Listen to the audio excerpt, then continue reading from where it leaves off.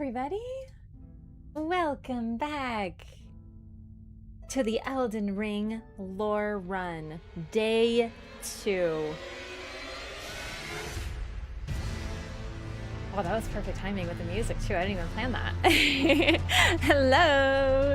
Yeah, day 2 of many. No joke. This is gonna be a long one because it's Elden Ring, baby. And at first I was like, oh, I'll skip around and I'll do a few things, and lore is addictive, man. Like, I'm so really excited to go to all of these things. It's all these places, I mean, and check out everything anew, because I'm finding lore in unexpected places. That's the thing. You can't say that this place doesn't have lore because, oh my god, then you find out that this little item has like one line that's actually really significant. So it's like, this project keeps getting bigger and bigger. I always do this. So, try a new build. Hey, let's go. I've seen a few folks in the comments or like in chat and Discord generally saying like, oh, I'm motivated to start another run. I tell you, once you start, it's like pretty addictive. Even though it feels weird compared to Night Rain, I will say. This is sort of side note, but I gotta say, I know a lot of people have been saying, oh, I wish Night Rain, they added this from Elden Ring, they add this, they add this. Forget that. I wish they'd add some stuff from Night Rain to Elden Ring. Like, I know they're not gonna, but I really wish they would. Because, oh my god, Night Rain feels so good. The mantling, the movement, just like little things that make you just feel so much smoother. Also, with how fast the game is, Surge Sprint feels like a default. Like, they should have had Surge Sprint from the get-go. Really. I get why we didn't, but like, goodness, after playing them back to back, like jumping between one and the other, it's crazy how good Night Rain feels and how like a little clunky Elden Ring feels, specifically in combat, really. With like everything jumping away from you, running away from you, and all that, right? But yeah, I'm mostly joking. I know they're not going to do that. But yes, absolutely. FromSoft is definitely going to have that stuff in Dustbloods. And whatever their next game is, other than the Dustbloods, the one that they're totally working on, we just don't know anything about, probably going to have something learned from Night Rain too with that movement tech, for certain. And it's very cool. I'm looking forward to seeing what they do with that. Only lock-on is inferior. True, but they have fixed it. It's a lot better now since the patch. They patched it like, I don't know, a few months ago. It's much better. It's much better. Keep crouch sprinting. Yeah, it's like night and day. Honestly, also kind of pun intended, right? Right? It's Night Rain and day. It's so fun to be back in Elden Ring, though. There's so much stuff. Also, I've been like absolutely frenzied all day because when I'm doing lore runs, I think lore like all day today. In the background processes of my brain, I've been thinking lore, and I've been like, and then I played some Night Rain today. I mentioned that off stream I'm doing some Night Rain runs because the whole purpose was to record the remembrances and like a clean record, right? So like no UI, no like camera in the corner, and it's, oh my god, it's so cool. Like, I forgot how neat the remembrances are. I almost finished Wilders today. My goodness, I'm so blown away by like these lines of dialogue that have been going through my mind all day ever since. And then I listened to a song and it made me think of something, and then I cannot calm down right now. Like, I'm so pumped about lore. And I'm like the highest level of nerd excitement, so I'm very excited about today. That said, I can't talk about this stuff yet because it's like deep lore, and I'm trying to keep it focused. It's so hard. It's so hard. Solo runs? No. I always play multiplayer, but I don't need to record anything. So what I do is I record the most of the footage I need is like in the round table holds. So I just have that all nice and clean. And then if there's anything for the remembrance, I just turn off the HUD and it becomes clean as heck. Speaking of which, side note, next time I play Night Rain, I want to do HUD-less runs. It's really hard, but it's very fun. I was really enjoying it today. So if you've ever played one of these games HUD-less, it is not easy because you can't see anything. So you're like, am I dying? Is my health bar low? Who knows? It's very neat. I did a Bloodborne near HUD-less run for the lore run, Or the Lorathon. I don't remember which one it was. One of my lore runs I did without the HUD. It's hard, but it's really fun. So that might be something we do next to keep it super clean. Also, yeah, happy Mother's Day as well to any mothers in chat or anyone with a mother. If this is your reminder, then oh boy, you might be in trouble, but yeah, that as well. Add Night Rain to the lore run? I'm not gonna add Night Rain to the lore run as much as I love it, because I'm just gonna include context from Night Rain in this game. So details from Night Rain, things that we learned from Night Rain. It won't have like the text on screen, but I think it's close enough. Also, side note, everybody. Good. Last night, if you watched the stream, you probably noticed there was a lot of stuttering, a lot of freezing. I don't know what's going on with it. Elden Ring on PC, who knows? It could be anything. However, I decided to install Seamless Co-op because apparently this helps make the game more stable because it disables easy anti-cheat, and easy anti-cheat is probably a significant source of the stutters. So that, and we'll see if it works today. So today's kind of going to be like a testing run, and we'll see how it goes. Last I checked, it worked. Yeah, FromSoft and their PC ports, man, on top of easy anti-cheat just being... So, bad combination. But basically, I did try something, so here's hoping it'll be better. I deleted some of my accounts, too. I didn't need, like, 15 Wraffs, and I didn't know what they were about. Although, some of those may have been... Oh, I maybe should have kept some of those. Maybe I backed them up first. I think I backed them up first. Anyway, Laura Lou, baby! Level 27, looking good.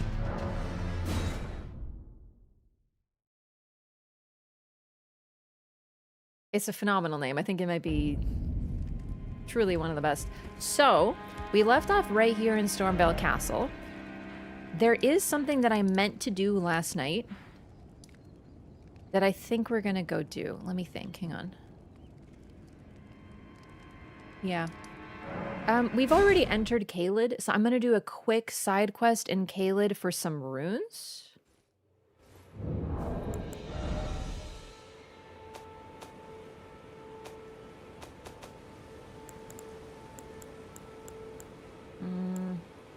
I can't remember where you get the gold pickled fowl foot in this game. Hang on. It's somewhere... It's been too long. Chad, does anyone remember an early gold pickle fowl foot location? That's one thing I'd like to do quickly before we... I'm gonna go kill the big dragon, basically.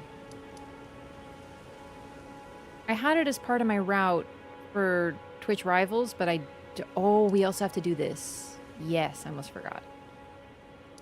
Wait, hang on.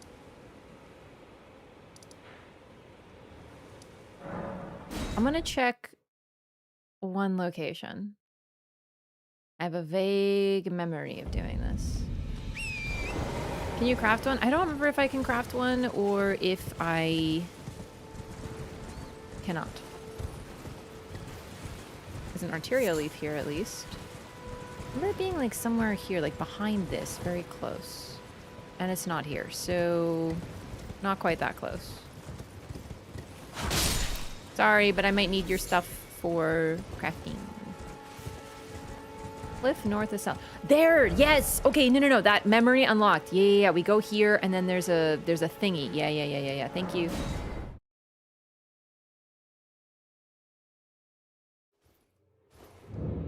Bye, Selen. They'll just give us a quick burst of runes, which will be very easy and make the game a little easier, considering everything is 1- and 2-shotting me. It'll just be good.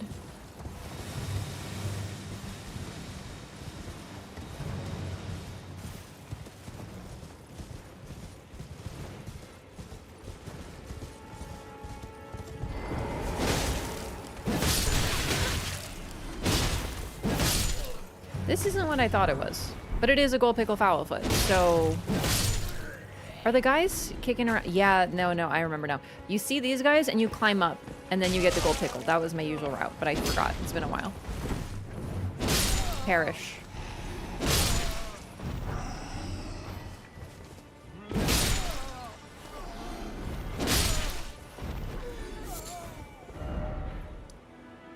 Can we take this? Foot down by the beach, also possible.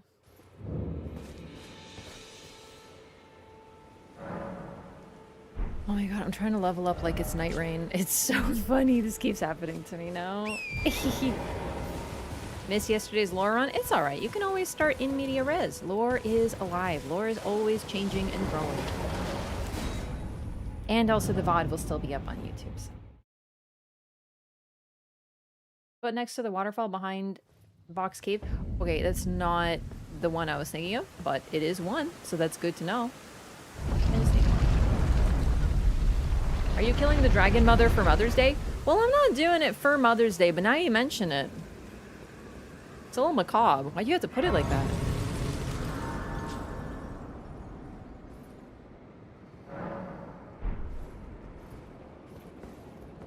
Will we speak to you at this time? We will wait. We will wait. I just needed this as a good fast travel location. Goodbye. So I don't want to talk to him. I don't want to address him. I don't want to get any of this lore. We're just using this as a convenient fast travel point. And a golden seed, actually, right down here.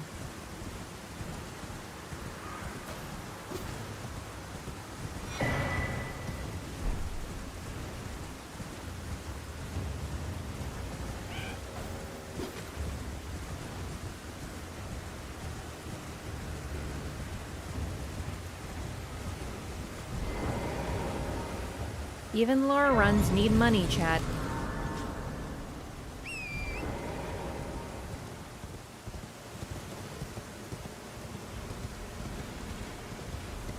Hi, Grail. Not to be confused with Grail.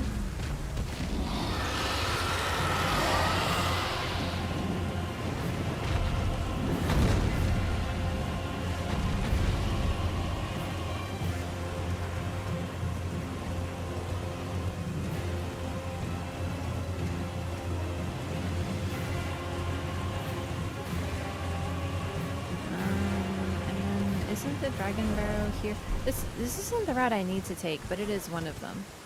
No, this is this. However, there's a Grace here, which we will grab because it'll be nice and convenient.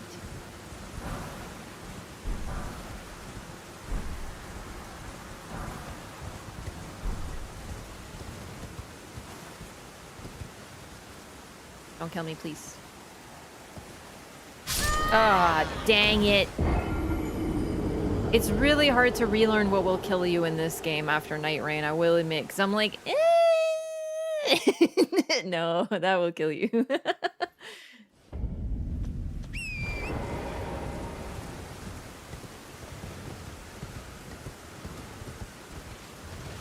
I was like, no.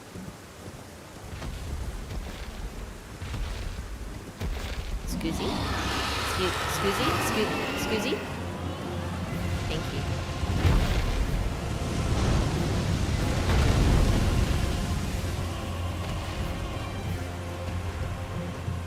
Pardon me while I just sneak on by.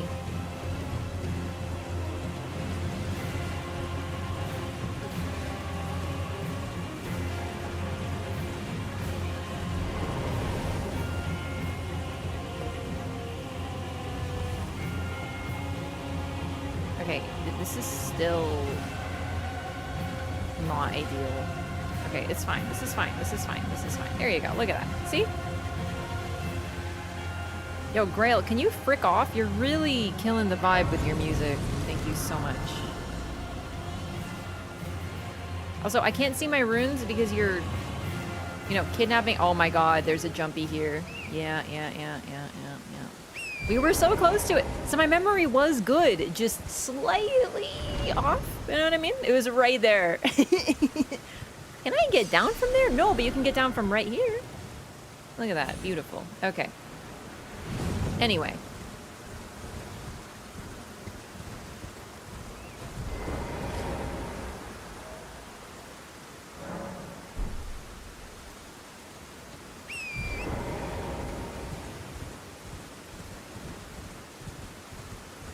Flying Dragon is still a funny name to me. Yeah, it's like, well, And then when they fly, you're like, well, oh shit. Well, they're not called landing dragon, I suppose.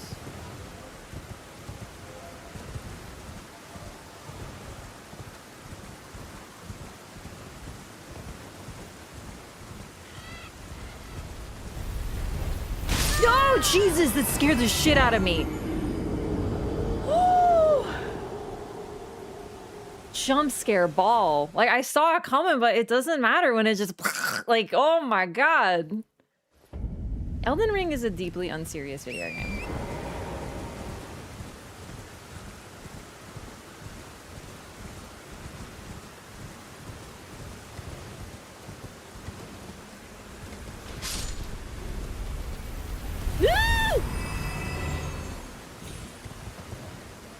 And that's what I love about it. Okay, remember, it's coming. It's coming. Do not... There. Oh, shit. Don't do that. Oh my god. The ball.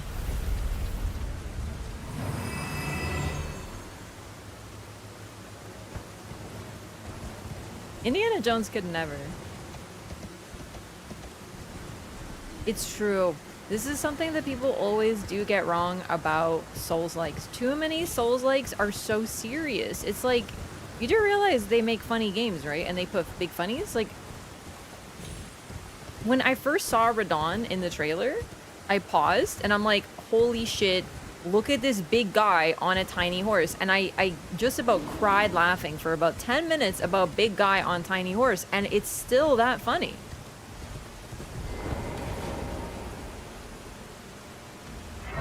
People always forget the secret ingredient of whimsy. Stop mogging!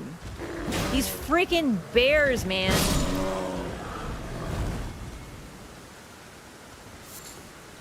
Incredibly impolite behavior.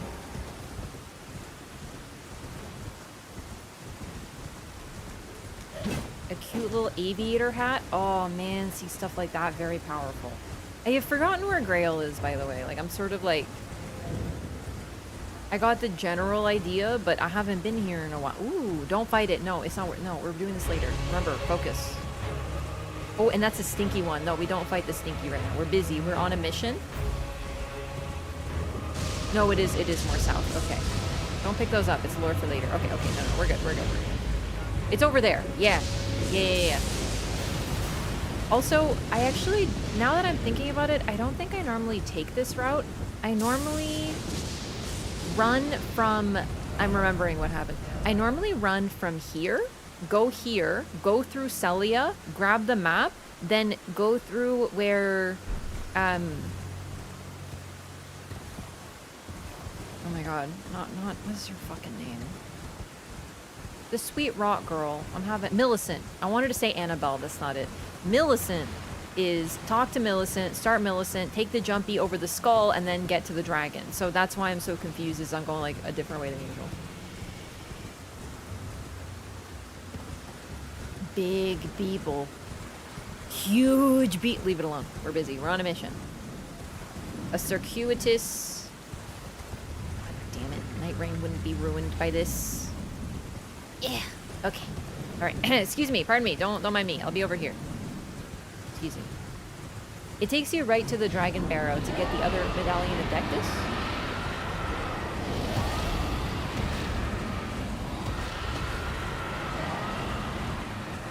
Excuse me.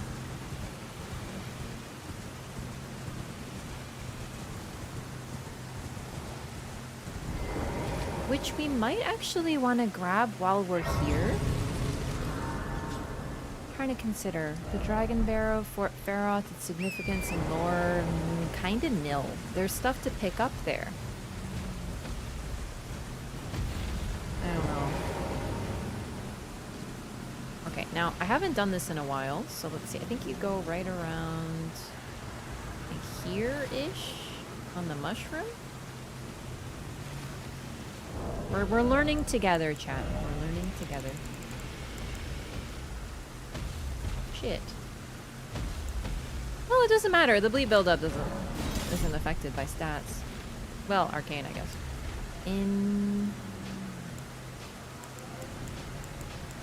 No, we must. The helmet stays on. Sorry.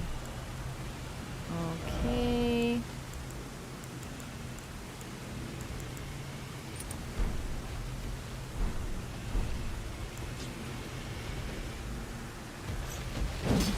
No. Find the sweet spot. Damn it. We look so fucking weird. Just like a terrifying naked individual in the flame. Listen, we need money, okay? And I don't remember how to do this. I don't really like doing this. It's just, your girl is very broke. $20 is $20. Found it. Okay, okay, it's right here. It's right here. Okay, pardon me. Pardon me. Just 1 second. We're resetting.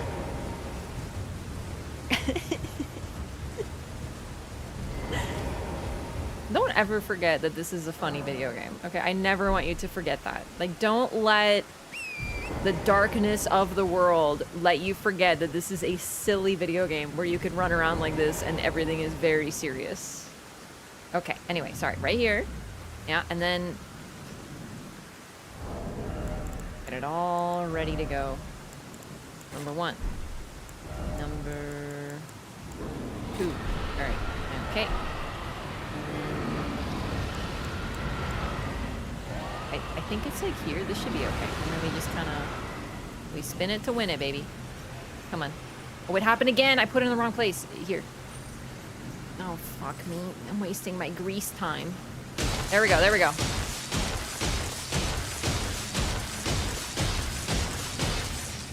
This is what gaming was invented for. This right here.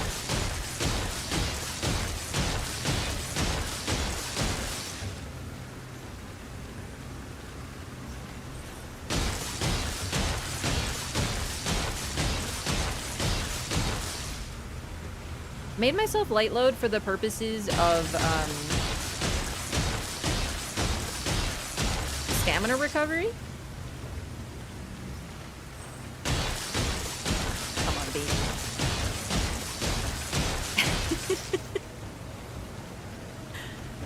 I normally do the tail. Yeah, this is what I was taught.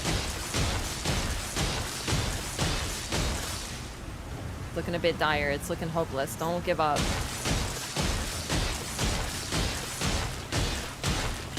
Taking your clothes off is very integral to the build. Okay, this is my last grease, so it better friggin' work. Come on. Come on. It's for the bleed proc.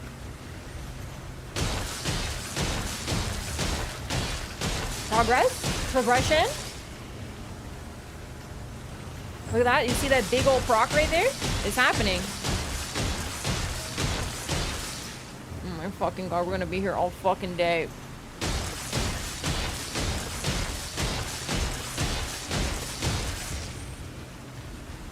Funding for the lore run takes you to some strange places, chat.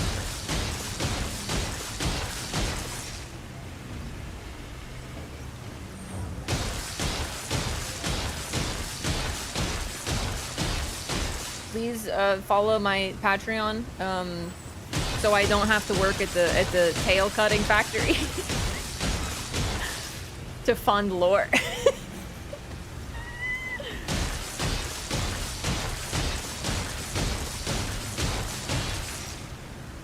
The fact that never patches means it's intentional? Oh, FromSoft doesn't really care about that. Not really.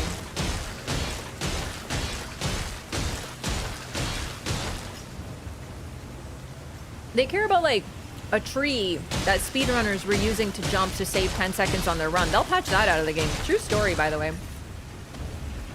For the first, like, 6 months of Elden Ring's release, for those who weren't there or didn't know this, they basically patched... Here's some, like, Elden Ring meta lore. Every patch was first fixing minor bugs and or unintended things, but also removing things that speedrunners were using or nerfing them. It was like they were watching what Distortion 2 was up to and then being like, okay, yeah, we gotta fix that, for example. It was very funny. Any weapon that the speedrunners were using, any Ash of War, nerfed because it was too strong. To be fair, it also shows what's too strong. Like, don't get me wrong. but my god. So, Flame of the Redmanes, Sword of Night and Flame, a lot of the early speedruns. Oh, the glitch where you could fly across the planet with Torrent. Cut, obviously. But then, as the game became more stable, as a lot of those bugs were worked out, certain things changed. And they started to do really weird minor patches, including one that I remember very clearly. That was a tree somewhere, I don't remember where, the details are fuzzy, but there was like a little tree, and speedrunners would jump on it to jump to another platform to save 10 seconds on their runs. This was removed. They removed the tree from the game. I don't seem to be bleeding her anymore. It's gonna happen. I don't have a lot of arc, so you have to be very patient.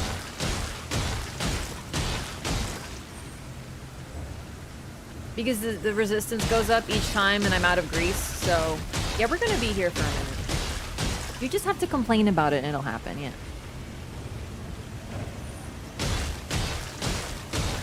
So yeah, it was an interesting era. Also, on release, Arcane wasn't working properly. Like, weapons weren't scaling properly with Arcane, which meant weapons like Reduvia, Rivers of Blood weren't that strong. But you know what's really funny? I literally fought someone in PvP with Rivers of Blood, and it was annoying. Like 5 minutes after the game came out, and it wasn't even working right. Because it just does so much stagger buildup, so it doesn't matter. Feels way slower than using the Uchi. This feels slower than the last time I did it, but I genuinely don't fucking remember doing it, so what am I supposed to do? I always used the flail. I probably forgot a step. You have to remember, I don't really like doing this, chat. It's just like... So I'm like cooking a recipe with half the instructions, and I'm like, why is it not turning out good?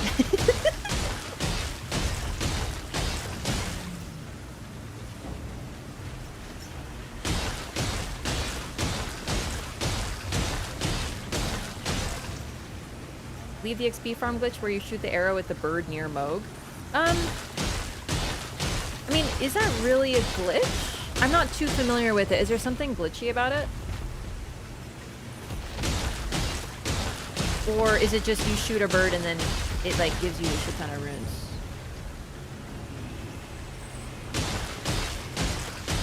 It runs at you so off a cliff. I wouldn't really call that a bug. It's just sort of an unintended interaction that doesn't really harm the game. If people want to farm runes, they don't really care. That doesn't affect the gameplay. Which is why they don't really give a shit about this. It's manipulating the AI.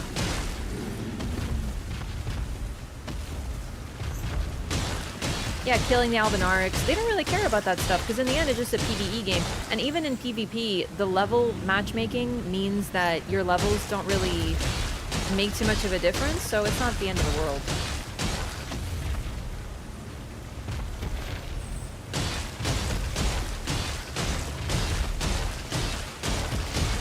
Dragon can respawn if you're fast enough is the glitch. Wait, you can respawn this dragon?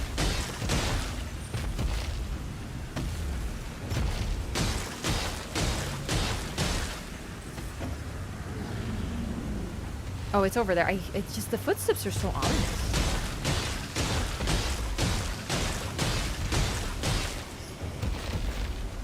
God, I feel like I did something wrong. I hate this so much. I'm gonna fall asleep. Good night. You book it to the grace before the animation finishes, you can kill Grail again. But why would you want that?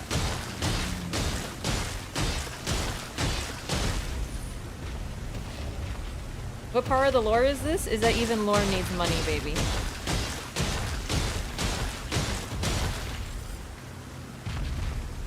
Okay, sorry. One moment, please. He's fucking making me tab out. Okay, goodbye.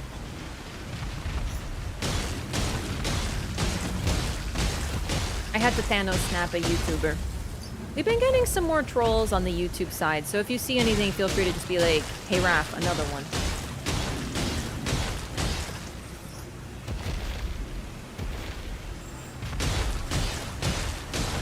How dare you make me alt tab? Aren't getting bleed anymore right now? But is it because I don't have the stats? Surely that isn't it. Did someone say hi? No, someone said some bad words. Well, at least one bad word. Ronnie needs a new pair of shoes? Yeah. But the bleed buildup shouldn't matter because of the stats. God, I miss fucking Night Rain. This stuff doesn't matter.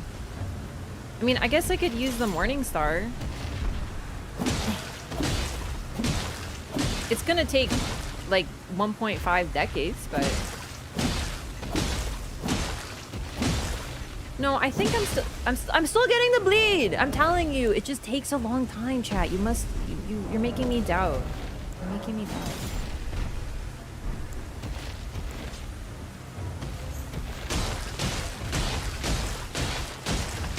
It's hidden, it's bleeding. How does the gameplay feel overall in Elden Ring? It feels like I'm playing in deep water, like I'm moving slow, like I feel like I'm in a dream. Way faster with the Morning Star? No, I finished it off with the Morning Star.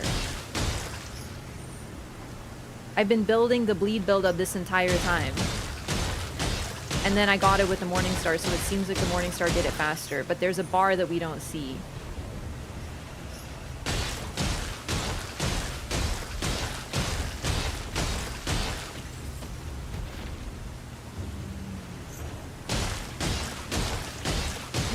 Thank you so much for becoming a member. Try with both? Okay, fine. I'll switch now to the Morning Star. We'll keep Morning Starring it. It is doing more damage. Maybe this is it. Maybe we'll switch to the Morning Star. I don't know, man. I normally do this on Vagabond, and I don't know what stats Vagabond has, but does Vagabond have more dex? Does Vagabond have enough dex that this, like, counts?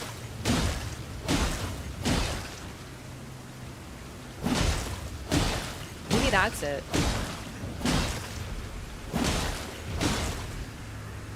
It does seem to be going faster.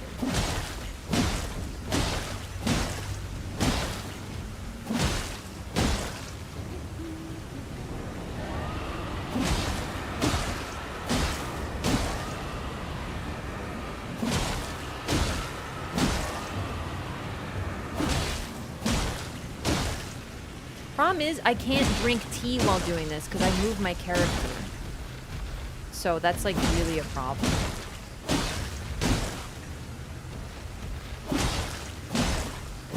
Like I want to have a sip, but it's like, you know, it's hard.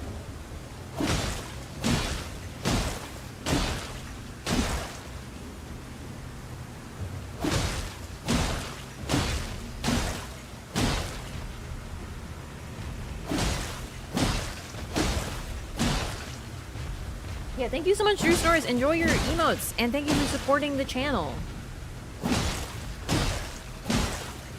Yeah, I'm gonna have the. I think I'm gonna eat the foot now, just in case. But wait, oh fuck, how do you eat feet in this game?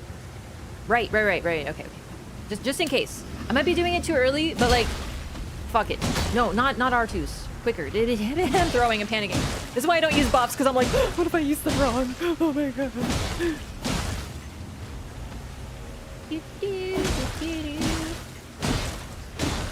One of these days, just wait for it. It's gonna happen. We're all gonna be so happy. Oh, okay. So I miscalculated, but it's all right. We got this. Come on. Die for me. Who's a good girl? Come on.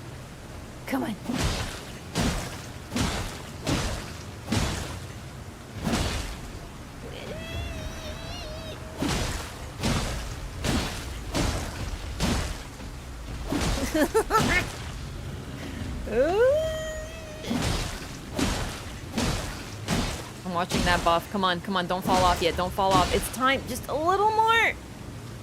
Gimme. Oh, give me the runes fast. Quickly. At once. Stat. Can you die faster, please? It's really inconvenient. Thank you.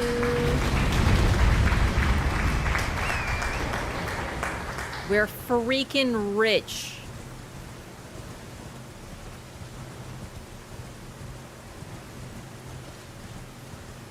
Maybe I should put my clothes back on.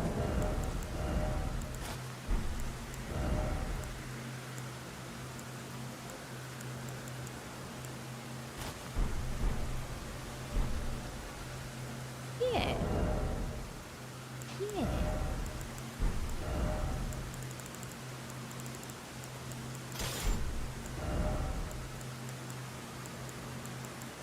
Where's my stuff? Everything looks the same. It's so hard to... There we go. Okay. So 31 strength for that. We are working on it. Oh, wow. I walked right past it. I'm not very good at... Okay, there we go. There is also, like, a way to cheese kill the Knight's Cavalry, but I'm not very good at it, and it's not very consistent, and I don't really want to do it, so I'm not gonna. Wait, where am I?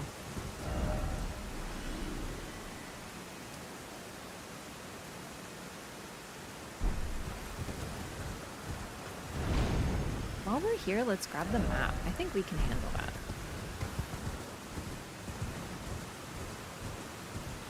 How much rune you got? 98,000. I'm very rich. I'm gonna buy vigor and strength with this, so that I can use a different weapon and not die all the time immediately. We're gonna pump strength up until we can wield the weapons, and then we'll... Oh boy. Okay, just keep on following. Excuse me, sir. Don't mind me.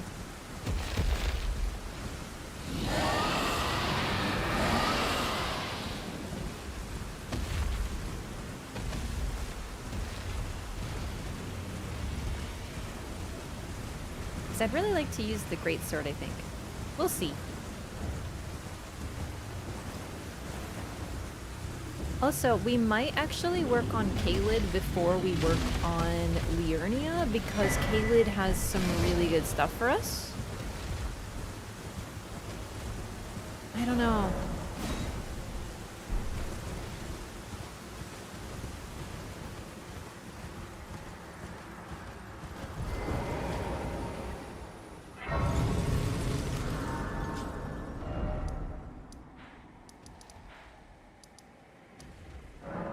Like nothing ever happened.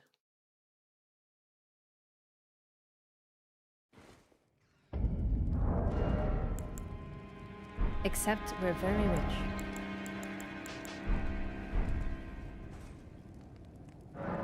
Let's check out the crafting menu too. Wait, how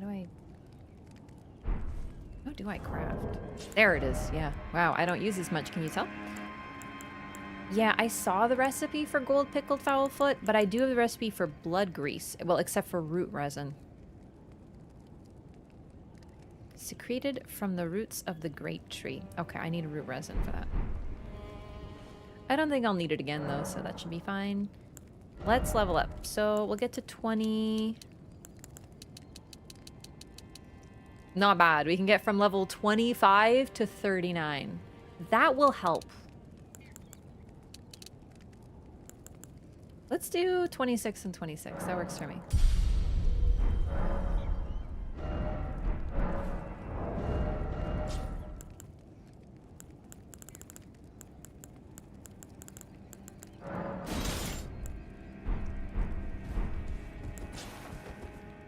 Hell yeah. Move over, guts from Berserk. It's me, Laura Lou.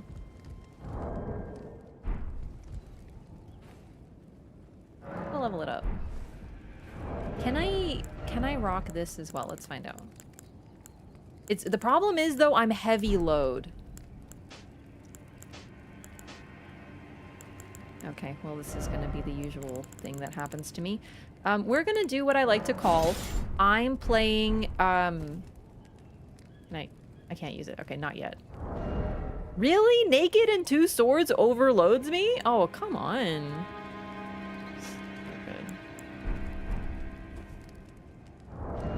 Okay, we did, so, y'all ever played Dark Souls? In Dark Souls, your equipment load is very sensitive, let's say that. And I most of the time play the game naked with a big weapon because it's just what I happen to have. And I think we're just going to have to do a little bit of Dark Souls until I can level up my endurance. So here we go, baby. New and improved Laura Lou. Let's see how it feels first. Because it's also at +0. It's pretty good. It's freaking comical.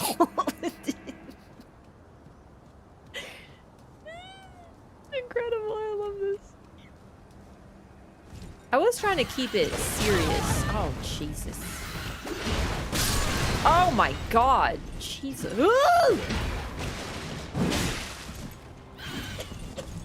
Oh my god, I tried to crouch. Get up, girl. I'm crouching.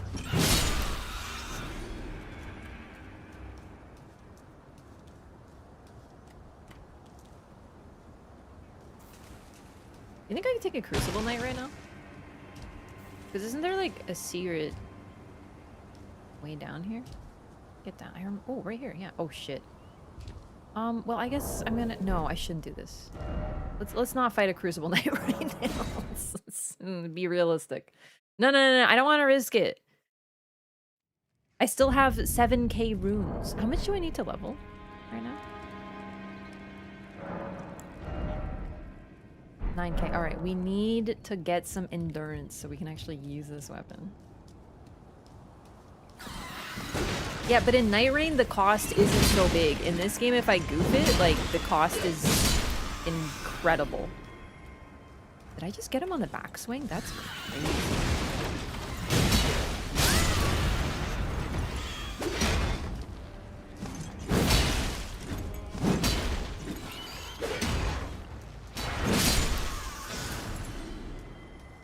Ooh, let's try to do some charge attacks, actually, because I have the Axe Talisman.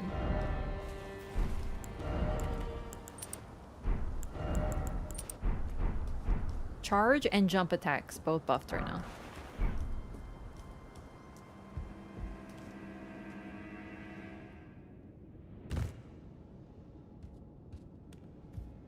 Hello, Roger. I am very normal and can be trusted.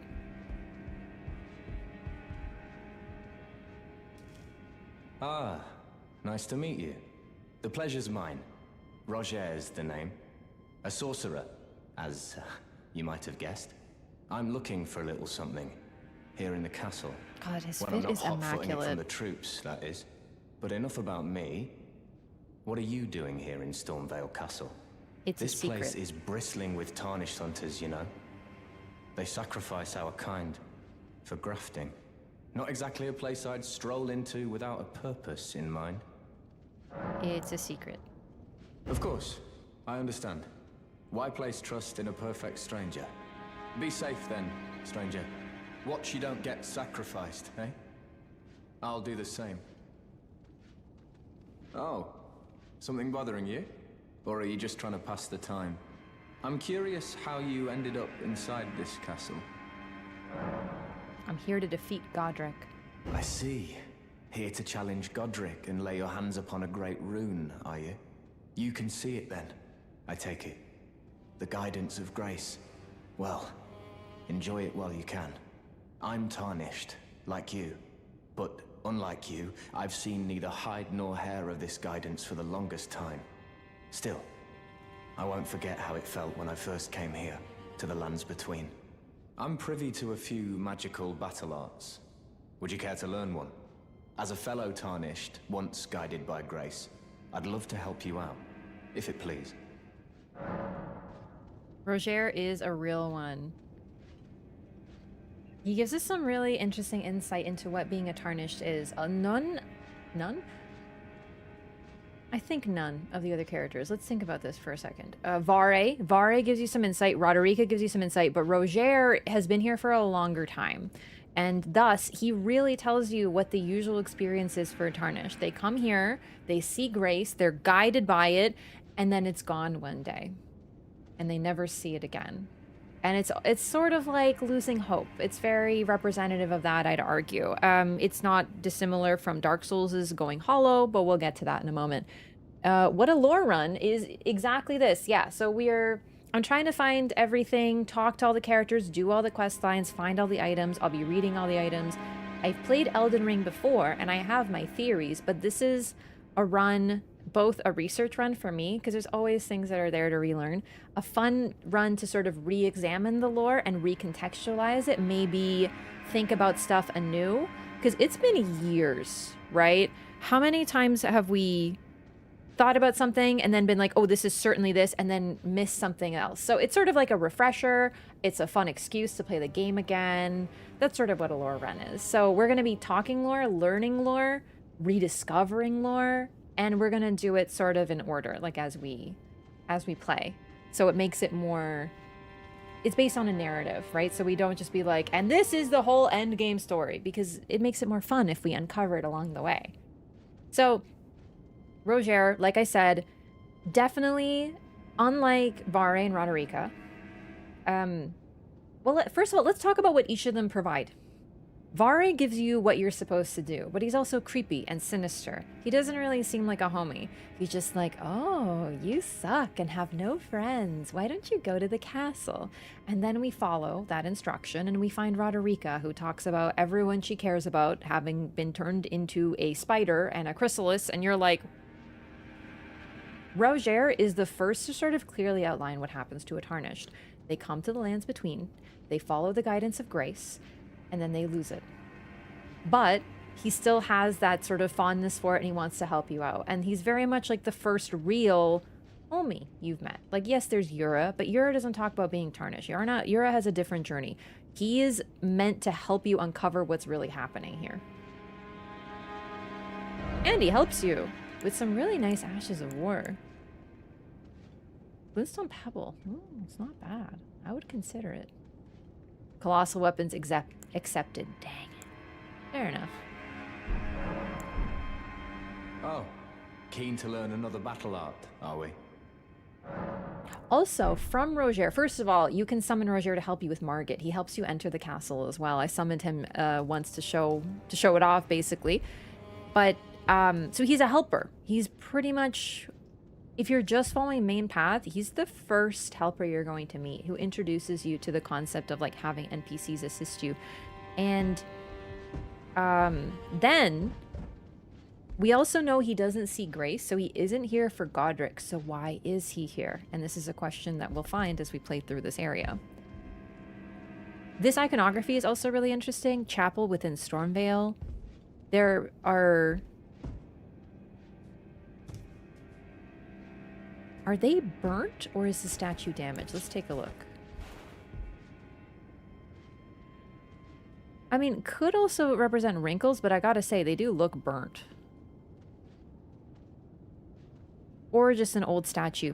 Holding what looks like a fresh tree, like a young tree, and a bloom. And then this one, this is a really cool statue, by the way. Like, I remember looking at the statue. It looks like a tree that has potentially either been cut down, or it's the top of a tree, and one of the shoots is being held while all the others are not.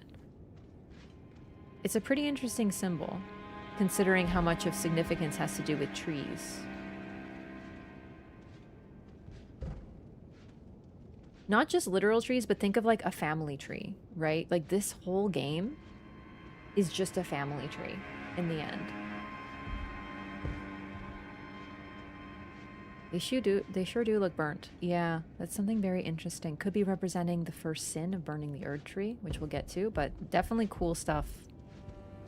Roger is here. I don't really want to buy anything from him. We will continue. What is this a church of? Chapel, presumably. Ooh, actually, let's take a look at that. Oh, the lion.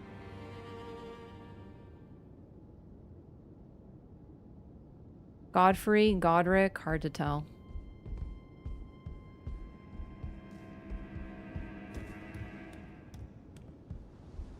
Could be a bit of both. Who knows if he's redecorated or not. Could that be Marika? Don't know. Hard to say. Normally, she's always depicted with her hair, so I'm leaning toward no, but who knows? You do not get to play. Hang on one second. You do not get to play. Thank you so much.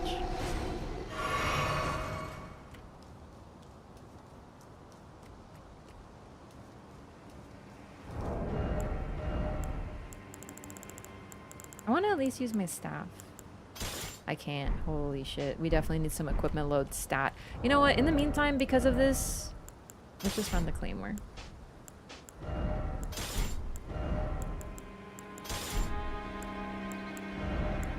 Because then I can also run this so I can actually see.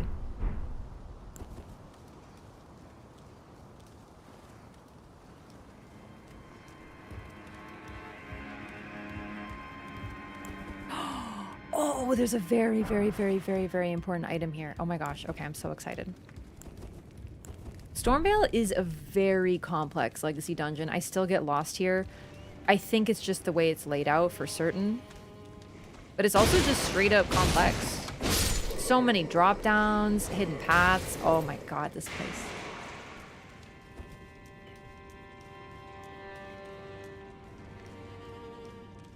Remember this from the trailer?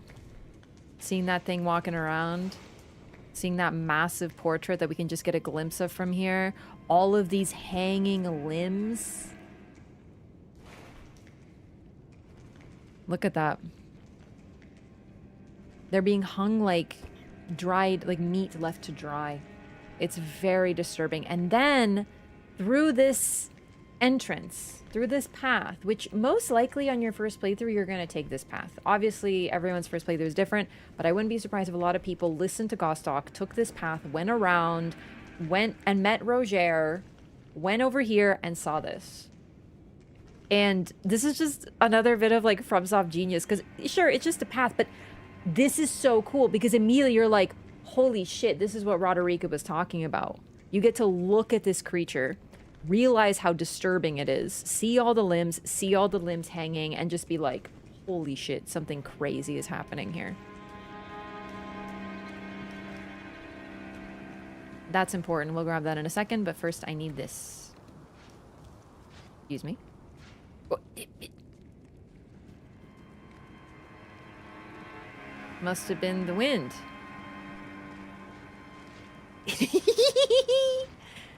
It worked.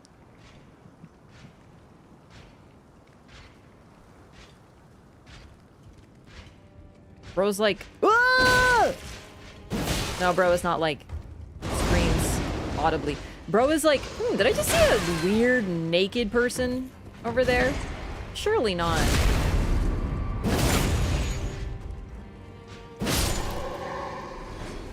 You can probably put clothes on now that we're not, you know. These pants are terrible. No. No. Yes. Ooh, yeah, look at this too. A tree depicting the roots as well. And it's destroyed. This is definitely OG. Like, this has been here for a long time. Another depiction of a tree with the roots.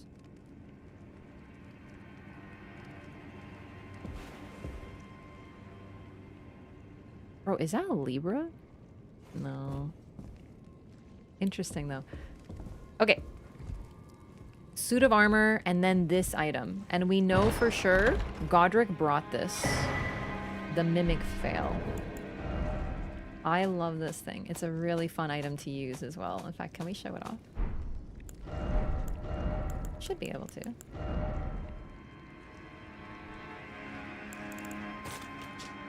Golden Veil of intricate design. Uses FP to mimic nearby objects. When Godric was hounded from Leyndell, the royal capital, this was one of a multitude of treasures he took with him, also known as Marika's Mischief. So, this item is one of those items that every FromSoft game has one, so it's sort of easy to dismiss it and just be like, okay, it's the item that you can use to transform into stuff. All of them have it. Mainly for PvP usage, right? Stuff like that. However, this is such a cool item the more and more you look at it. So number one, Godric took it.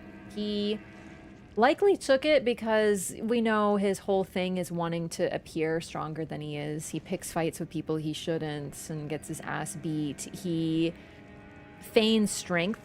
He took this treasure from Leyndell to sort of help legitimize himself as this important figure. Godric the Golden, an important ruler of Limgrave. So this is an important relic. It's called Marika's Mischief, though. So first of all, yeah, it's not an assassin's tool because it's Marika's Mischief, not Marika's stab people in the fucking butthole weapon. Like, it's a toy. It's used for mischief, nothing harmful, really. Marika most likely made this, first of all, because it's really hard to see, but if you look at it closely, do you see how the fabric looks like it's made of a leaf? Like, it literally looks like it's made of a plant, right? And there's another item that, and this is new actually, I just noticed this during this playthrough, that looks as if it's been made out of a delicate branch. The sacrificial twig. I've noticed this item before, but I've never realized just how it literally is a delicate work crafted from a tree branch. This item was most likely made by Marika as well. There's other signs of her having crafted things, but this is one of the earliest ones. Also, yes, this is an item, most likely, but maybe follow me with this, but it's possible she made this when she was young, when she was part of the shaman village. Maybe it's family heirloom, whatever. But the point is, this is strongly tied to Marika herself. It's called Marika's Mischief for a reason. Also, it's Marika's Mischief, and what it really is just a silly thing that lets you transform into items. It's whimsical. You put it on your head, and you turn into a random item, and then you can move around. It's very silly. Trust me. I have done silly things with this. Like, you're just chilling, and then all of a sudden you just see this moving, and it's like, whoop, you get to play prop hunt with it. It's charming. It also gives us some insight into her character before she was the great goddess Marika. She was mischievous, most likely. And she liked whimsy, but also, and this is very important, she was an artisan. Now, I know this might be made by someone else. It's totally possible. However, the name Marika's Mischief is really telling, and there's other signs of her having crafted stuff. So we'll get to that as we find them, but keep this in mind as we discuss this.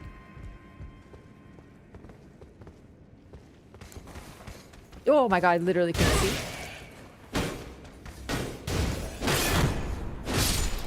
We also know it had to have been made by someone very important because it was a relic that was important enough for Godric to steal, right?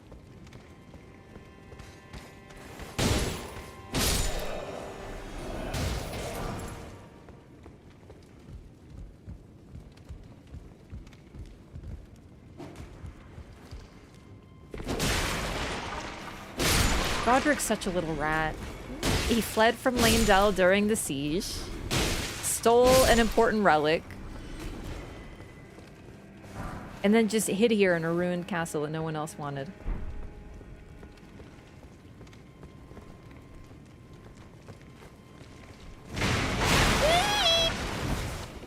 Wait, really?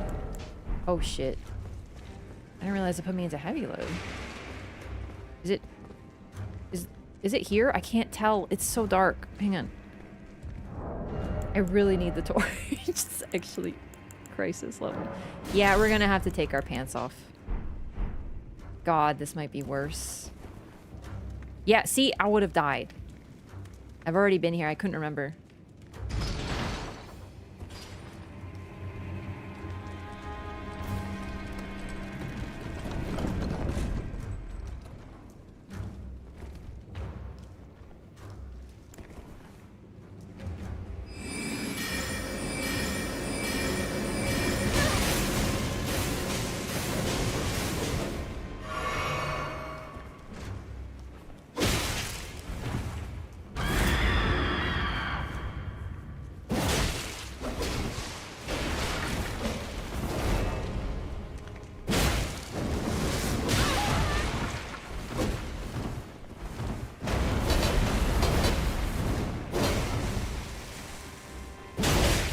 Really? I actually thought that would be it.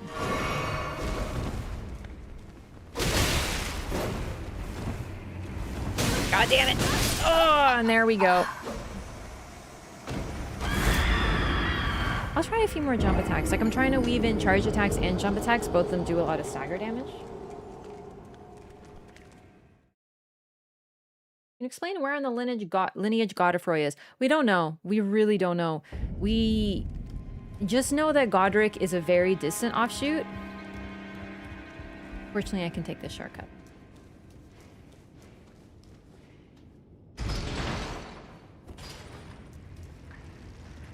I just want to continue off that path because it's really neat.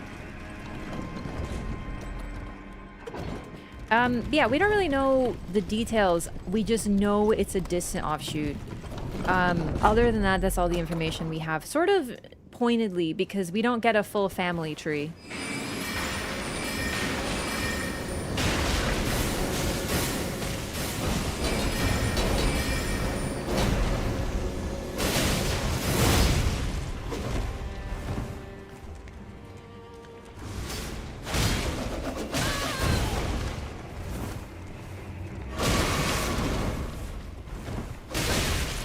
A little bit more. I'm stuck on his... I'm trying to get behind him. It's not working. Okay.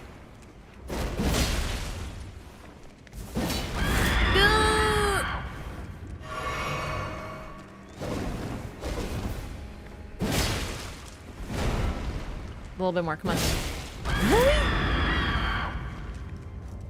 No stagger? Oh no.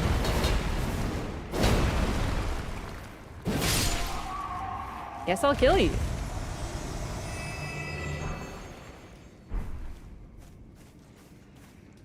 And now we can get a good look at this room and this portrait.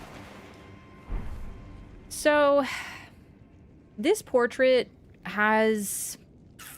How should I put this? As good a place of honor as, like, anything could have in this twisted place. If Godric were a mad scientist, this would be his workshop. Do you know what I mean? Like, this is a very important room. Most things are out of repair. Most things aren't very well lit. This portrait has 2 torches on it. He is honoring this portrait. He also probably stares at it as he grafts limbs onto himself. Because what else is the purpose of this room? All these bodies indeed are tarnished. And these are tarnished limbs. Also, look at them, how they're like grafted to one another. It's very disturbing what he's doing. And really, from a gameplay perspective, this room is for us to be like, okay, this is creepy and disturbing. And then who's this guy? Wait a second. This was on the cover art of the Elden Ring Collector's Edition art book. Huh, I remember this picture. At least I was. But yeah, we don't know who this is yet. But we note the heroic bearing, the lion on his shoulder, question mark, and a broken battle axe. And we're meant to look at him. The hair, everything. Because when we see Godric, we're going to be like, you look similar. He's trying to be Godfrey. We don't even know who Godfrey is yet, but we do know. Like, when we see him, we're going to look at him and be like, he's trying to be this guy. But he is the Temu version. And will always be.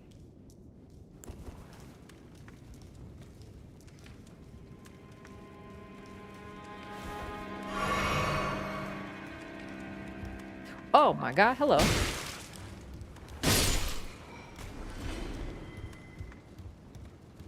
Yeah, we've heard the name Godfrey, that he's of the lineage of Godfrey, but other than that, we don't know who Godfrey is. That's true, Kenneth did tell us that. That's another thing with the lore run that I try to do, is we show where we get certain information. It's very fun.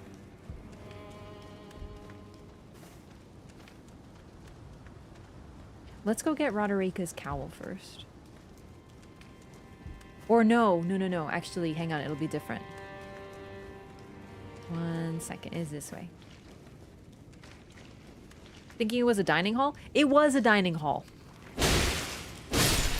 But, yeah. Also, this leads us into one of the major themes of Elden Ring is consumption and the consumption of power. So here we have food. It's all rotted though. Like these are, well, I'm not a fucking butcher, but these are most likely animal bits. They are cooking here. And then right next door is limbs and bodies. Stormveil is a disgusting place. Like, truly, we're meant to be disgusted by it. Food that people are still eating right next to these hanging bodies. Ugh.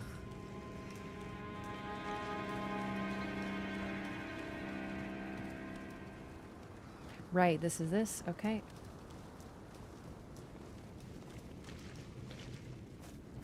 Here it is.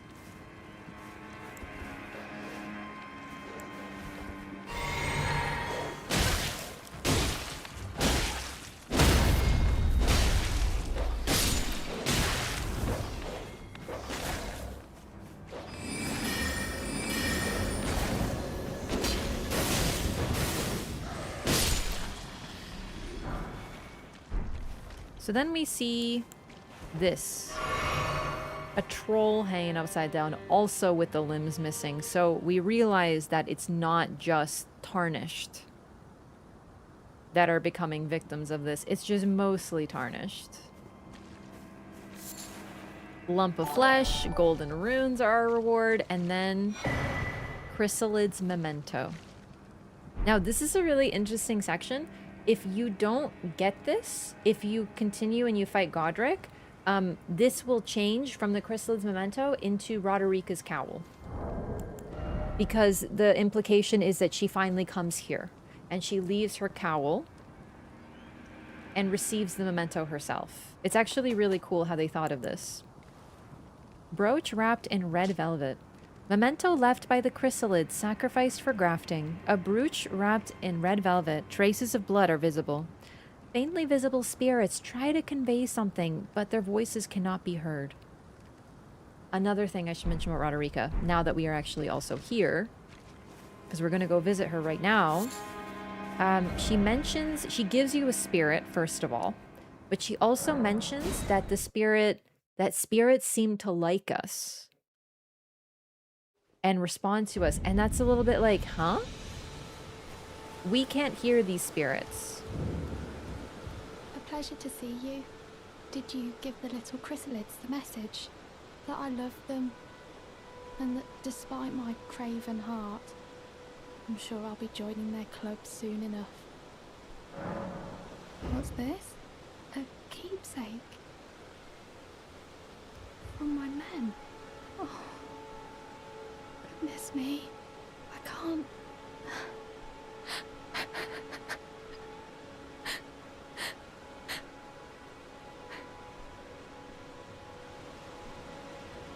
You only get this if you go here before, if you pick that up and bring this to her. They all believed in me. They all thought I'd make something of myself. Me, who can't do anything. I think I'll head to the round table hold. Perhaps I'll find my purpose there. Oh, sweet Roderica. She's not a fighter. I think I'll head to the round table hold. Perhaps I'll find my purpose there. So, if you didn't get this interaction, she always ends up at the round table hold. And if you go back there, rather than the Crystal's memento, you will get the...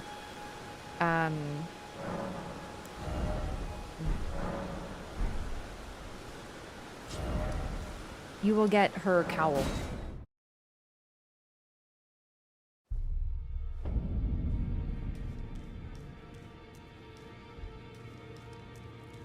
I might have to visit again. We'll see what happens. Greetings. Nice to see you again. My name is Roderica. I should have told you sooner. Isn't this place impressive though? The round table hold. Covert quarters of the Two Fingers. and gathering place of champions who vie to become Elden Lord. I never knew the guidance bestowed upon us Tarnished had such fantastic roots, although it's all a bit much for me, in truth. I'm still looking for my own purpose. Aww. Oh, and please allow me to express my thanks for giving me that keepsake from my men. It was as if I was frozen with self-pity. I failed them at every turn. Aww. You have my gratitude. Please, take this. It's all a bit much for me, in truth. I'm still looking for my own purpose. Okay. Let's do a couple things while we're here. What are the chrysalids? They're people whose limbs were taken. It's what she refers to her people that she came here with. Also, she refers to them as my men. Side note, number 1, she can speak to spirits. She understood the memento because of the spirits that were attached to it. We're learning this very clearly already. Also, her garb. I mean, just take a look at her. It's Noble's garb. Like, compare her Dialos, also definite rich boy vibes, with bro over here. Do you know what I mean? Like, she is most likely a noble. Pretty much confirmed by her garb. But either way, like, look at her. She's way more well-dressed. However, she can't do combat. She was not raised for this. She was not prepared for this. She's not a warrior. She's just a girl. She has no capacity to fight, so she was sent with men. We'll talk to this. There is more detail on why she was here, and it's real sad, but we'll get to that. In the meantime, though, let's try to make her day better.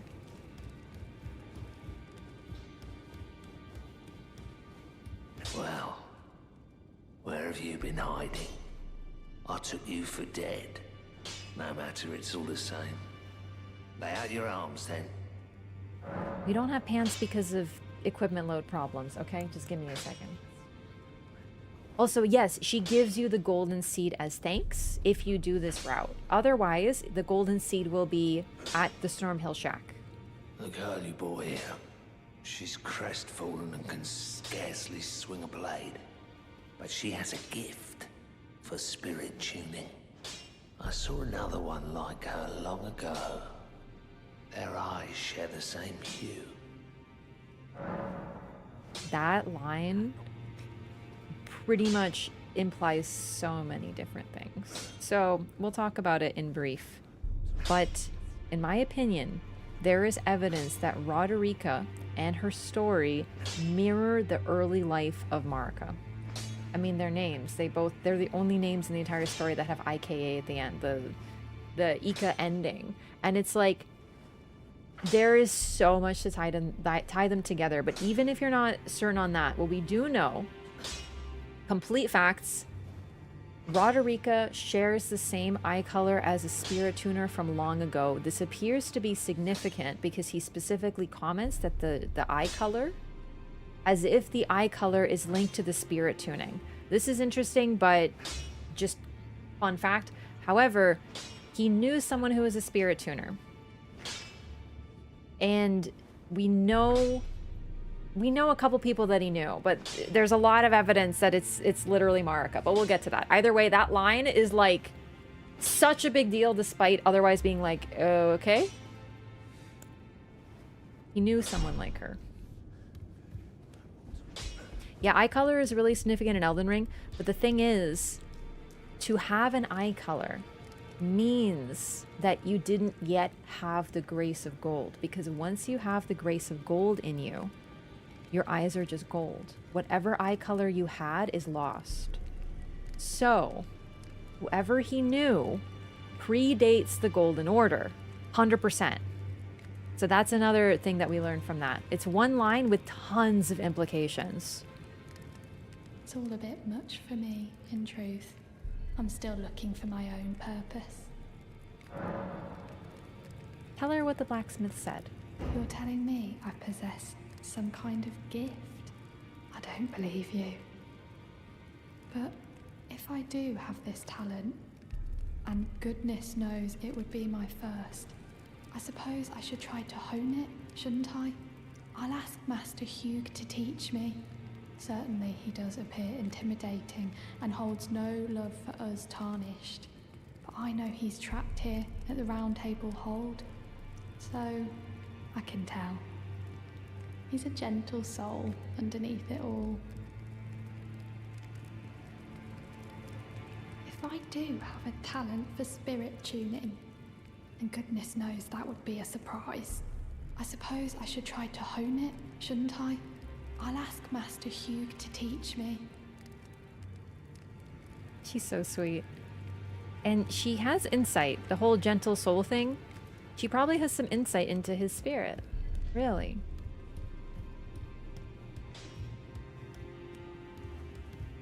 Exactly. Elden Ring is such a subtle way of showing parallels from the past and the present. Agreed. The entire game is full of mini cycles and characters. How should I put this?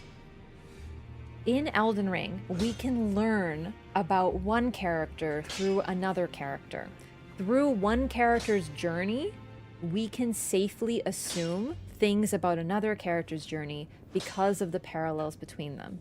And it's really cool, and I don't think they do it so much in the other games. This is a very unique Elden Ring thing because of the large cast of characters, but also the way they are attached to one another. But we'll get to this. It's just very cool, and Roderica, in my opinion, is one of those examples. Back already? No matter. Lay out your arms. Marika might have taught him smithing. Yeah, so we'll get to that, but there's several possibilities. My personal interpretation is that Hugh taught Marika smithing. But once again, it's just guesswork and assumptions based on certain things that we'll get to. Either way, they learned it from the giants as well. The giants are the origin of smithing techniques, which is very interesting. And considering Marika's troubled relationship with the giants, I don't think she learned directly from them. In other words, she would have needed a middle person, which is, I think, Hugh. But yes, like I said, we'll get to that. We'll explain this. And let's tell him about Roderica. The girl. What about her? Would you watch over Roderica? Are you out of your mind? Who'd stay with an ugly brute who only knows how to smith? Absurd. Besides, she'd never agree to it. It's what she wants. I refuse to believe it. I don't doubt you, but I know when something's too good to be true. You notice how he responds? He doesn't say, oh, I don't have time, I'm pretending to be a grumpy old man. He says, there's no way that's true. Who would want to spend time with me? It shows a lot about his character, what he says there. He simply cannot believe that anyone would want to get anything, to learn from him, or to spend time with him whatsoever. It breaks my heart. He's so sweet. Back already? Let's go tell her. Lay out your arm. Okay.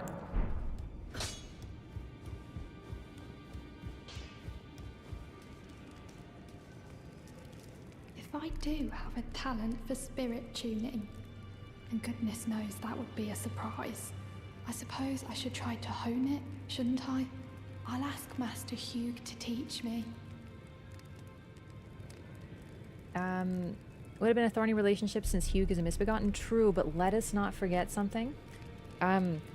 There is strong evidence that misbegotten were not despised and seen as menials and slaves and servants until way later in the story of Elden Ring, when other characters were involved. Remember, Hugh is a misbegotten, but he remembers a girl with green eyes, because Roderica has green eyes. I'll try to get a good view, but it's like, yeah, see those? It's the same hue as her brooch, actually. He remembers a girl with green eyes of the same color who had a talent for spirit tuning. And what's interesting is he doesn't say, I taught her spirit tuning. He just says that he knew her.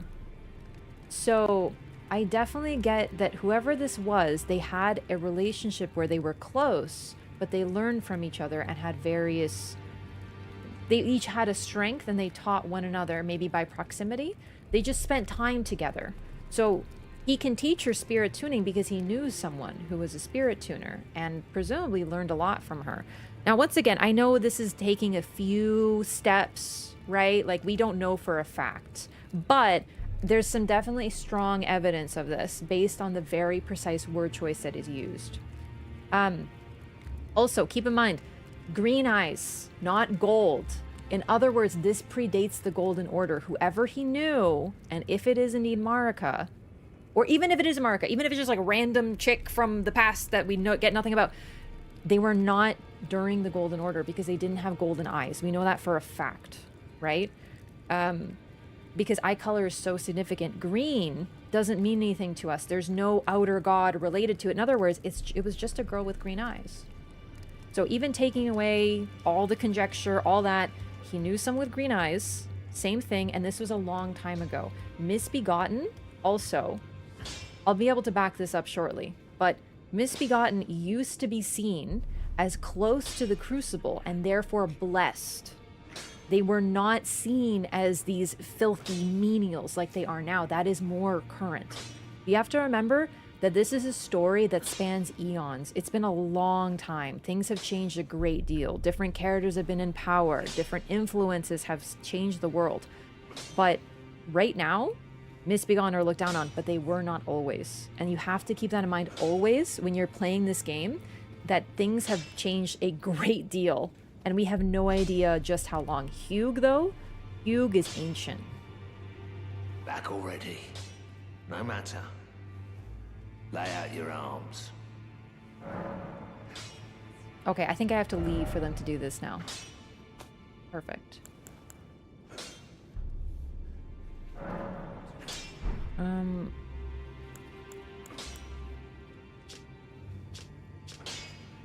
Am I using a smithing or a regular stone for this? I actually can't tell how you tell anymore. Oh my god, it's been so long since I've seen this UI.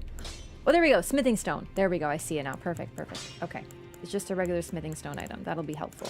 We can also level up this with the somber, but we'll wait for that. Green eyes wouldn't necessarily mean a long time ago since we've got green eyes right there. Yes, but she is a tarnished. Tarnished, very specifically, had their grace taken away from them. That's why green eyes are significant. Not a single denizen or native of the lands between and the entire kingdom that we've known of will have any eye color but gold, except for the tarnished, because the grace was divested from them so that they could leave and then come back. So very specifically, in terms of the lands between, in terms of anyone who lives in this land right now, under the Golden Order, under the age of the Erdtree, everyone has gold eyes. So it is a big deal. This predates the Golden Order. Or there's someone foreign, not of the Golden Order, not of the lands between. However, that also isn't likely because Hugh is here. He has, by allying himself with the Tarnished, he has allied himself with the Age of the Erdtree. So that's why it's such a big deal. It's the type of line that you're like, okay, they have the same eye color. Who cares? What does that mean? Until we get all the context and we know what a big deal that is. That's why it's such a cool line. Because at first you're like, okay, I get it, green eyes, or they're not common, I guess. No, it's a huge deal in this world.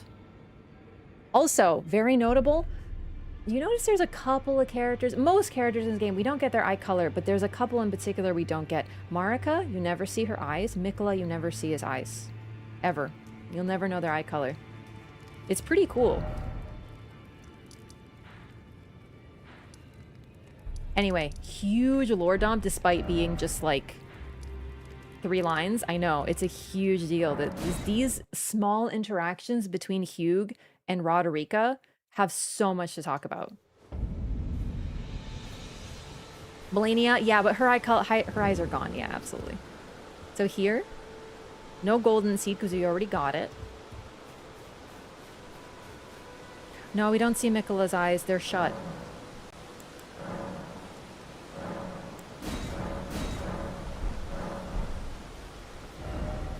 I was looking for it. I was looking to see if we'd ever see his eye color. I was wondering. Because I had my theories, but it was never confirmed. She might be tarnished. No one really for sure. She is tarnished because she's here.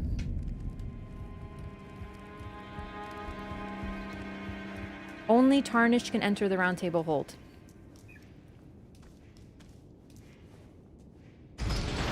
It's a safe place for tarnished. The fact that she knows about it and can go to it, she is a tarnished, for sure.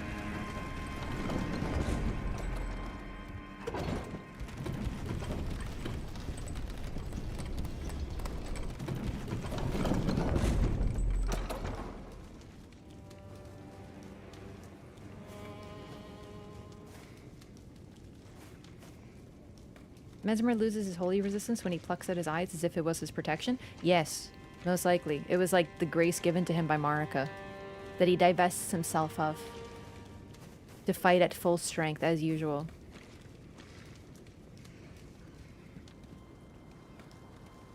Like I said, I always get turned around here, but I think it's right here. Yes, it is.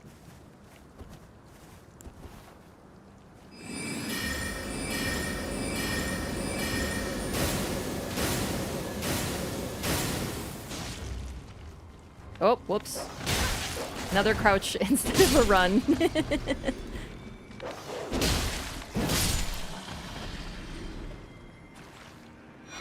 The Crimson Hood. She has now been here.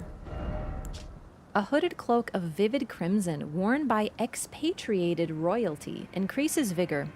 Such cloaks were gifted to those who departed on journeys without specific orders to faraway lands from which they would never return.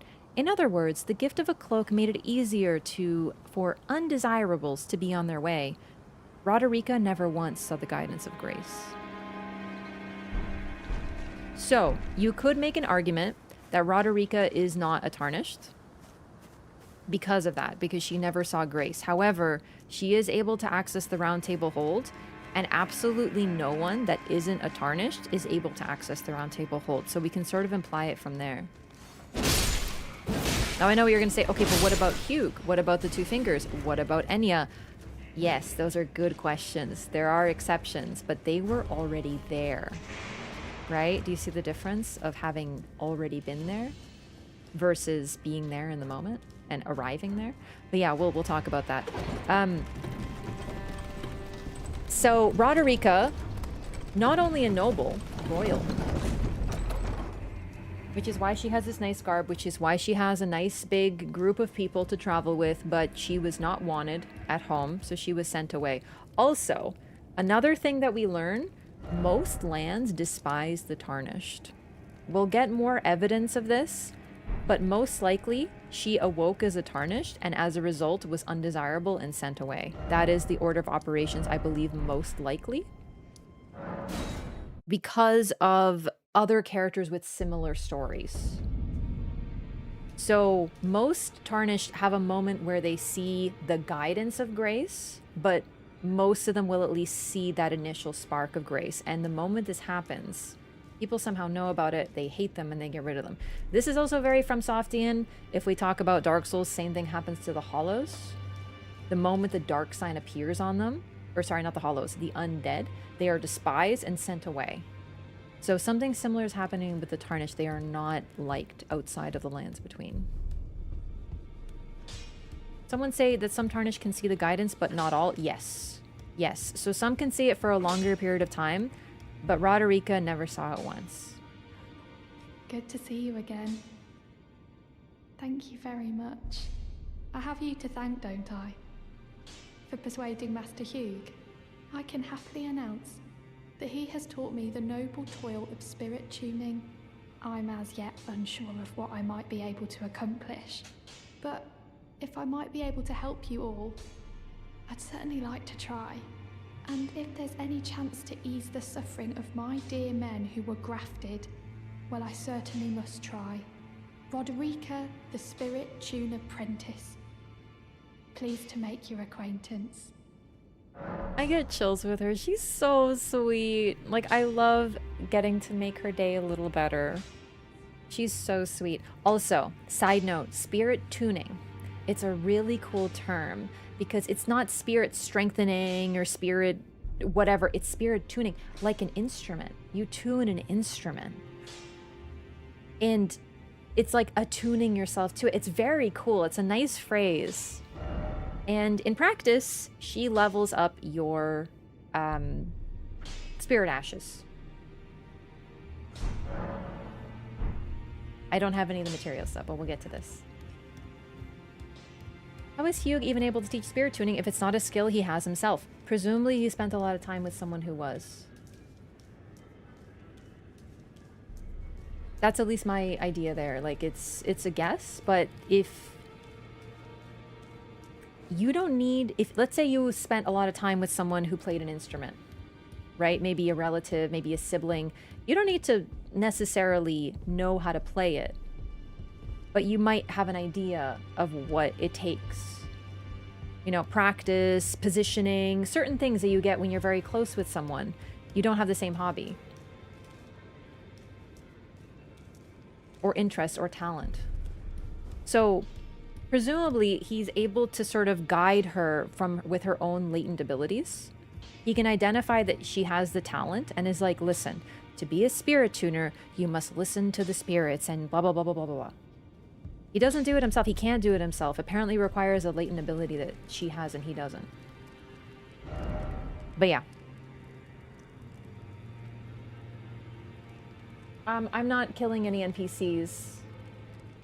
Yeah, we've already done part of Patches. We started him. In fact, let's go take a look at him, because he might still be here.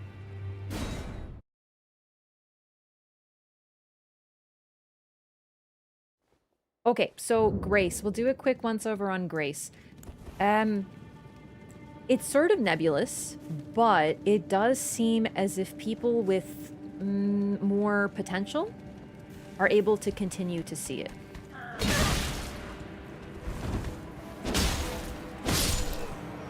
Also, I would tie it to hope. Purpose, perhaps?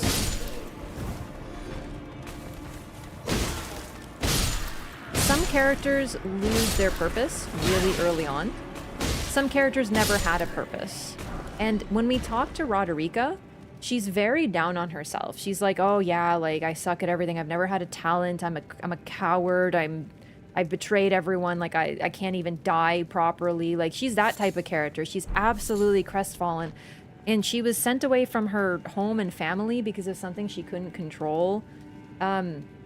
She's trying to find a purpose, and the Round Table Hold is her last hope. And she goes there and she finally finds it, and then suddenly she has a desire to start her life, but it has nothing to do with what Tarnished are meant to do. Right? Like she never saw the guidance of Grace because she never had an ounce of purpose. Ryan, you're alive. Oh, you had me proper scared, puffing away in a flash like that. Well, maybe it's a sign to keep your mitts off what's not rightly yours, hmm? But I'll forgive you. View it as a learning experience. At any rate, it's just nice to see you safe. Oh, don't miss all the bargains here at Patch's Emporium. He's right, though. We learned a hard lesson. Keep your mitts to yourself. I think we're gonna... Oh, we've already... You know what? I will buy Margit Shackle. Oh, I should have bought the Stone Sword Key. That's actually gonna be important, too. That's okay. We'll buy... Gold Pickled Foulfoot. There it is. Perfect. Now we can craft them. And I think that's enough. I'd like to buy this eventually. He has another spawn, so even if he moves, we're fine. Cheers for that. You saved her from becoming like the crestfallen knight. It's true.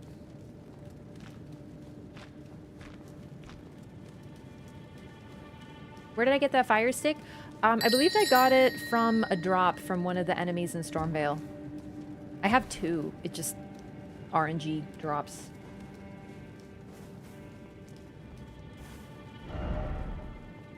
Could it be hereditary? Could Roderica be a distant relative to the shamans? I definitely think there's a strong possibility there, especially since the Tarnished are symbolically Marika's children. Because the Tarnished served under Lord Godfrey, or are descendants of those who served under Lord Godfrey. And Godfrey, of course, sort of representing the father here. Like, there is definitely something like, if you were a part of that army, if you fought for the Erd Tree is a part of you.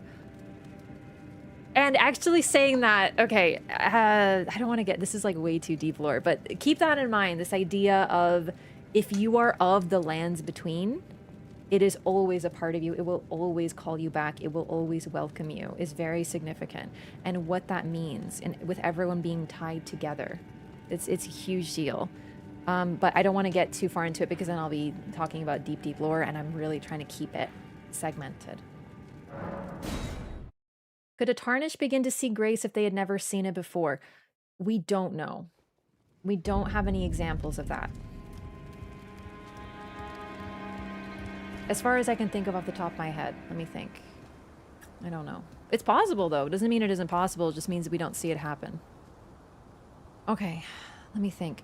So I'm still missing something that I need to open with a stone sword key in this castle, but that is sort of unimportant because I don't have a stone sword key, so I'll have to find that eventually. But I think that's a lot of the significant stuff.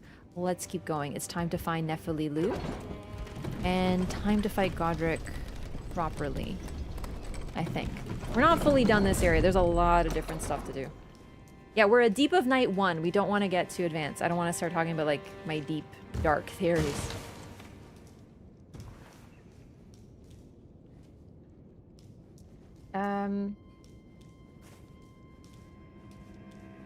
We tried all quests in order. I don't know what that is. Like, doing all the quests in order? Yeah, I mean, in so much it's in order as we get, I suppose.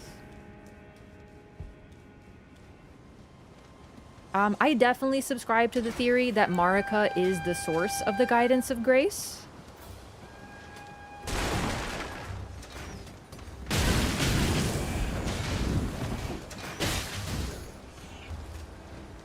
Okay, I need to make it daytime because shit is way too dark, actually. Yeah, probably one of these guys gave me the torch pole.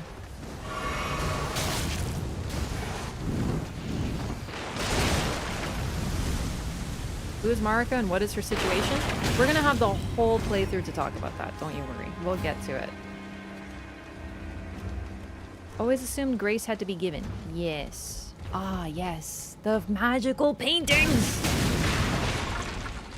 Can you, like, take it easy?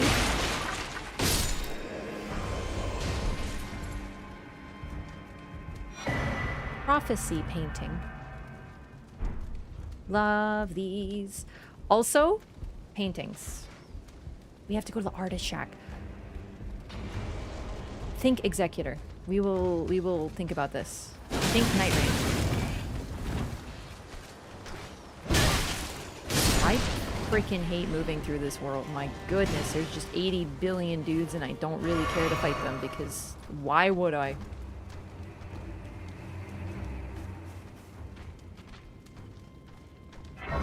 Alright, gamers, I want to talk about your questions for lore, but once again, the structure of the lore run, like, I want to try to keep it organized. So a part of that is talking about things as we uncover them and making it more like a journey of uncovering lore.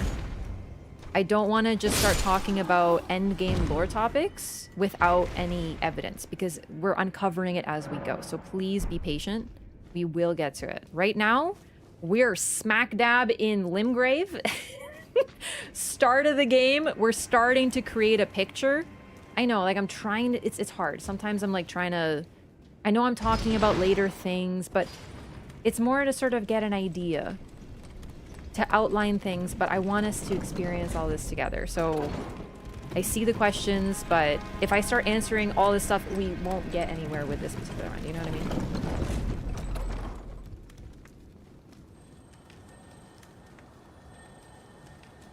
We have to go to the basement.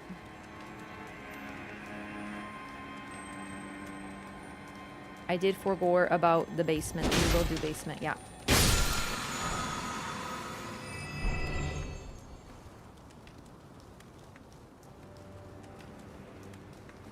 People outside the lands between affected by the Elden Ring.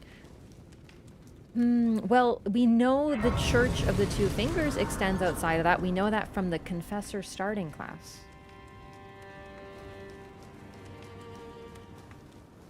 Even outside the lands between, the Two Fingers reach extends. So presumably, they're at least aware of it. They know the power of it.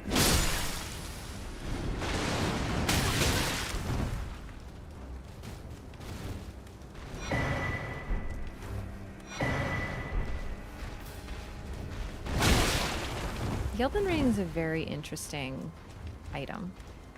It's as if the Elden Ring is a set of rules. It's been forged and it cannot be changed, barring removing some parts of it. And for example, one of those rules is no death.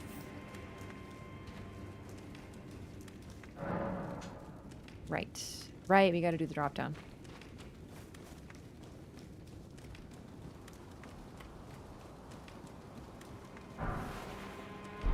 That's helpful. Okay, did I buy a sorcery from Roger? No, but now you mention it, that might actually be required. So just for safety, let's go do that.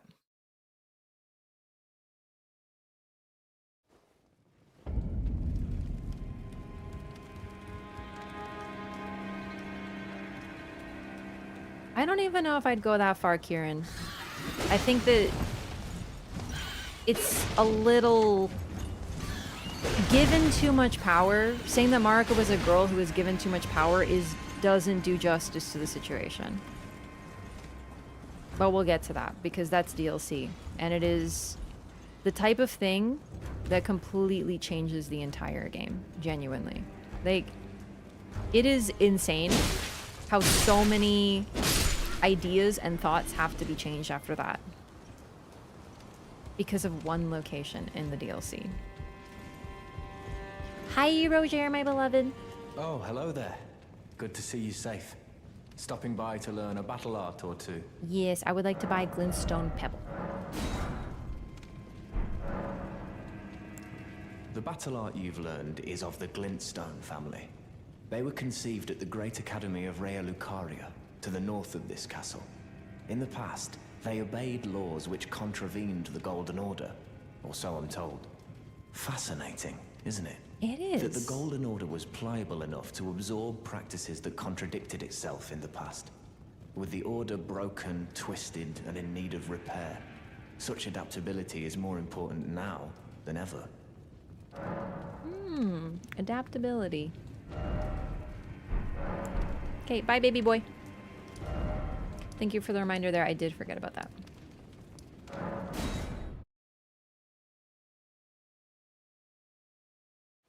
Death is part of the Elden Ring. It's only because Marika sealed the rune of death that there's no death. Well, that's sort of what I mean, because the Elden Ring is a series of rules, and we can rebuild it.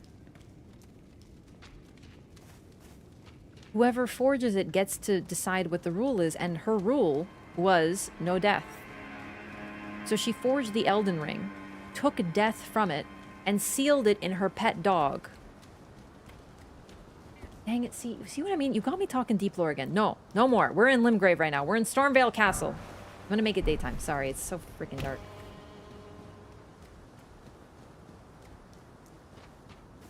It's why I'm trying to keep it focused, because I'm talking about her pet dog. It's like end game, bro. Ugh, it's so hard. It's so hard. Until noon, my favorite time.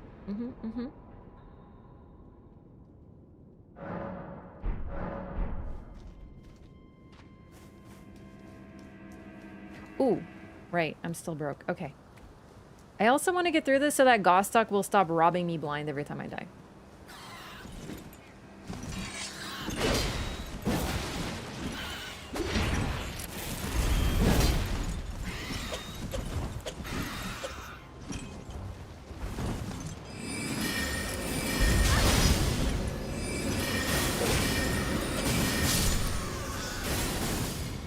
Sick.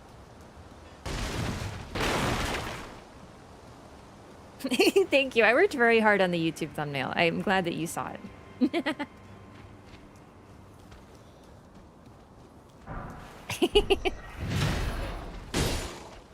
I was truly artistically inspired. Yeah, Martin wrote a story that created the backstory, but Miyazaki stated that he's sure that Martin would be quite surprised with what happened to some of the characters and also like how they changed them.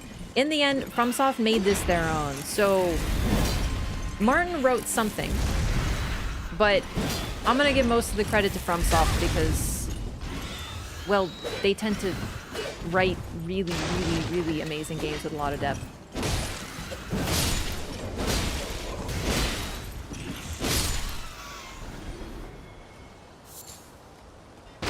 Their fingerprints are all over everything.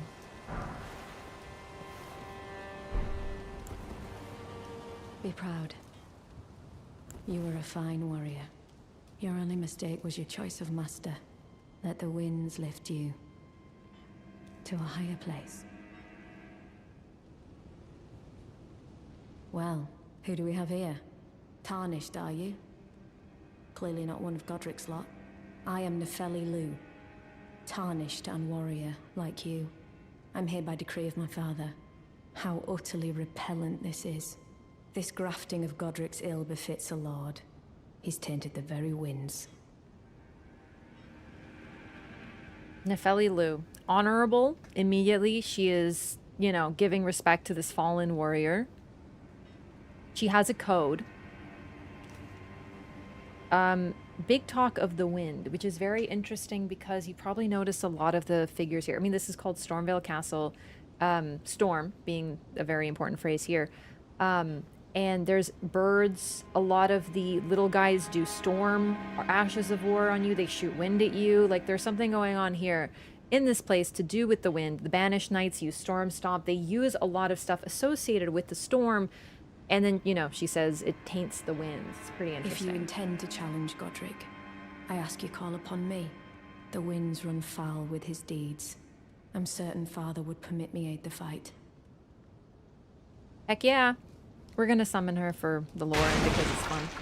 It's not required though. I remember when I thought she was like the what do you call it? The Dark Souls 2 questline where you have to summon them. Excuse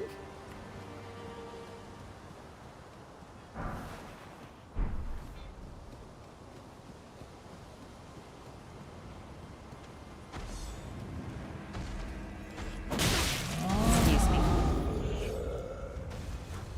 Okay, time for the basement.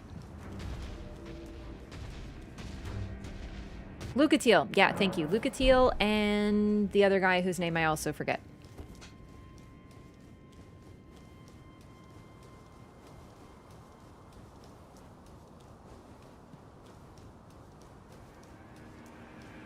But before we do that, I almost forgot about this. Gosh darn it. Never noticed the Lu last name? Yep.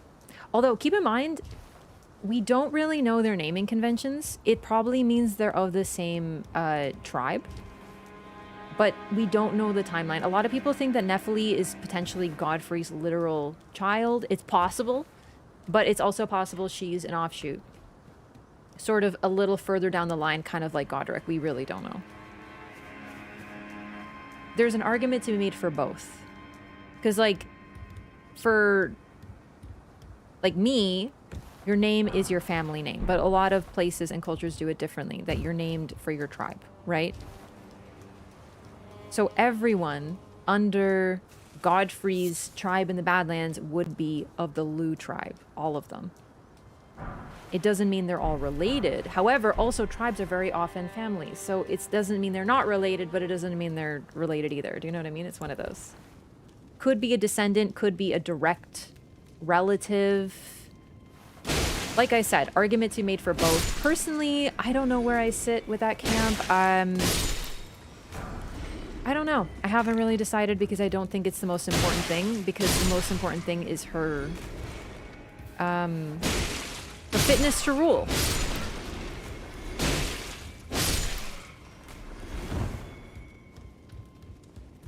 Also, last names often come from sources like where you came from. Manor Tower Shield. I love this thing. It's very cool.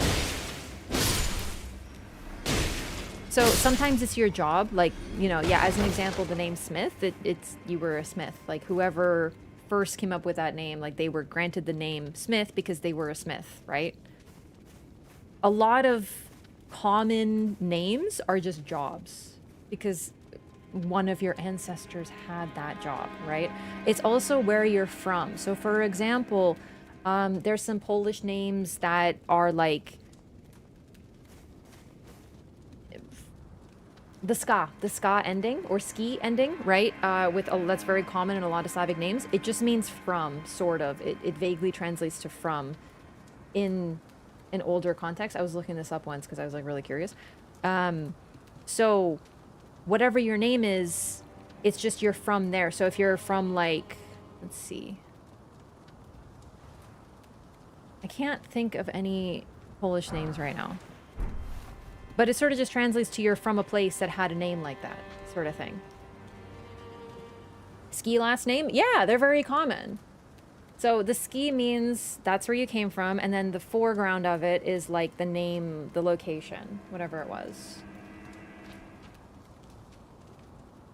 Oh, I forgot to look at this. Whoops. No. Thank you, please. Ahem. Surely what you seek is somewhere close by.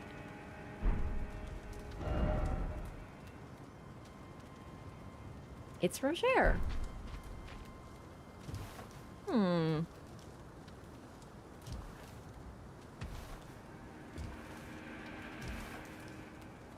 Like Nevsky from Never River. Yeah, so whoever initially got that name, they were from an area with that name. I'm explaining it kind of poorly because I can't think of an example, so thank you for the example. But names, and how names were given has changed over time. Oh, for example, like a lot of like the Norse names, Larson just means that you were the son of Lars. Some dude named Lars had a son.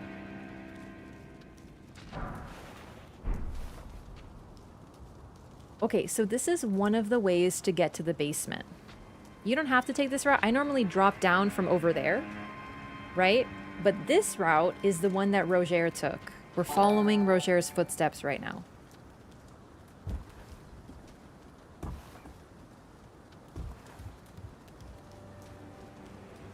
Yo, Fairy God, thank you so much for a year. Welcome back. Oh my gosh, I forgot about another resub. One moment, please. I have to go back.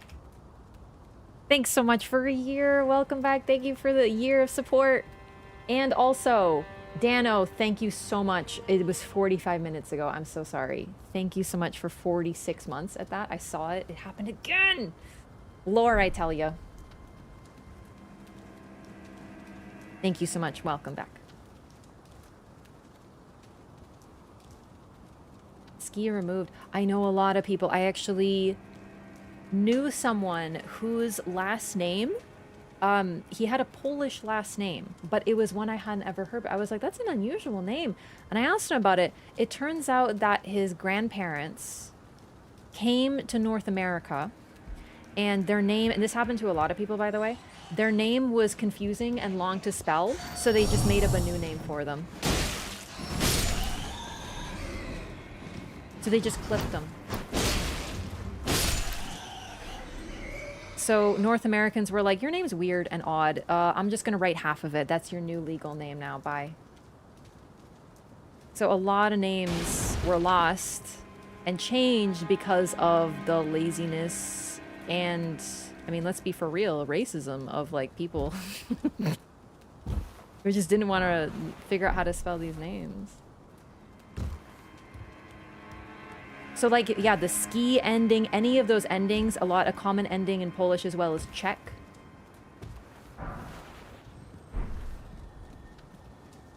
Just cut it off and just have half a name.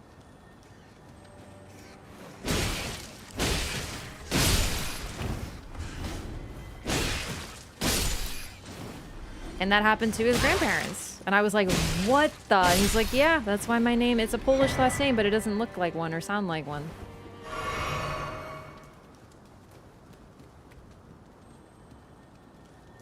Anyway, all this to say that Nefelilu and Horalu, while significant, it doesn't mean a direct family tie. Names have a ton of history.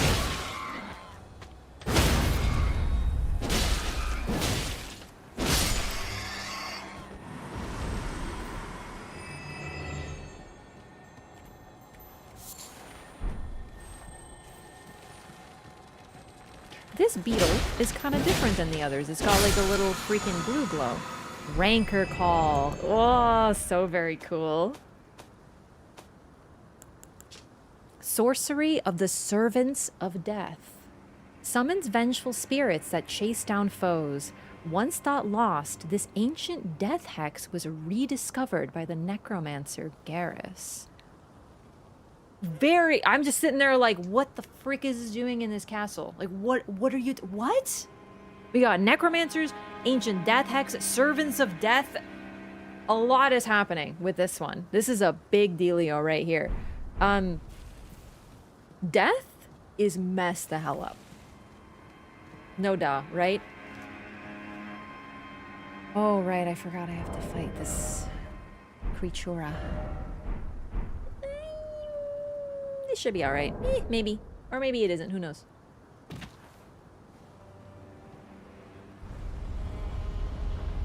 Panic! Oh my god! We actually don't need to fight it right now, now that I think about it.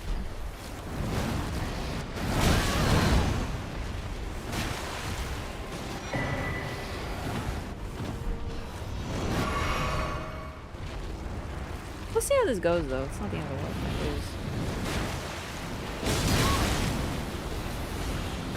Okay, I tried to surge sprint. There was an incident. Oh, and he's blocking the way, too. Look at this. Thank you. Goodbye.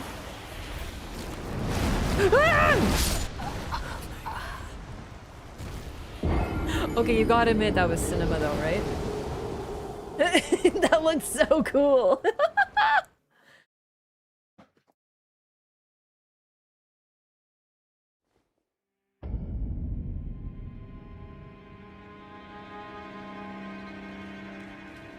That happened to my family as well. Polish too. Yeah.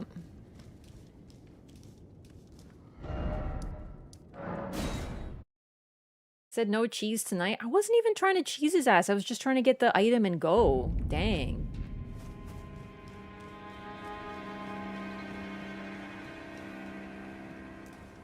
The thing is, it would be easier to take a look at this thing if it wasn't there, so... And to, like, bask in the significance of this, but also, like, ugh. Tree spirit, low level in a small room. Not my favorite thing, but we'll try. Do enjoy me some Elden lore? You are in the right place. I do say so myself.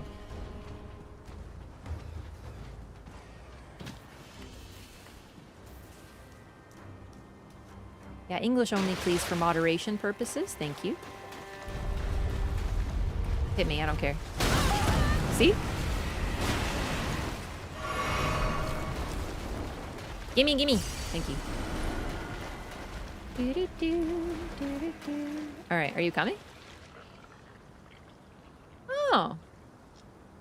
He's stupid. That works for me. Anyway, I am playing offline. So, as you can imagine, this bloodstain is very significant. This is the only offline bloodstain. Well, there might be another one. The only one I can think of. Prince of Death's Pustule.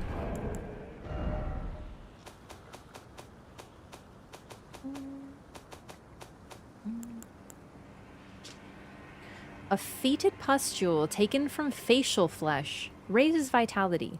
Vitality governs resistance to the effects of death. I like how it like tells you why that's significant. It is said that this pustule came from the visage of the Prince of Death, he who used to be called Godwyn.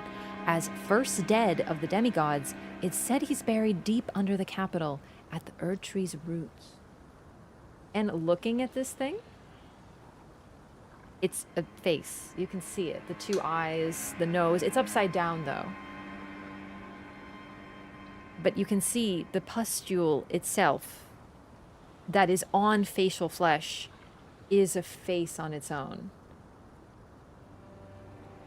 And then we get introduced to the Prince of Death, who used to be called Godwyn. There's so much lore. But this is the type of thing that you're like, wait, what? Also, yeah, if you look in the, that's a good eye. Top left corner, another miniature face. Do you see that? So the big face in the center, top left corner, you see 2 additional eyes with a tiny nose. This thing is growing faces. Faces within faces within faces.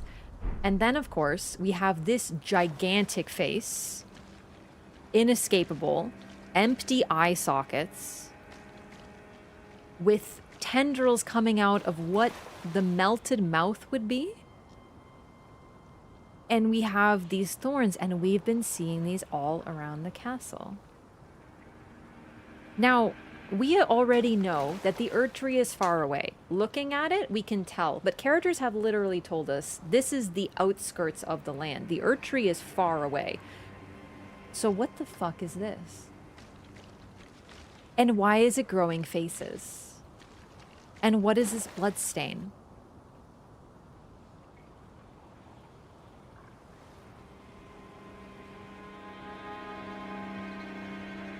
What exactly could do that? Now, of course, we know the answer, but that's sort of what we're supposed to be experiencing right now. That moment of like, sorry, what the fuck is going on? This is information that we don't know what to do with yet, but we know that something has happened to Roger, something really, really bad. And we also know what is infecting the castle. If you're freaked out, you should be. The marred leather shield. I already read this, but just to showcase it again. Some say it is the curse of grafting which causes such affliction, while others talk of its root being something altogether more sinister hidden deep within the castle. And that's what this is. This infects people. This infects stone. This infects everything. Something is very, very, very wrong here. There is a reason no one but Godric would even come to this place. No one has any interest in ruling here because of whatever is going wrong. I'm gonna try fighting it. I don't really have a reason not to. Grafting with faces upon faces, very good point, but we'll get to some details on grafting. And in general, why they're growing like this.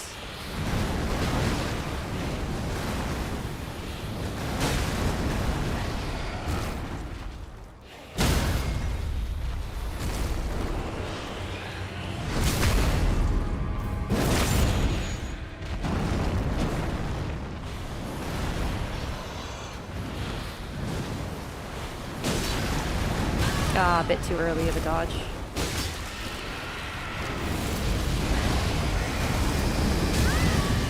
Fuck off with that move. Okay, no problem. I don't really need to see. I dodge based on vibes, but you know, it'd be nice if I could lock on. Just as like a treat, you know?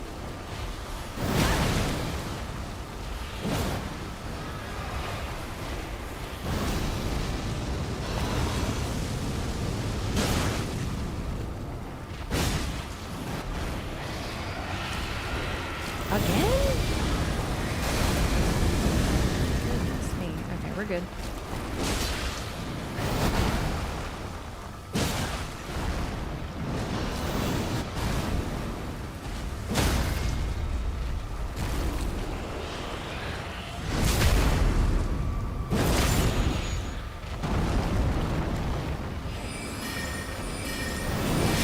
Whoop.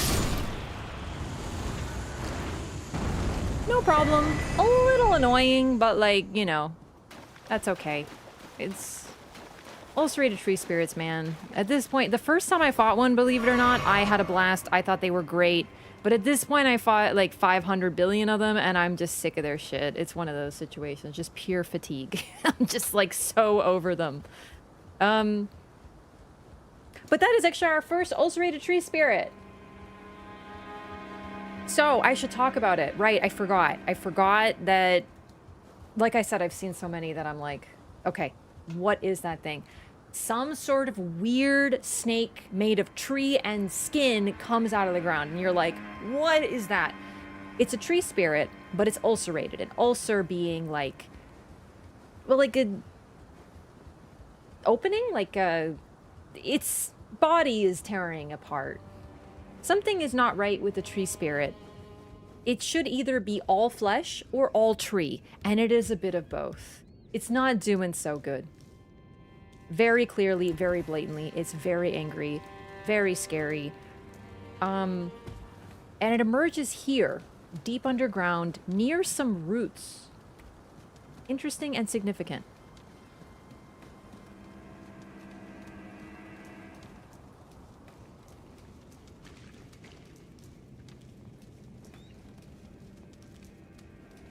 We've done it. And they drop golden seeds. Yes. Yes. Each and every one of them drops a golden seed. Which is the only reason I bothered to fight them anymore. They're a little less annoying in Night Rain, like you said, because in Night Rain you move better and you don't tend to fight them in tiny rooms where they clip halfway through the wall. It is what it is. It's a wound? Yeah, but an ulcer is a very interesting type of wound because they tend to occur internally. So for example, the most common ulcers are stomach ulcers, which occur because of, most of the time, stress. People can literally stress themselves out to the point that their stomach acid digs a hole in their stomach. It can also happen because of infections and other conditions, but one of the main triggers is stress. So it's not just a wound, it's an internal wound, often internal, that suggests a sickness. Yes, something's not right. Taking one look at that thing, you can figure that out. So yeah, it's like, ugh. And I still can't level up. Oh well. Okay, I'm gonna just take a brief BRB, use the restroom, and I also forgot my water, so I'm gonna get that. And then we shall continue with Stormveil. I'll be right back, everybody.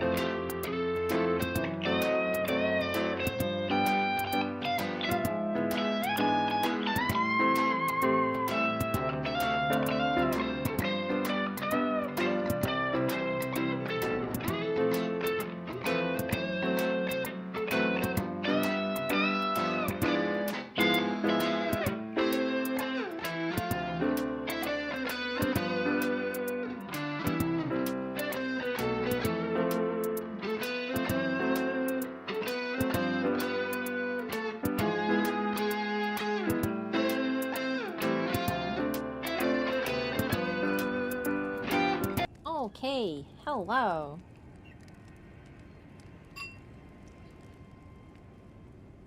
Oops. If you look at tree ulcers, you see that kind of knotted quality. Yeah, no, good point. So they are tree spirits. We're starting right back away with the ulcerated tree spirit. So trees can get sick. I've seen, like, well, I think we've all seen sick trees, funguses, parasites, various things that can grow on them, whatever. But the difference is when a tree is wounded, it doesn't have skin, right? So these creatures, there's something really wrong with them, but they're not quite fully plants. They are plants in part, but they also possess skin. And that's actually really interesting too. You have to wonder, have they always been like that? Or is something changing them? Kind of a rhetorical question. Personally, I think that they've always been like that. It's just their skin is now visible in a way it shouldn't be. Also, do you remember the Miranda blossom that we killed? Those moving, living flowers we talked about. Those bleed. You can bleed them. I don't have a bleed weapon, but if you use a bleed weapon on them, they would bleed. So we already have this idea of plants and flesh being combined, and it not necessarily being unnatural. But the ulcerated tree spirit is sick. Is it related to this death, this Prince of Death? Maybe. Maybe not. It's just stuff we want to keep in mind as we progress. First playthrough? No, this is a lore hunting playthrough very far. I have about 1,600 hours in Elden Ring combined. A lot of that is online though. Okay, we're gonna summon Nephili because it's fun. I'm trying to think. We didn't do everything in Stormveil, but we did the important stuff. I still need stone sword keys. We still have to do the start area by the main gate. And we have to get the godskin stuff. Actually, I do have a stone sword key, but I don't remember where exactly that is. Either way, we are pretty safe to do Godric now. And hopefully then I'll be able to level up so I can actually wear pants.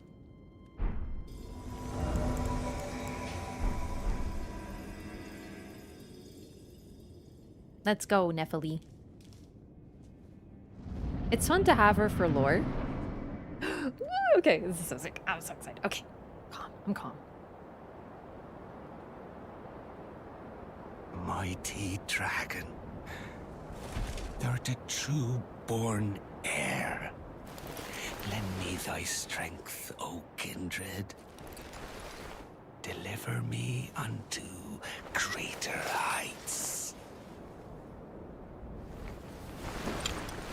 Well.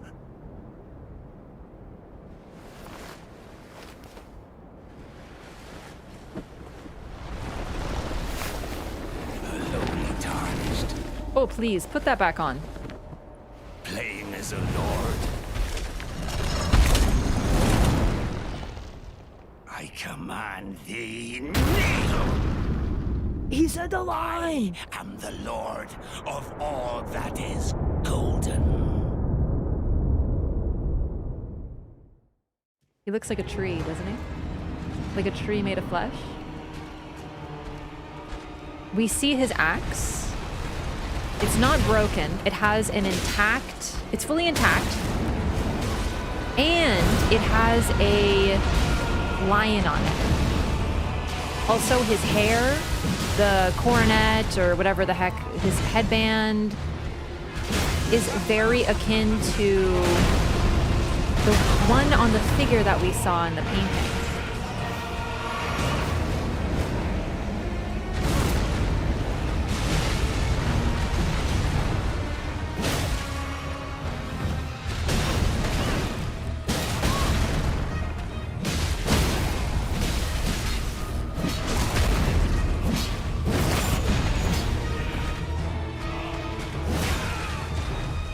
I love this. I love this. I love this. Look.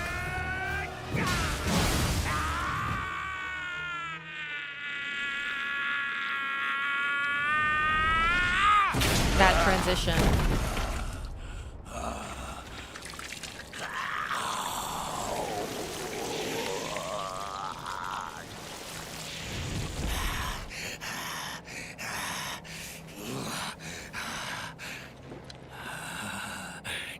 truest of dragons. Lend me thy strength.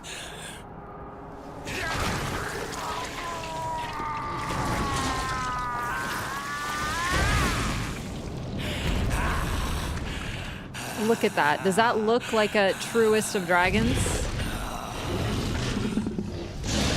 Pustules all over it.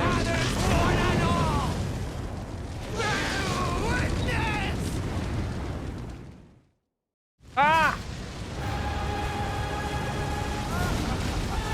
Incredible.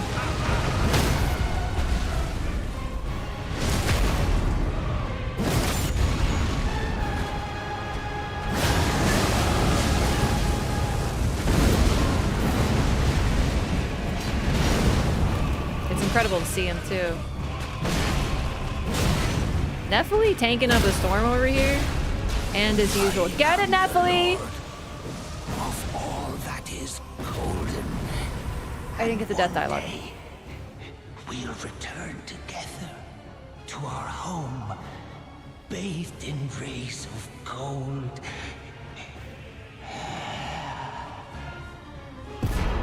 Okay, that wasn't even my fault. Nephilim killed him way too fast. Like, together, we just beat his ass too hard. I meant to die to him to get the dialogue. Bro, I freaking love Godric.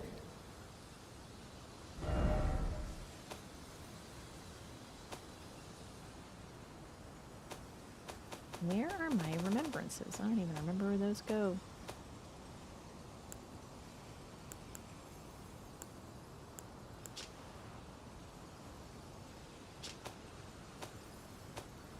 Oh, I forgot to read Whirl o' Flame. Okay. Hang on. We got a lot of fun stuff to read.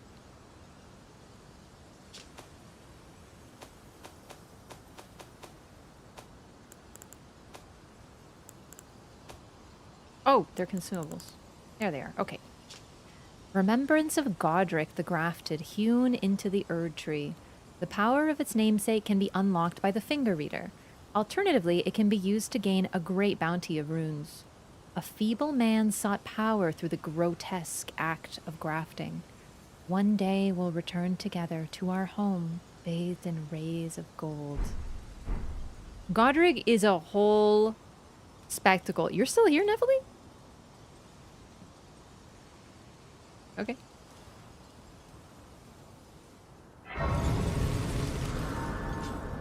So first of all, we walk in, we see the horrific tapestry that is his body and what he's done to himself. Oh, seamless. Right. I forgot I'm using a mod now for stability. It seems to be working. But, yeah, I'm not used to it, so...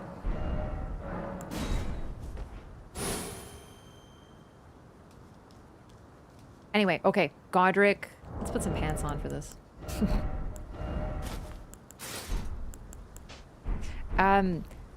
We step in here, we see Godric. He's talking to this dead dragon, which now, of course, we don't see. Thou art a true born heir, is what he says. Now, keep that in mind, because it's actually really ironic. Godric has no idea what the hell he's talking about in, like, every single way. But it's particularly ironic because this dragon is very similar to him in many ways. But we'll get to that and how the dragons have their own sort of culture and problems. But he's trying to be this big baddie, but in the end, when he's pushed to desperation, he combines himself with this mighty dragon, and we see it. It's tiny. Its face is covered in pustules. It likely died because it was very, very sick. And this is what he sees as the strongest power. He himself is like that dragon. Sick, pathetic, clinging on to whatever power he has. And the VA work is some of the best because he does this posturing. A lowly tarnished playing at as a lord. Meanwhile, that's exactly what he's doing. He's basically playing dress up. On top of that, in his transition cutscene, when he says, "Forefathers, one and all, bear witness," his voice, He sounds like a petulant child, doesn't he? He sounds like a little kid going, "Mommy, Daddy, look at me." He sounds like that. Like the VA work here is incredible. It captures Godric perfectly. Both the initial intimidation, that moment of like, I am Godric, the lord of all that is golden, and then turning into, in his desperation, this kid who's desperate for any attention, any significance, because he has never been of significance. And then all he really wants is to go home. A home that he fled from, by the way. And we know that already. He escaped from that home, and he's playing as a lord, accusing everyone of doing the same. Godric was mighty, but compared to everyone else we're going to face, he was pathetic. And it's visible even in this fight. And these flowers. He likely planted them himself, perhaps taking them from Leyndell. The reason we can guess this is some spoilers, but I think it's neat. We only see these growing closer to the capital. They are truly gold. Like, you see them glimmer. There are similar flowers, but not this far away, and they're yellow, not golden. There's a reason he's here. I get the feeling he spent a lot of time here. Godric was indeed a bit of a brat. Yeah, to put it mildly. And this arena, everything about it, it's very cool. These trees. But then, it's a gorgeous garden, but it's also a graveyard. Full of bodies. Let's not forget, he may have been the equivalent of a petulant child, but Godric was very cruel. And he looked like a tree. We now get the full image of what peak grafting looks like, and it is despicable. So let's talk about grafting very quickly. Grafting is something that can be done with trees. You can also do it with people, bone grafts, whatever, but let's not talk about that. What grafting really is you can basically take two separate trees or more and combine them, and they will grow together. So if you graft, you can have one tree that bears pear fruit and apple fruit, and they're one, but with separate branches. So grafting is a real thing, but it's largely done in the context of trees. It takes work. It's got risks. Anything to do with plants, a lot of them are not very hardy. There's always risks. But that's what he was doing to himself, which is why when we see that initial image of him, he really does look like a tree with many branches, except those branches are arms that he has attached to himself from other people. And it's despicable, and it's nasty. And it's sort of this interesting thing we have going on with plants and flesh. A plant grafted? Beautiful. Very cool looking. Very interesting. Not a mad scientist experiment. A person, though? Horrifying. Many commercial fruit varieties only survive through grafting. Apples are a big one. Ah, that's very interesting. Yeah, so he has a shard of Elden Ring. We have to read the shard as well. Thank you for the reminder. But let's keep in mind that he grafted himself like a tree, because I think this is very significant, and it's something that's going to come up more and more. So and he is, keep in mind, he is of the golden lineage. We know that for sure. He's a distant offshoot, and he's got very thin blood of the golden lineage, but he is nonetheless of a lineage that is directly tied to Marika. And I do say Marika because she's the significant one of this, so keep that in mind. Because there's an idea that his ability to graft might be unique. Like, there might be something special about him, and we get more evidence of this later, but we'll get to this as it comes. So in the meantime, let me do a once over of my items, make sure there's nothing new. Oh, I forgot to read this. Erdly flower. A dusky yellow flower that has started to fade to brown, found throughout the lands between. Said to be fed by leaves that fell from the Erd tree in days of antiquity.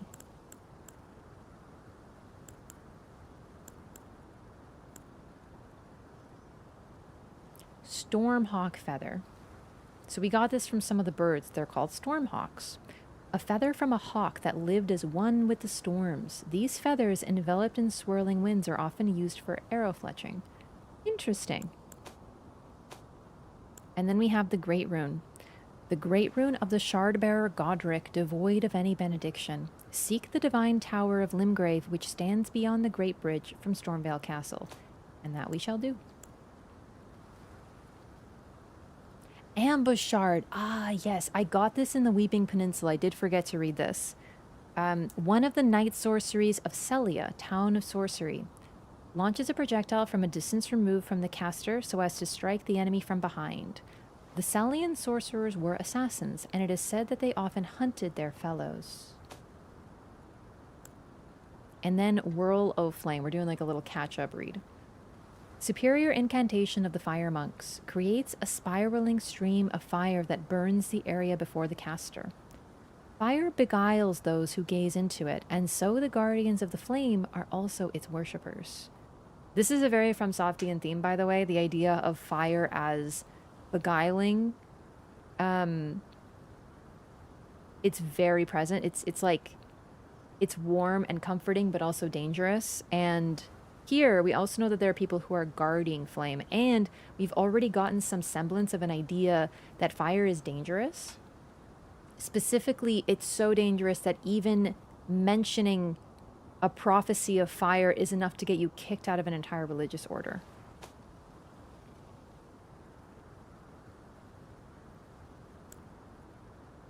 Okay, so we now have a couple of storm-based Ashes of War.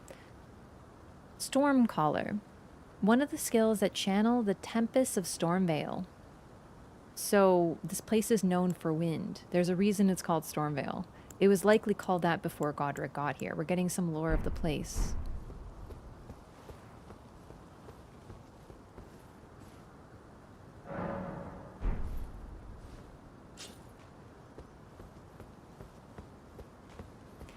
Hey bud, what you doing? What a pathetic excuse for a lord you were. Craven to the bone. Pushing me about like that. And after all that grafting, where did that get you? Look down on me, would ya? Godric, you filthy slug. Feel it. Feel it. Feel my bloody wrath. You sure got him. And that appears to be all that is left of Godric's original body. I'm once again reminded of the term that Roderica uses, chrysalid. This might be what she meant. Just something without any arms and legs. Just a chrysalid.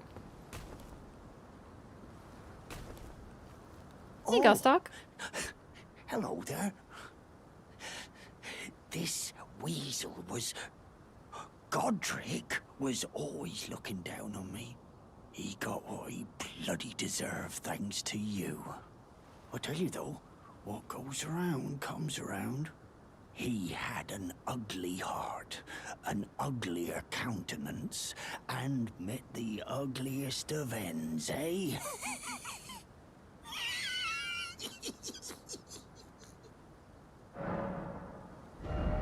And now he becomes a merchant. Buckler, very helpful. And the bandit garb.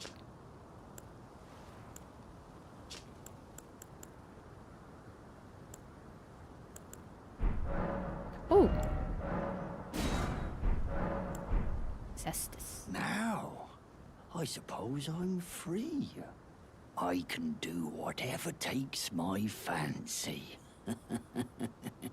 Can I, mate? Bro is so freaking sinister, but really all he does is become a merchant, so I guess we're fine. I'm not great at parries in this game because I haven't done them in a long time, but the buckler will be nice to have. Especially once I get Karn Retaliation. It'll help with things like Crucible Knights and BBH.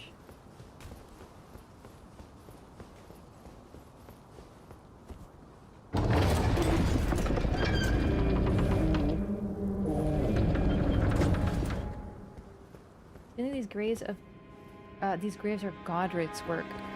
I think no. Mainly because Godric is a squatter. He took over this place because no one else wanted it because everyone else left, long story short. But we know that while he uses, by the way, in his fight, he uses Storm. But he is not the source of it, right? Like, the castle is associated with the Storm, and that predates Godric. He took over this place. However, it had a history beforehand. This might have been the seat of power of the Stormlord, but we don't know very much about the Stormlord. They're just a figure that was mentioned as one of Godfrey's conquests. We know that Godfrey was all the way around here, taking out everybody, so possibly that happened here. We'll get to the Stormlord, but really, like I said, it's pretty vague. It's just sort of like, imagine a checklist of bitches that Godfrey killed, and Stormlord's on there. Long story short, like, he killed a whole lot of people. He was very good at his job, which was killing everybody. Might be the goat of that. So there was likely no one here, and then the castle started rotting and no one else wanted to be here, and Godric was like, that's free real estate, literally, and he moved on in. What happened here and the stuff that is here predates him.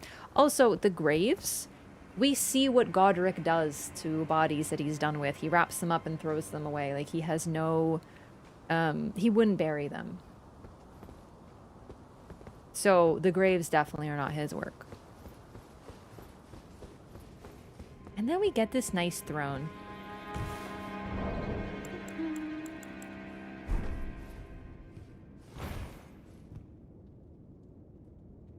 Hell yeah.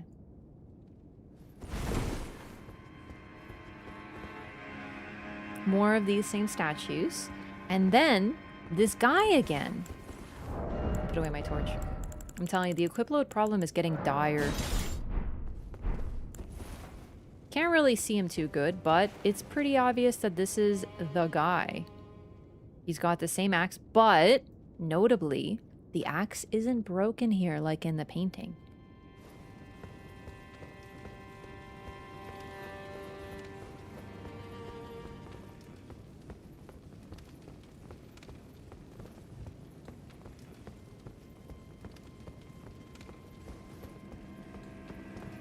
You can see the lion. Oh, my screen is so dark. I can't freaking see. Oh, right there. Oh, that's so neat. Or is that the is that not the lion? I'm like I said, I think you guys have a slightly better view than I do on my own freaking monitor. Top left. Ah, yeah, I see it. There you go. I actually have to look at the OBS preview. It's clearer. Yeah, he's always associated with a lion. And there's many reasons for this, which we will get to, but you never see Godfrey without that lion. What a lot of people don't know, and we don't know how commonly known this was, is that without the lion, there is no Godfrey. But like I said, we'll get to that.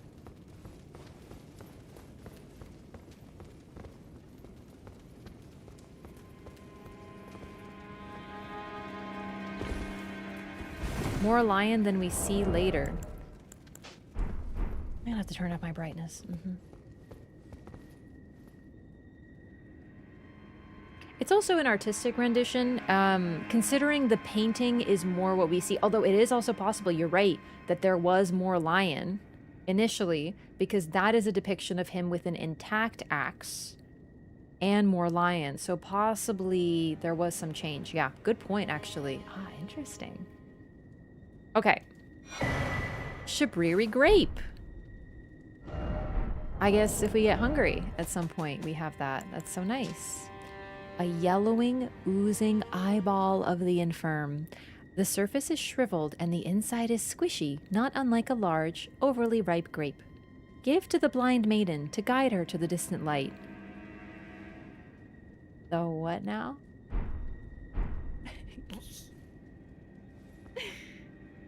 And you remember this pose. We've seen this before in the ailing village.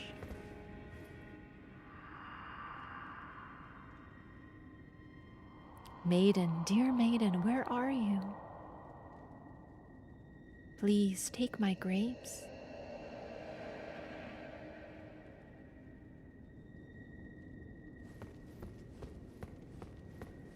Normal, sane, no questions here.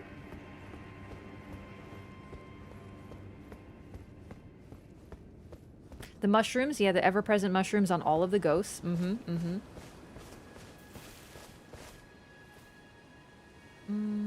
Not sure if you mentioned it, but the grafted species is also called the scion. In roses, they often choose a hardy root species and then graft a scion species on top. I didn't know that. There's so much. See, this is what's so neat. I didn't know that that was like a term. That really recontextualizes the grafted scion, doesn't it? Oh, that's very interesting. So, they take a hardier species, they use its bottom, because that's the part that's like in the ground, and then the more fragile species, they attach to the side of it, to the top of it, and graft it to help it survive. That's really interesting. There's always more to learn. Oh, that's so insightful. Thank you for that.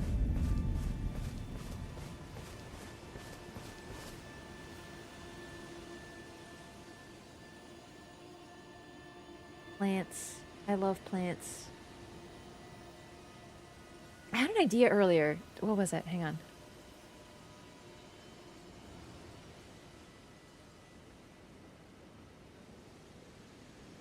Dang it, I think I forgot what I was going to talk about.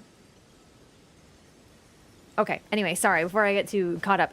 We are in a new area! Congratulations! We have beaten our first Shard Bearer. Huge deal, big things happening. And now we're in Liurnia. And who is that?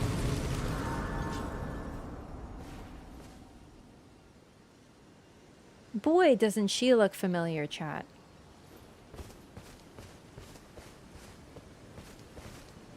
Hello? Is someone there? My name is Hayata, and I'm journeying in search of the distant light. If I might be so bold as to ask, would you donate any Shabriri grapes in your possession to me? My eyesight has been weak since birth, you see. I can't tell which way I'm supposed to go next, but when I eat one of those grapes, I can feel a distant light in the back of my eyes. It will lead me to my true duty as a finger maiden. So in case you're like, hang on, what? This is Arena.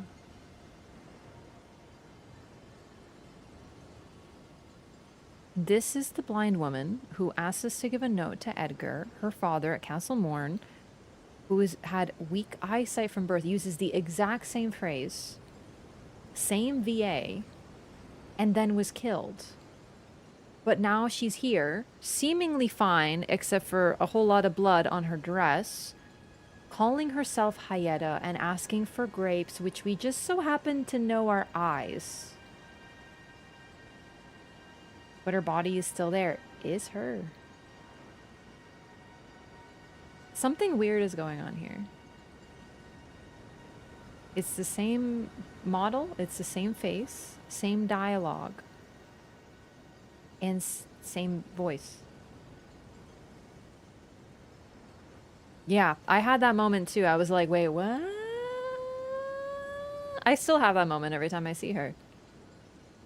Something is really strange here. They do it on purpose too. They're not trying to hide it. You are supposed to be really confused. Same dress, same model, same face, same voice, different name. And just, she died. There were two Selins, true, but Selin is something different, which we'll get to. But still, this is weird. And you're supposed to be very confused. But we're obviously gonna give her a grape. Many thanks to you. Now I can feel the distant light once more. You are most kind indeed. May the blessing of the fingers be upon you.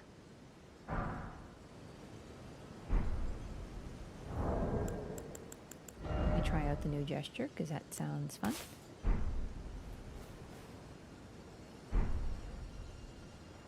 Very cute, very demure. Can we see her actual eyes? Not without, like, tools, special tools. That I haven't done.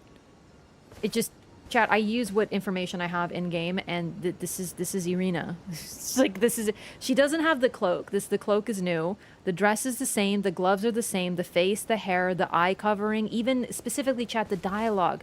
My eyes have been weak since birth. She's been saying that since the start. She said the exact same phrase. We are meant to have that. Wait, didn't I meet you? What? We're supposed to be confused. It's intentional. You are most kind indeed. May the blessing of the fingers be upon you. Okay, thank you. Bye.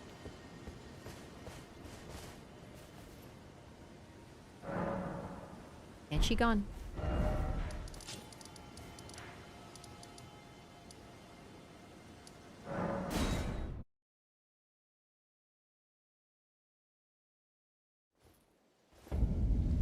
So weird though, instead of deliberate, it really makes you feel like you just fucked it up with both her and Selin. No. Okay, gamers, I haven't done Selin's quest. I don't have the ability to do so now, so we're not doing it yet, but like, it's not an oversight. This is intentional.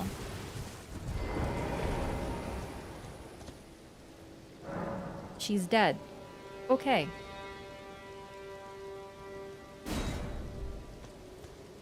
Selin is very clearly explained. We know the answer to Selin. I just can't do it right now, so we'll get to it. But it's not an oversight. Don't ever think it's an oversight.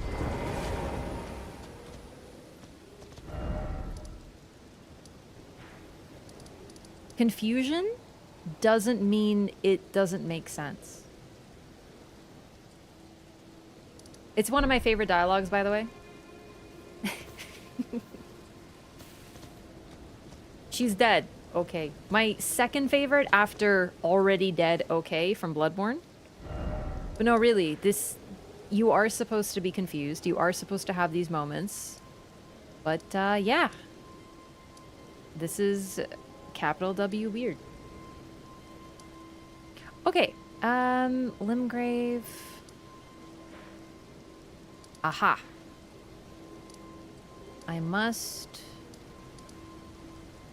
Oh, I should have done it like this. That would have been easier. But let's go from here. A couple things to do in Stormveil. Just real quick. And then we're going to go to the Round Table Hold because we got our first Great Rune. This is a big deal. Wonder if anyone found the second Selin, started wondering if the first one is an imposter. I didn't know what the heck was going on. I can only speak for myself in my first playthrough.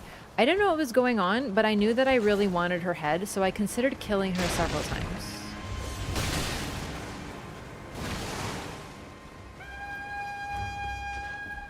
I didn't, but it was close.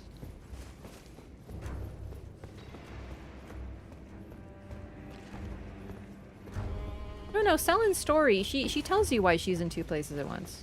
It's literally explained. Be patient, chat. We'll get there.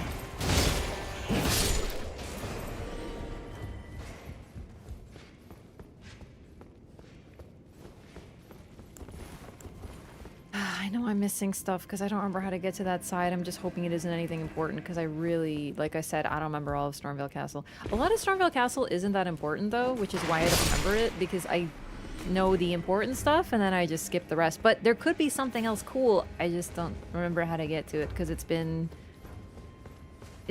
pretty much since release since I've gone there. I remember there's like a part where there's a bunch of banished knights on the top of the ramparts. Don't remember how to get there. Haven't done that since release.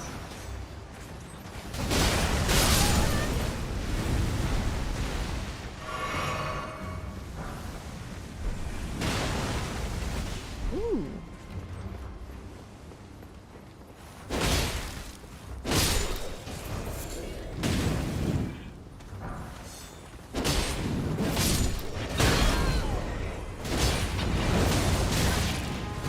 Gosh, it is hard to see. I really should make it daytime again, but it should be fine for this.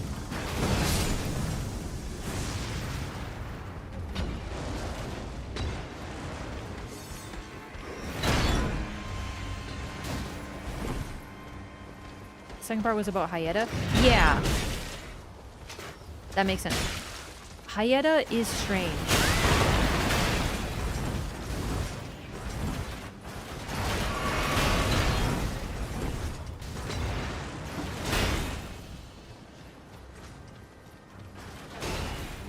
Make no mistake, it is weird. It's kind of gaslighty the way they do it. They're like, wait, is this the girl I met?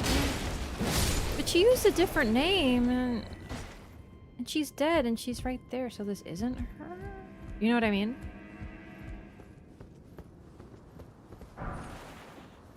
But we also just fed her an eye that was given to her by someone who wanted her to eat it to help her find the distant light.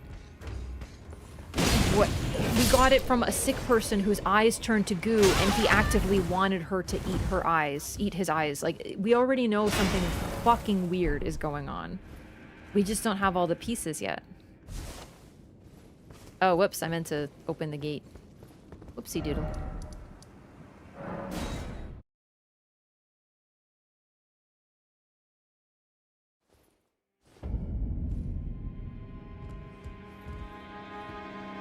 So, also, Hyetta is not a tarnished.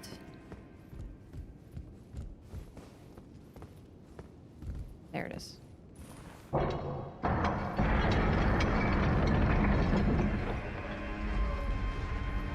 But she appears to be acting as a fingerman. And we'll get more details on what the heck that means soon. Okay, let me make it freaking daytime so I can see.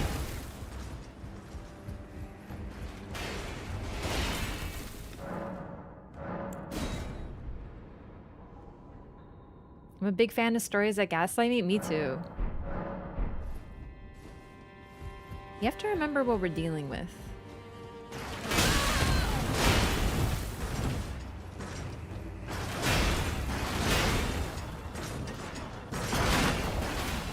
And if we don't know yet, we don't know yet. We'll have to uncover the source of this mystery.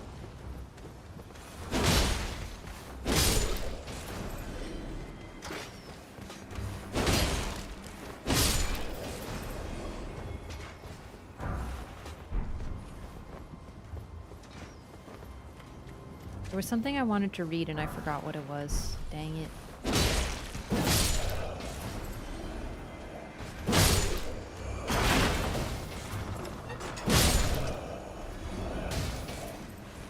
I have heard I want to eat your eyes from first dates and maybe immediately not want a second date.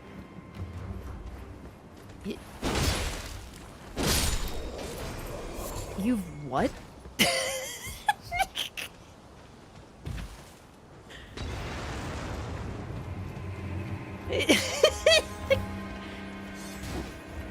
Were you dating Hyetta?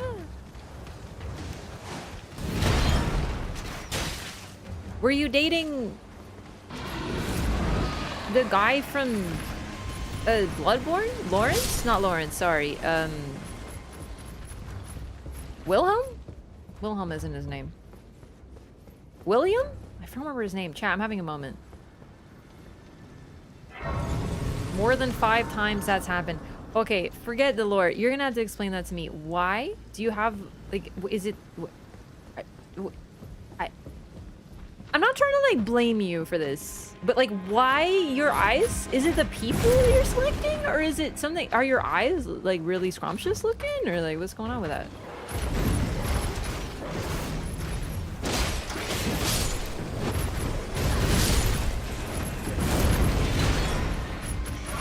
My eyes are green. Okay. And so is lettuce.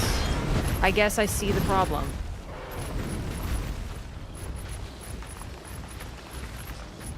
Why are people weird? Why would they say that to you? That's so abnormal. Their eyes are made of pizzas.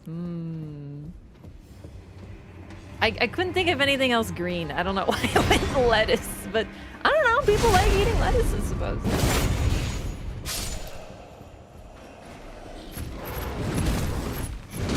Aren't scrumptious their eyes? I suppose. Is this like, you know, when someone's really cute and they're like, oh, I just want to eat you up? Because I say that to Marlo. I'm like, oh, don't be so cute, buddy, or I'm gonna eat you. But like, I'm very clearly joking. I'm not gonna eat my cat. You know?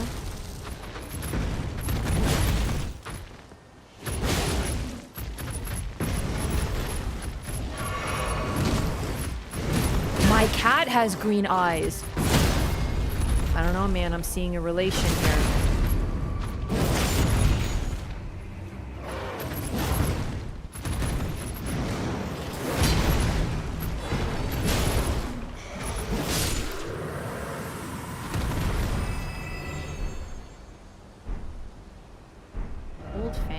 Let's talk about these lions.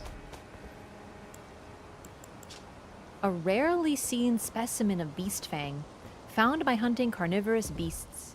These multiple overlapping fangs grow from a single root. Perhaps they're a vestige of the primordial crucible. Big lore. So, we see a lion, and it's covered in scars and has blades attached to its body. It seems to have been chained. It's unsure, honestly, if it's been tortured or if it's just been augmented for battle. But honestly, I definitely get whether it's been augmented for battle by choice or not. It's very fucked up, because if you take a look at the model, you can actually see that it's had the weapons have been like drilled into its skin, right? It's very upsetting to see. Now, as for why this one is here, multiple things. Number one, Godric, there's also the Stormhawks here, which have attachments for battle and seem to be consciously battling here. Godric grafts, it's possible he's also experimenting with these species. However, I don't get the vibe that he made them. I get the vibe, personally, that he is collecting them, and he just has things associated with, well, in this case, Godfrey. Godfrey has the lion, so he himself has this lion just sitting in his courtyard as if it's a pet or a guard animal. That's my personal interpretation based on what we know about Godric and his castle and how he like treats his domain. But he wants to be linked to Godfrey so bad, he basically cosplays as him. So having a lion here makes sense. As for the origin of them, I'm not really sure, but we should point out that these are special lions that are closely linked to the Crucible. They draw beast fangs, and also, if you notice, they have horns sticking out of their mane. It's kind of hard to talk about this when I'm fighting a lion, but we'll see more of them, so we'll see this again. But we don't know what that means yet. We don't know what the Primordial Crucible is, but it's something to keep an eye on, and we'll discuss it as we see more of it. Radon has lions in his castle. That's something I was going to point out as well. Yeah. People who are obsessed with Godfrey tend to have lions.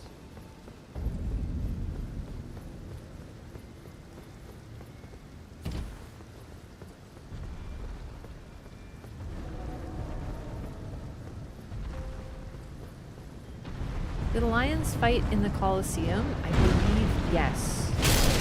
But I can't remember the source of that, so we'll have to see if we can find it. It's funny that there's a parallel between Radon and Godric. There sure is, absolutely.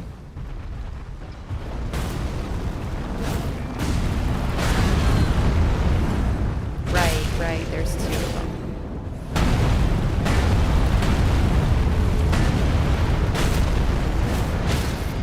Oh, hey, that works for me. Could I maybe stab it here, or like, is that not allowed? Okay.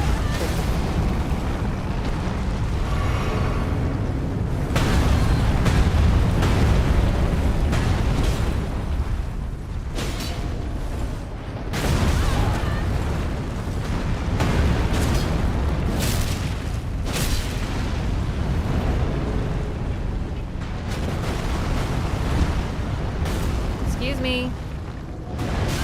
Oh my god, fighting more than one of these is...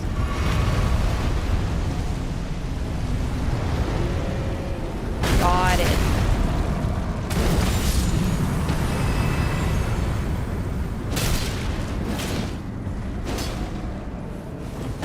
Whoops.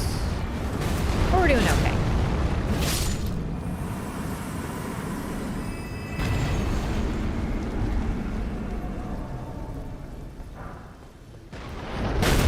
Golem's freaking halberd? That's lucky.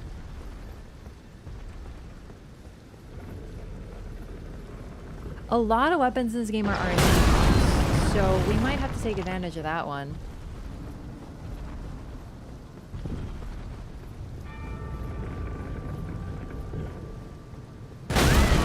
Also, by the way, that is a halberd for a golem.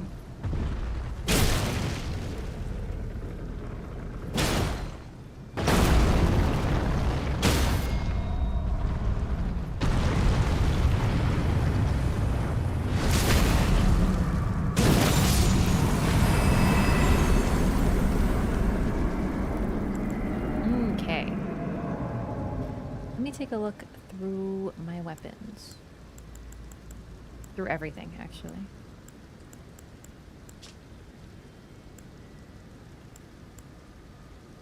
Okay, here we go. We have a few different runes now to read, and they give different lore, so we're going to read these as we go. But I just want to point out once again, these were what was visible in the eyes of people with grace, people who lived here, people from the lands between, with the exception of the Tarnish, who had their grace divested from them. So first, just a pale hint of gold for some of the weaker denizens. But as we get higher and more intense, you can start to see what would be more of an eye. Even now, runes are still imbued with the power of life itself. Do you see the Erdtree towering o'er? Those born at the foot of the Erdtree are blessed. At least, that is the enduring belief of the people of the plateau. Which we haven't been to yet, but we will be.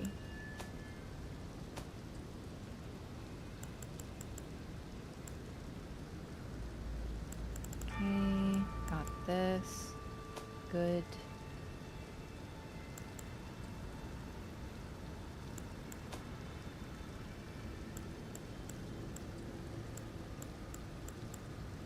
Yes, we are good. When applying an affinity, an additional affinity of heavy, keen, or quality can be chosen. I think heavy is the strength scaling one, so that's good to know. Okay. We got 2 new maps that we can read. Limgrave East. Map of the eastern region of Limgrave. Other than the mistwood which envelops the south, it is known for its lands which lead to Caelid, a path trod by many a soldier in the past.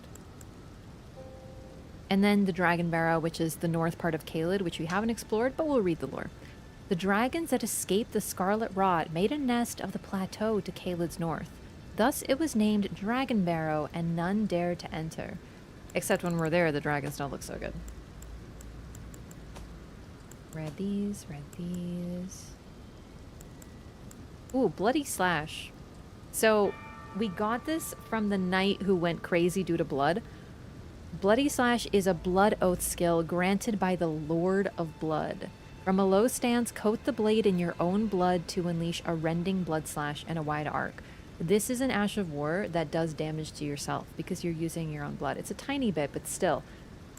And this is our very first introduction to someone known as the Lord of Blood.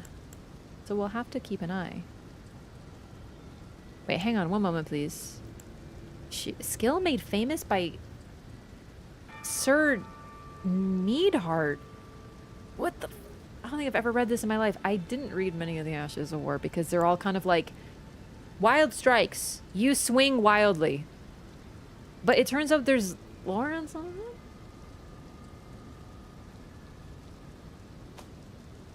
Is it more than a tiny bit? For Bloody Slash? Depends.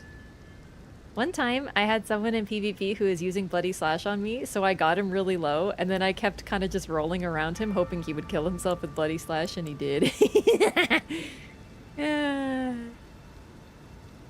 Misericord. Dagger favored by military physicians in white. Huh, wait, doesn't that sound... Wait. Doesn't that sound familiar? Physician in white? The pointed blade is hard and sharp, making critical hits especially potent. Medicine is mercy, and mercy upon the battlefield is ruthless. Beware the killers clothed as men of compassion. So, yeah, a Misericord was used to mercy kill those on battlefields that were beyond help and couldn't be helped because the point is narrow and can very easily be put in between slits of armor. So you could kill someone quickly when they were like indisposed, when they were like on the battlefield and like, even in their in heavy armor. It's a real thing, yeah.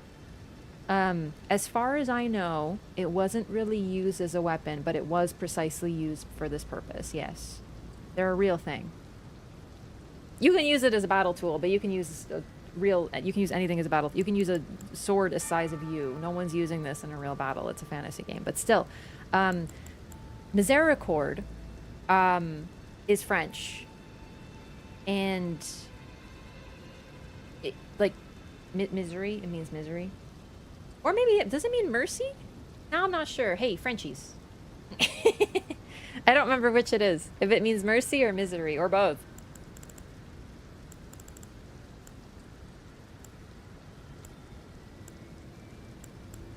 Mercy. Ah, the French.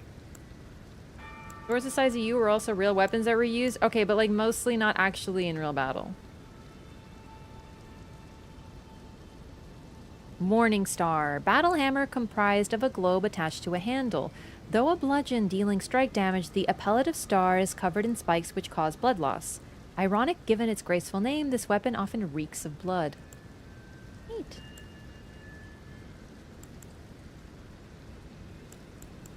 Misericordia in Spanish at least means mercy. Misericorde. Golem's halberd, a great halberd of black stone, crafted by a civilization now gone to ruin, wielded by the guardian golem. You have to remember this.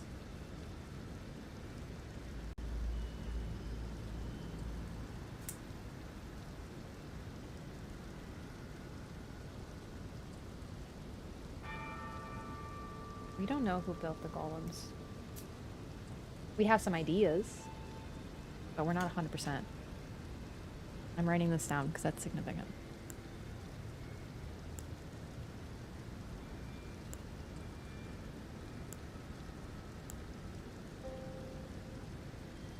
Okay.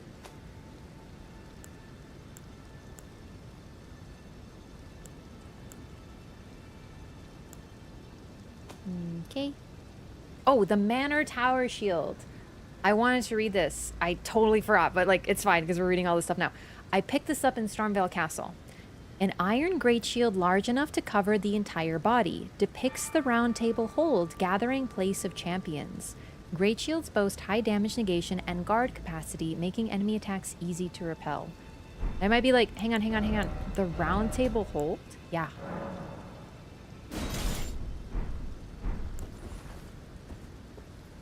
Of course, it's freaking dark as always.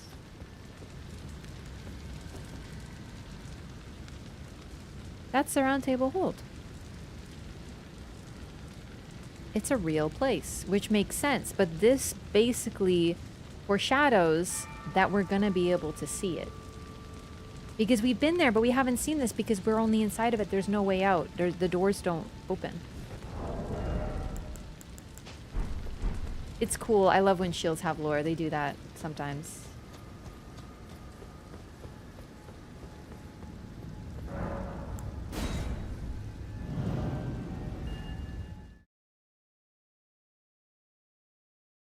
Nope, I'm running Seamless Co-op just for stability, but I'm running no mods. This is vanilla. Well, unless Seamless does anything to the graphics, but I don't think it does. It shouldn't. This is just what the game looks like. It's freaking gorgeous. Yep, it just looks this good. FromSoft is amazing with their art direction.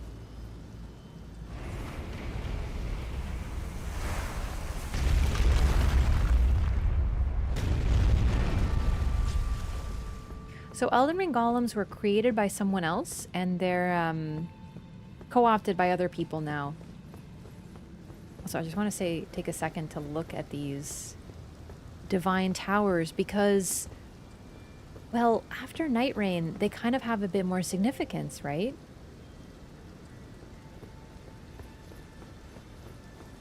The yellow bottle. These are seamless co-op items. So, like I said, if you didn't watch last stream, I had a lot of stutters, a lot of weird like freezes. I've never had that experience on PC. I don't play much on PC, but FromSoft is not very good at PC ports, so long story short, I looked into it a little bit, and it pretty much Seamless Co-op, downloading it and playing on Seamless apparently is just beneficial because it turns off easy anti-cheat, which is a huge source of all of this lag. And it seems better now. So those are all items from the mod, and thus just ignore them.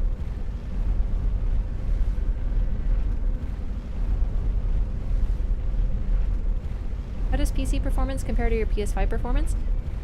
Well, I never really had any problems on PlayStation. No lag, no freezes, no frame drops. Some minor bugginess, just like the usual, but that was more on release. PlayStation has always been really stable, very few crashes ever, and mostly during like online forever load screens. It's... I don't know, man. This game seems weird on PC.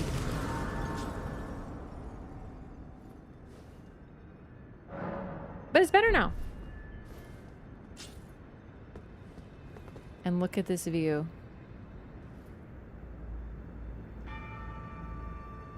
Look at the tree. It kind of just looks like it's coming out of nowhere, doesn't it? And this sort of is our first look at the tree, like truly, and seeing it in its entirety. It looks spectral, doesn't it? It looks like a spirit tree. It looks like the ghosts that we've been seeing all over the place. And look at this view. We can see all different kinds of stuff. And we're looking at Caelid. Kind of a foggy day we rolled. We see half a Colosseum. And look, if you look really closely there, can you see the pot guy from here? Or am I just seeing in the fog? No, you can't see him from here. It's a shame. We see another tower like this one. A little JPEG-y, but still pretty cool.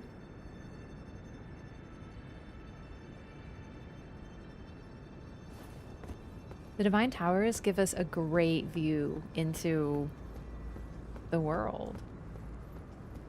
Yes, and also, it looks like something was like chopped out of the ground. Even looking at the map, doesn't it look like something is missing?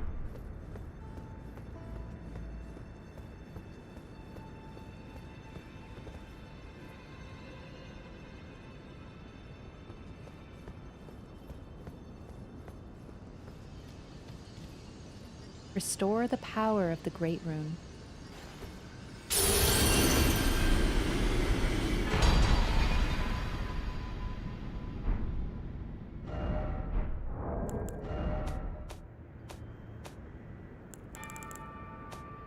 I forget where they put them.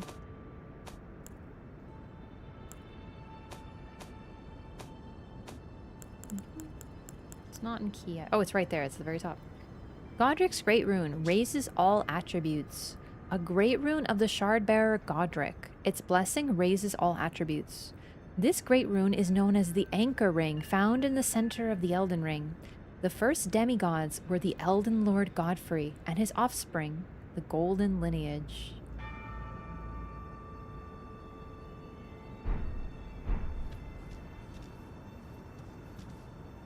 And then we have this weird thing.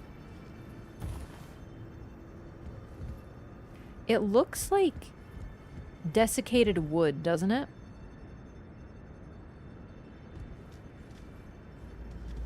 Rotted wood, effectively. But then that looks like hair. Very interesting thing that we haven't yet seen. But now that we're at it, now that we've buffed our weapon, or our Great Rune, our very first one, we've been to the Divine Tower of Limgrave. Let's finally go back to the Round Table Hold and see if people are more respectful of us now. I know. I'm dropping hints of lore because I want us to uncover it all together.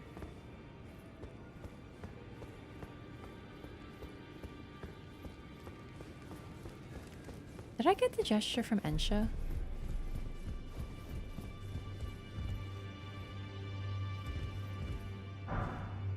What do you want? A gesture that asks a question.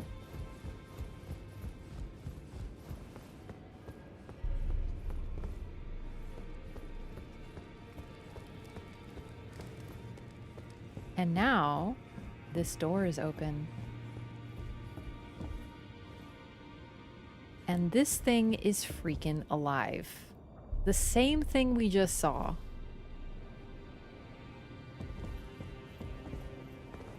Touch the two fingers. Rapture.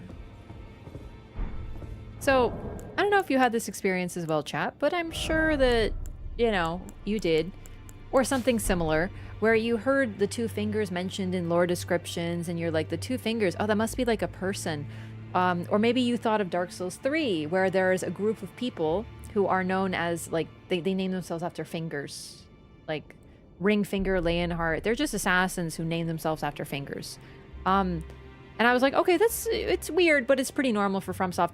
Of all things, I was not expecting, literally, a gigantic hand with two fingers on it. And notably, the gesture is us mimicking their pose. With our two arms making the fingers. Are you that new tarnished? You've done well. I am Enya, the finger reader. I interpret the words of the fingers, envoys. They do the wrong gesture? Will. Look there. The fingers tremble to welcome you, Shardbearer. Let their wisdom wash over you.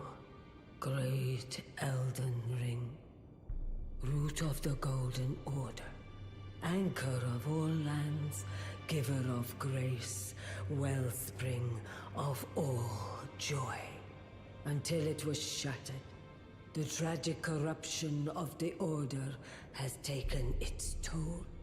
Across the realm, life lies in ruin, fallen to pieces. Foul curses and misery spread, unabating. But the greater will has not abandoned the realm, nor the life that inhabits it. So it is that the Tarnished are guided by grace, called to act. Brave Tarnished, your great rune is a handsome shard of the Elden Ring. Seek another of its kind to become Elden Lord and restore the Golden Order. Let the words of the fingers guide you. So we've also heard of finger readers before, but this is our first time meeting one. And they translate for the fingers. So, you know, it's kind of funny because they evoke palm readers, but no, these fingers actually talk. But they need communication, they need a translator because not everyone can understand them. Oh, yep, I did the wrong gesture. I'm gonna be honest, chat, I only know two gestures, and that is snap and fancy spin. And other than that, they're all just different flavors of the same thing.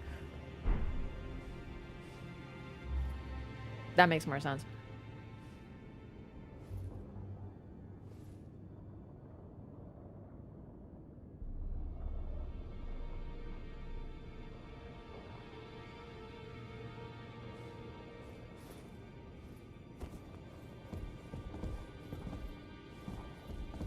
But yeah, so now we see this thing. So that at the top of the Divine Tower was a pair of two fingers. But this one, that one looks like desiccated wood.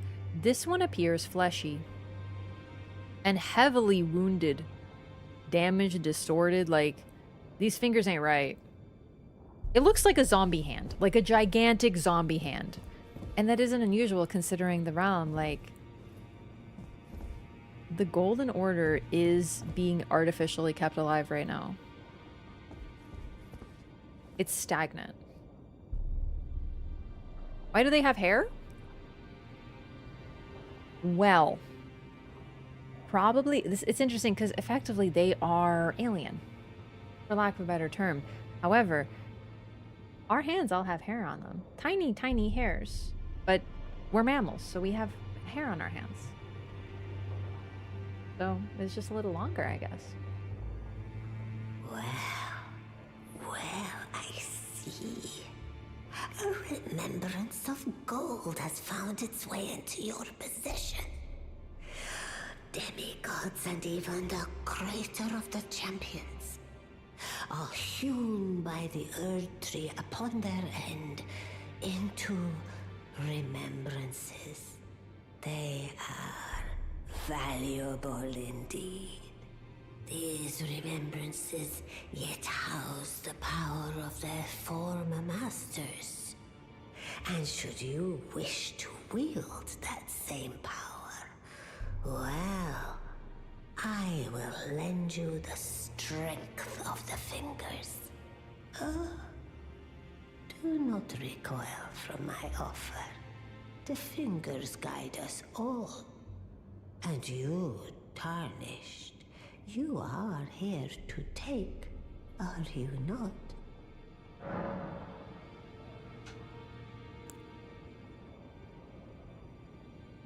About great runes. Ah, great runes are the stuff of demigods, the children of the goddess, Queen Marika, she who is vessel of the Elden Ring. Tainted by the strength of their runes, her children warred, but none could become Elden Lord. And so grace was extended to your kind, the Tarnished. Listen, the fingers speak. The greater will has long renounced the demigods. Tarnished, show no mercy. Have their heads. Take all they have left. Indeed. But remember one thing. The demigods are each and all the direct offspring of Queen Marika. Godric the Grafted was but a distant relation, the runt of the litter. His divine blood sorely diluted. Just a reminder that the others are going to be way tougher. He was the runt of the litter, indeed. It's interesting that she says here that the ones killed are hewn into remembrance by the Erd Tree, whereas the remembrance descriptions tell us they are hewn into the Erd Tree. Yes. I wonder if... So, okay. The Erd Tree remembers them, which is very interesting. They are all turned into sources of power for us, practically, on a practical level. We use them, but the Erd Tree also remembers them. Now, the thing about Enya, she says something very interesting just now. She talks a lot, and a lot of what she says is interesting. But one line I like is that she says, the demigods warred, tainted by the strength of their runes, which we heard from the opening cutscene, but none of them could become Elden Lord. None succeeded. And then she says, and so grace was extended to the Tarnished. Now, it's not inaccurate, but I will say that what we do know is that long before the Shattering, long before Mikola and Malenia were even born, Marika created the Tarnished. We hear her words directly from Melina. Now, keep in mind, we hear through Melina. We can't be 100% sure that Melina is speaking word for word, but she tells us she is, and Melina has no reason to lie. She also has a strong connection to Marika. We don't fully understand why or how, but she gives us Marika's own words in certain places that have strong ties to her. And we've already heard a couple of them. I don't have all of them yet, but we hear the story of what happened with the Tarnished. We have a couple of parts, a few puzzle pieces, and what that story is that Marika sent Godfrey away and his soldiers. And she tells them all, this is what we're going to do. I take your grace from you. I am divesting you of this grace. And then you will leave the lands between. She specifically says driven. They can't stay without grace, presumably. And as a result, they will go to other lands. They will live, they will war there, and they will die. And then Marika says, after death, I will return what I have taken. So grace will return to them. They will come back after they're dead, which is a key aspect of the Tarnished. Every single one of them has died. And they're back now. So We also know that the timeline, and this is slight spoilers, but Marika had Godfrey. Godfrey lost his grace and left. The game tells us multiple information, but from Marika herself, we know the grace was taken from him, but this was part of a plan. He was sent away. Then Radigan comes in, and through Radigan, Melania and Mikola, the twins, are born. And then a whole bunch of shit happens. But in other words, the Tarnished were already set into motion by her way before any of this. A ton of stuff. So Enya says, oh, now that the demigods had their turn, it's your turn. But that isn't necessarily true, is it? We know that the Tarnished were prepared way before the Shattering, way before any warring. It's as if Marika knew at that point in time that she needed a Hail Mary. And that Hail Mary was her husband, the one she chose, Godfrey. So keep that in mind, because it's very significant. It's her last hope. But her last hope for what? We'll get to that. Either way, like I said, Enya doesn't really... She doesn't lie, but a lot of what she says is biased, maybe? At least right now, right? Like, there's some information. She's obviously like, oh yes, be the Tarnished, fuck the demigods, it's your turn. I mean, he's right there. They're watching, so maybe that's why. But keep that in mind. The thing is, she's a lot more interesting than she seems at first, but yeah. Might also be worth remembering that Morgott and Moog existed pre-Radigan too, and they're demigods too. For certain, yeah. Cool to see people still playing Elden Ring? Yeah, always. Okay, so we have the Remembrance of the Grafted. We can get the axe or the Grafted Dragon. Great axe wielded by Godric the Grafted. This golden battle axe is emblazoned with the figure of a beast, representing the strength of Godfrey, first Elden Lord and patriarch of the golden lineage. I command thee kneel, for I am the lord of all that is golden.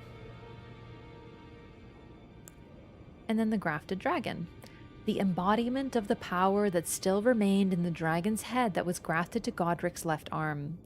The wielder's arm will take the form of a small dragon, sprouting sharp dragon fangs at the fist. This weapon cannot be two-handed, and the skill is Bear Witness. Grant the small dragon a fleeting glimpse of life and thrust it skyward, spewing flames over a wide frontward area. I don't think I'm going to pick right now. This we can get for free, this one has a cost. I don't really know which one I want. Did we already get this dialogue about Great Runes? We did. Now go forth. Let the words of the fingers guide you. So let's take a look at Enya. She looks the same as all the other finger readers. But yeah, as far as we can tell, she has no eyes. She's slightly horrifying to behold. Also, staff with bells. It looks like branches with metal bells on them. She can communicate with the two fingers. Also, the two fingers has a unique method of communication. We can already kind of figure that out. But one hint that we have, and we'll get more information on this, is one of the lost mystic codes said to have been bestowed by the two fingers. It looks so much like the text on the One Ring from Lord of the Rings as well. So it's just like, you know, very interesting.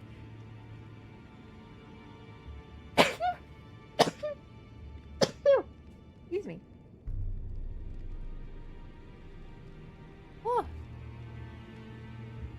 Also, if we look at any of the spells of the two fingers, they look... The symbol for the two fingers is the same. These runic symbols, two circles. It gives us a hint as to how they communicate.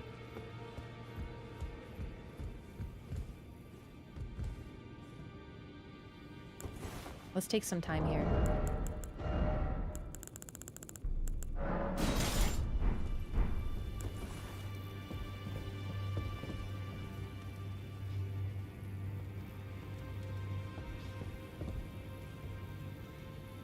Oh!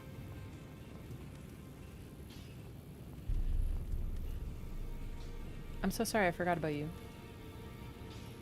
I just want to point out that Godfrey again. Lion.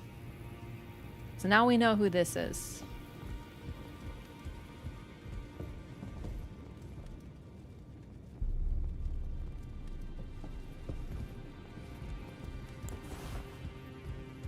Hi, Roger. He's, Chad. He's not looking so good. You see that?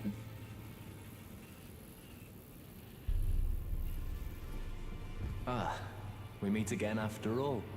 I apologize for any offense given by my bearing, but I'm quite unable to move, you see. So, what do you need?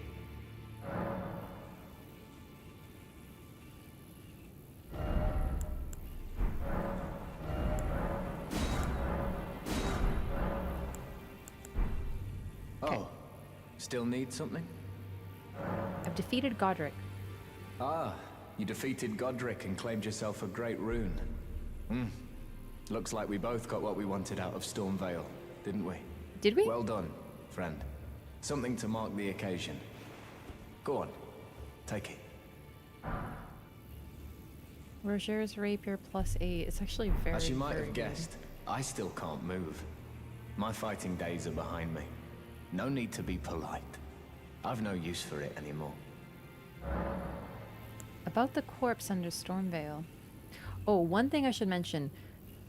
That corpse under Stormveil, that body, that face, we see a bloodstain. We see Roger getting punctured by something and lifted like 3 feet into the air, but nothing attacks us there. Now, other than the ulcerated tree spirit. But the ulcerated tree spirit doesn't do that. So there's something really uncomfortable about that section. You're sitting there and you're like, what hurt him? And was it this thing? Did it come to, like, what happened? There's a mystery here. Something targeted him that did not target us. The misshapen corpse under Stormveil. That is a sacred relic of the Black Knives plot, as that famed night of assassination is known. It happened during the golden age of the Erd Tree, long before the shattering of the Elden Ring. Someone stole a fragment of the Rune of Death from Malekith, the Black Blade, and on a bitter night, murdered Godwyn the Golden. That was the first recorded death of a demigod in all history, and it became the catalyst. Soon, the Elden Ring was smashed, and thus sprang forth the war known as the Shattering. I once wished to become a scholar, you see. I've spent many an hour scouring the archives for knowledge of that fateful plot. The world has grown crooked, and if you intend to put it to rights, you'd better understand what happened to make it this way. And that thing is to blame for the shape I'm in now. I urge the utmost caution. Don't disturb the corpse more than necessary. He did something to it, possibly, or it targeted him, but he was investigating. Roger is actually too good for this world. It's devastating because he knows more than most Tarnished. Everything he says is right. He spouts a lot of information very quickly, and unless you already know, it's a lot to keep track of. He says long before the shattering and soon after the ring was shattered. Yeah. The story cutscene with Ronnie, which we might take some time to watch at some point as well, also makes it seem as if, and the opening cutscene also in this game, does make it seem as if the shattering was a direct consequence and a very direct result of the assassination of Godwyn the Golden. But yes, he also says it took some time, that it was long before, it was during the Golden Age. I don't know what to say, because he does, what's the word? I can't think of it, but he says one thing and says the opposite in the same sentence. I'm like blanking on what that word is right now. Yeah. Either way, most people say and agree and believe that the death of Godwyn led to the shattering. And that is true, but I will say I think there is a deeper truth to be gleaned from all of this that no one knows, and other people who know, like Ronnie, have no interest in sharing. So first of all, he knows that a fragment of the Rune of Death was taken from Malekith the Blackblade. That's our first mention of that name. Contradiction, thank you. I couldn't think of the word. He contradicts himself. Thank you, thank you. He also knows that Godwyn the Golden was killed. He knows the date, not the date, but like that it was the Night of the Black Knives. He knows about the Black Knives. He knows about the assassination plot. Like, he knows a great deal. He is our first introduction to this concept. But also, as we'll get to as we speak to him, he doesn't know who did it. He knows a lot more than other people, but this is ancient history at this point in time, so it's hard to find details. Ah, so you've met Dee. Dee is an old friend. We found ourselves journeying together for a time, bound by our exploration of death. But our paths have since diverged, never again to cross. Though that's hardly an uncommon fate for two friends.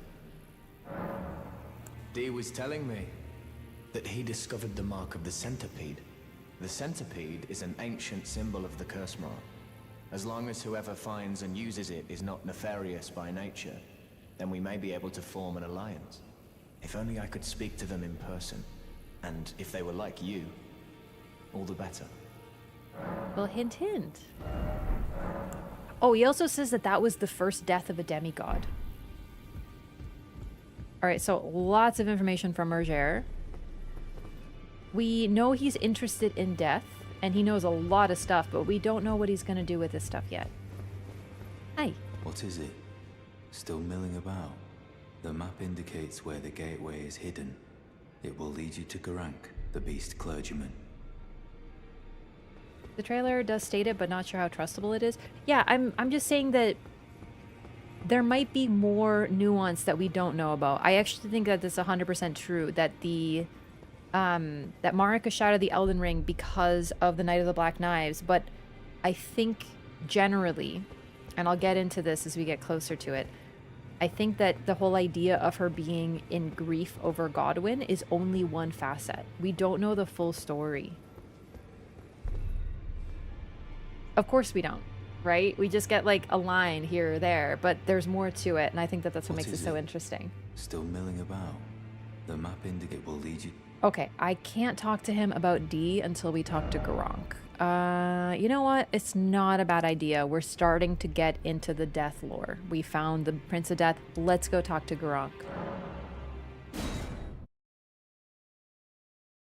Sounds too simple? Yeah, and I mean, honestly, the idea of my son has been killed, you know, I'm gonna go shatter the Elden Ring, sure, but it's not... I think there's more to it. Okay, first of all, this place rocks. The Bestial Sanctum. The architecture here is completely different. And also, by the way, this is the building that we could see from all the way over here. We saw this thing. Everything looks different. Like, we haven't seen anything like this building before. And then inside, the tapestries, and then these, look. Beasts tied up and, like, howling.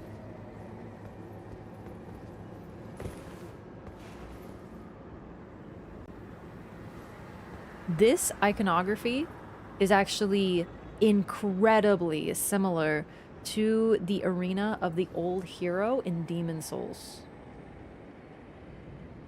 Except rather than beasts, they're humans, or like humanoid. So it's a return to that for sure. Also, we see lions. But these are more like anthropomorphized wolves. And we've heard about you, Garank.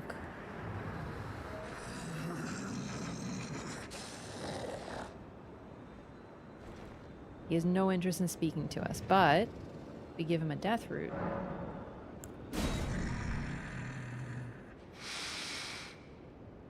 I smell it. Death. Feed it me.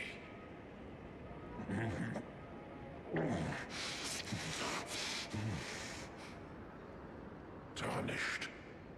Bring more deaths. I shall grant thee eye and claw. Feed me more. Clawmark Seal. Beast Eye. I shall grant thee eye and claw. Feed me more.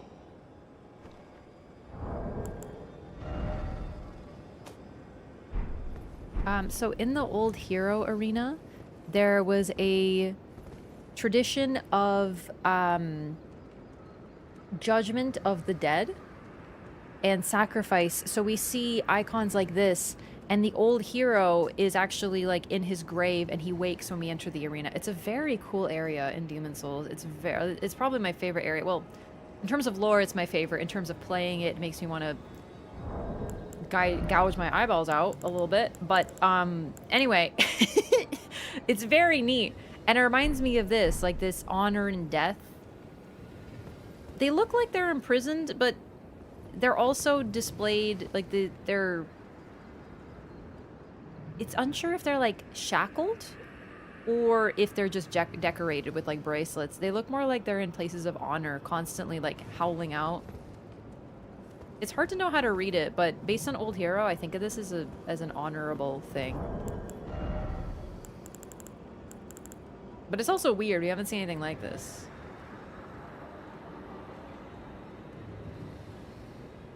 No, we're talking about... Roger says that a long time before the Shattering, Godwyn was killed. So, but then he also says that because of Godwyn's death, the Shattering occurred, and he implies that it was very quick. Like, those are contradictory statements. So I think what he's more trying to say is that the death of Godwyn occurred during the golden age of the Erd Tree.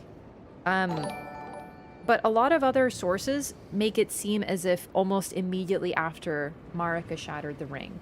And then the Shattering War took place for a long time after that, yes. But I don't know. It's weird, the phrasing he uses. It does feel a little contradictory.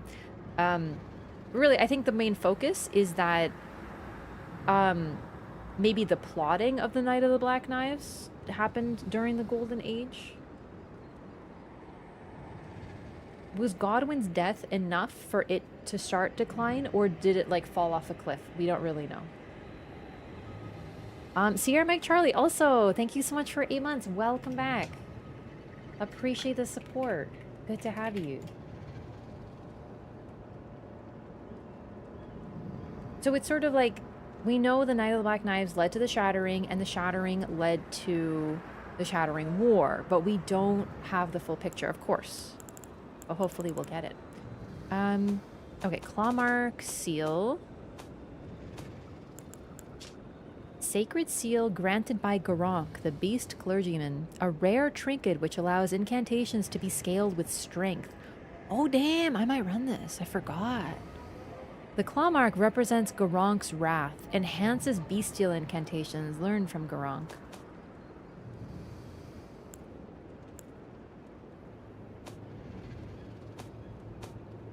And then, I think it's a key item. Yep. Beast Eye. Claw-marked stone eye received from Garank, Beast Clergyman. It is said to tremble when near Deathroot. The murky violet iris writhes as if alive. I am not sated.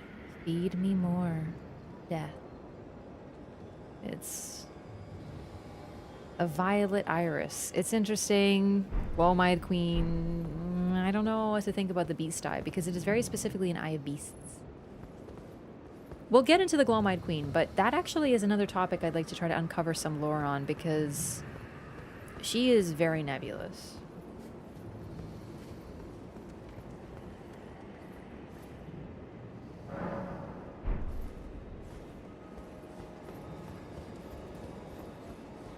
Hey, I'm glad you're enjoying it. Thanks so much. That is really the goal. I'm trying to make it feel like a guided first playthrough.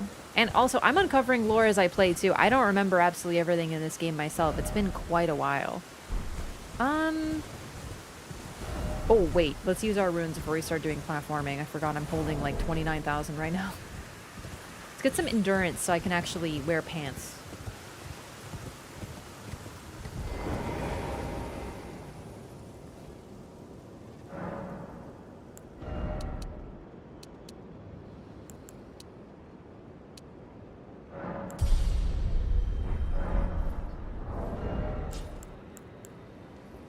Still heavy. Right now we don't need that, so that's fine. Okay.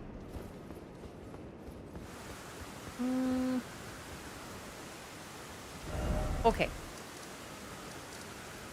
We'll do the weird platforming thing later. I don't think it's that urgent. We can get the Cincadea, but that's later. D.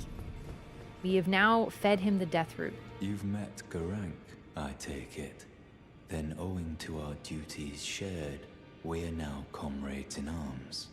I think you've earned this. The power of the Golden Order to aid the hunt of those who live in death. Litany of Proper Death. One of the incantations of the Golden Order fundamentalists, used by hunters of those who live in death, creates an image of order, dealing holy damage to nearby foes. This incantation is especially damaging to those who live in death. Any felled by this incantation cannot be revived. The role of the hunters is to stamp out defiled reason, all for the perfection of the Golden Order.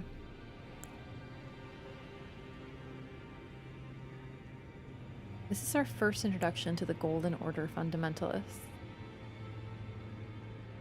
And we see them first as hunters of those who live in death, represented by D. Now, I know I missed the dialogue at the start, but I talked about it. D is a zealot and kind of terrifying, but we'll let him speak for himself. Are you acquainted with a man named Roger?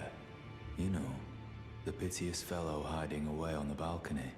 He was a formidable spellblade in times past.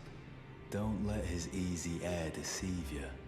He was wise beyond his years, stout of heart and clear of mind. No more, though. You see him now, ravaged by thorns, muttering and rambling, like he's half dead already. I can't stomach to watch. Take well the lesson, friend. That's how you end up when seduced by those who live in death. When grace is sullied, it rots people from the inside, breaks them. About D. I serve the Golden Order, that I might put this crooked land to rights, following only the guidance of the Great Elden Ring. Those who live in death fall outside the principles of the Golden Order. Their mere existence sullies the guidance of gold, tainting its truth. And so it is the vermin must be exterminated, down to the very last. So, these two speak of the same problem, that the world is crooked and must be put to rights, but both of them have a very different idea of what that looks like. And D, like I said, it's very sinister what he has to say. He's not wrong that those who live in death are dangerous and blah blah, but his attitude, they're vermin, they must be exterminated. And the thing is, that surely means poor Roger too, who, well, we don't really know what Roger is up to, but right now we know he's gathering knowledge, he's a scholar, and we know they split, their paths split, never to reconverge. They fundamentally differ on something. And this kind of gives us a hint. Roger will tell us more, but they disagree on what to do with those who live in death and what to do about them. D is a fundamentalist. He says that those who live in death are outside the principles of the Golden Order and thus need to be dead. Like, need to be annihilated and eliminated. Just, they do not deserve to exist. And Roger says that at this time, adaptability is key for the Golden Order. And he uses the example of the Carians. Was it the Carians? The Glintstone, yeah.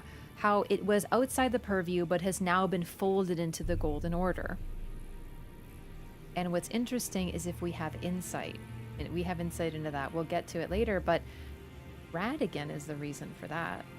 And Radigan studied Carian sorcery for a reason. But anyway, either way, both kind of have a point.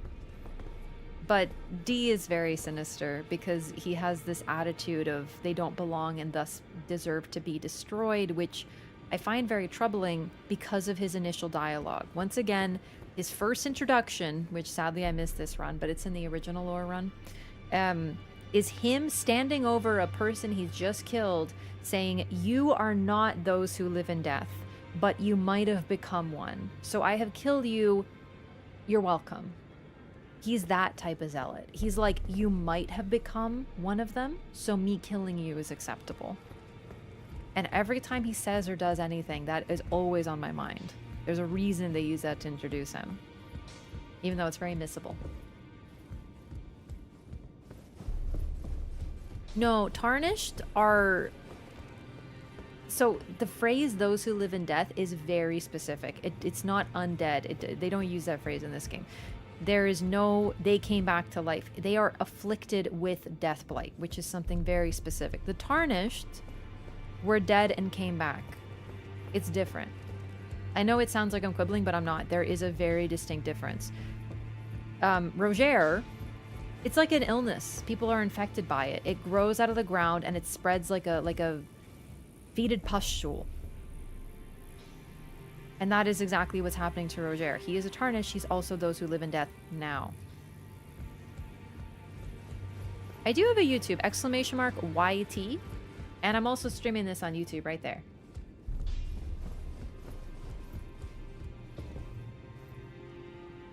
Find Roger sinister in his own way. That's fair. There's a lot of depth to Roger, and we'll talk about him because...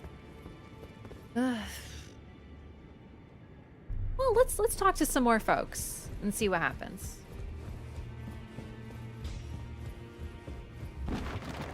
I am pleased to see you again. Would you like me to hold you once more? Now, come closer.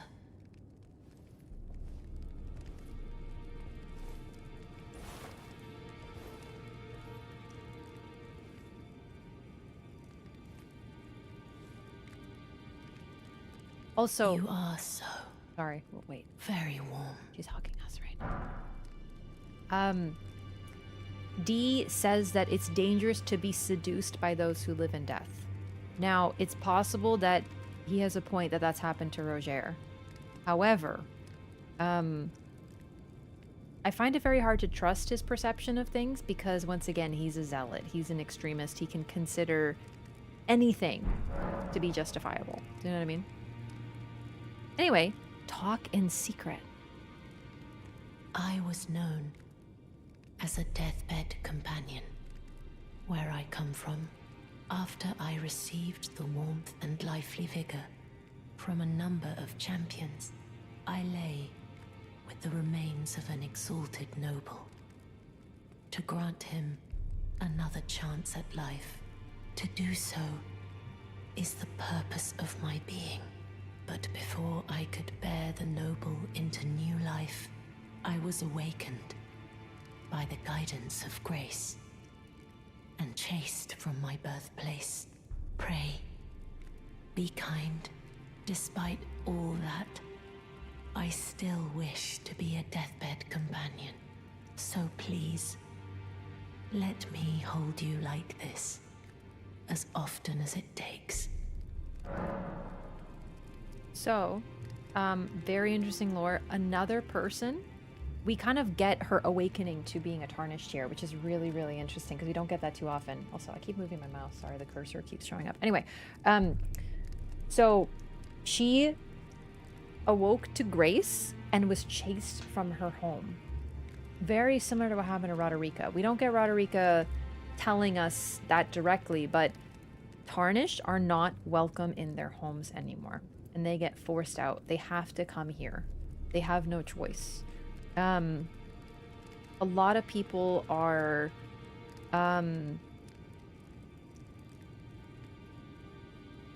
Well, some Tarnish are true warriors and they're ready for this, but as far as we know, Fia is not a warrior. So we can imagine, like Roderica, she likely had a bit of a rough go. Also, she has a purpose. She wanted to be a deathbed companion. She wanted to do this, and it was taken away from her, so she's trying to do it here. It's kind of a tragedy, honestly. My dear, have you ever heard of Black Knife Prince? Dear Roger likes to talk of them when abed, and the ancient plot in which the first of the demigods was slain. The black knives wielded by the assassins who committed the act, along with the impressions they made, somehow hide the truth of the conspiracy. These grand affairs are hardly my forte, but dear Roger began to weep as he spoke.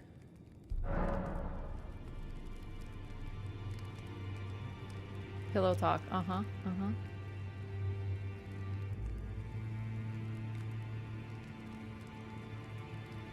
It's not about dying / being reborn, it's about whether or not your runes / soul return to the Erd Tree.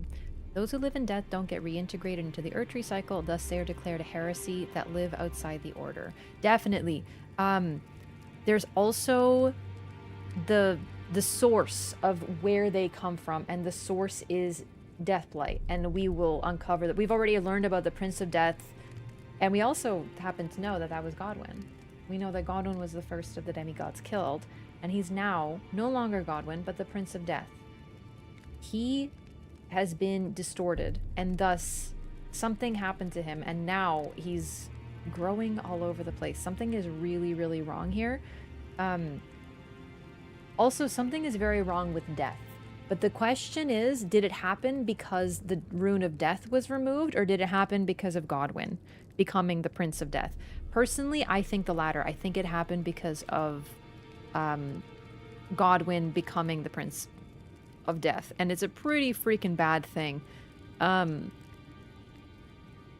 However, I guess it's more what I take great issue with D, like personally. I don't like his attitude of like, they are vermin, because we're already kind of learning that it's a disease that spreads and afflicts people. It's not a choice. They become afflicted with it. Like, it's a really fucked up thing to say about people who get sick against their will, isn't it? So I guess that's sort of a big issue that I have with how he discourses about those who live in death.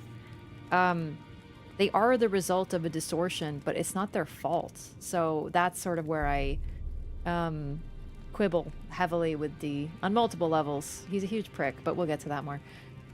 They really shouldn't have put Godwyn's corpse at the roots of the Erd Tree. Yeah, exactly. We'll get to this, but it's so cool. Yeah, absolutely. No, very insightful though. You're right about the runes and the cycle remaining inside the purview of the cycle of life as it is, without death being present.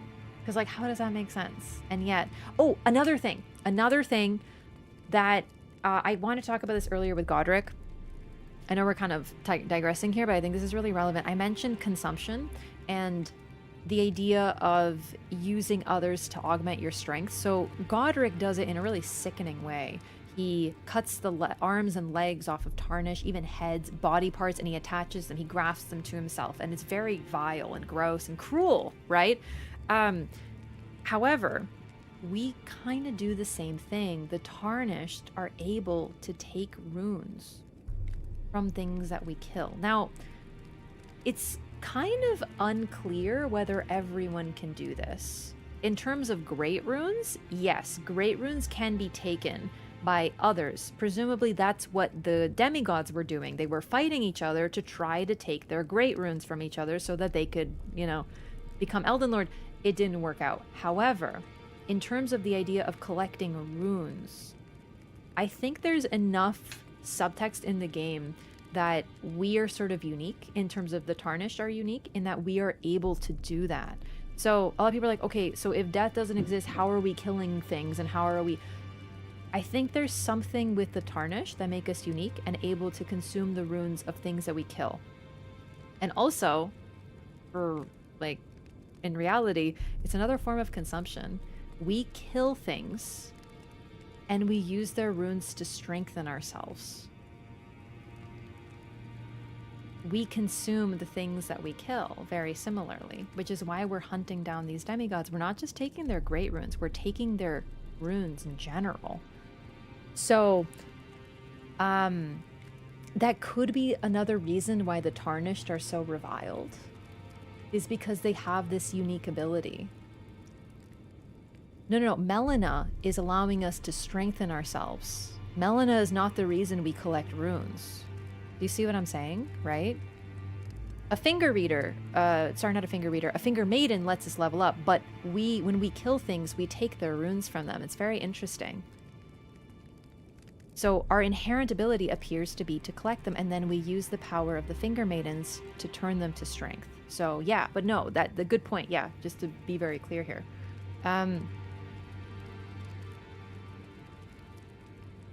Yeah, no, I know what you mean about D. It's just that's sort of my problem with him, is that D is a hypocrite as well, but we'll get to this. Sorry. Let's continue this dialogue with Fia. So once we get some of this dialogue, we can get some little secrets from her. So now we know about this black knife print that Roger mentioned to her, and now it's like, okay, don't tell her any secrets because she'll be telling Roger next, but whatever. In truth, I've heard tell from someone else about the black knife prints that fascinate dear Roger so.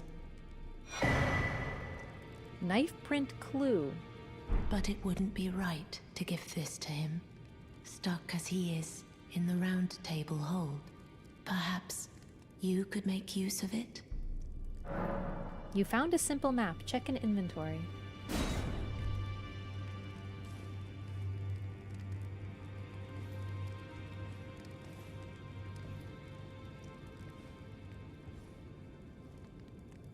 I am pleased to see you again. Would you like me to hold you once more? The blessing is still aflame in your breast, dear. Would you like to be held? Regardless? Then good day to you, my dear. Yeah, she's very suspicious. Yeah, she's an interesting one, that's for sure. I do wish she had been written a little bit more interestingly, but that's okay. It's not her fault.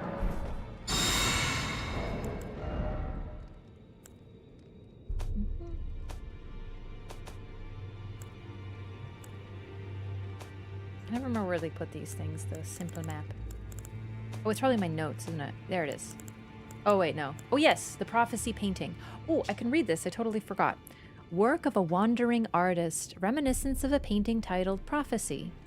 This painter is said to have captured the landscape seen during the last moments of those welcomed into death's embrace. The soul of the painter and vestiges of the dead's last moments can be discovered by visiting the location depicted even now.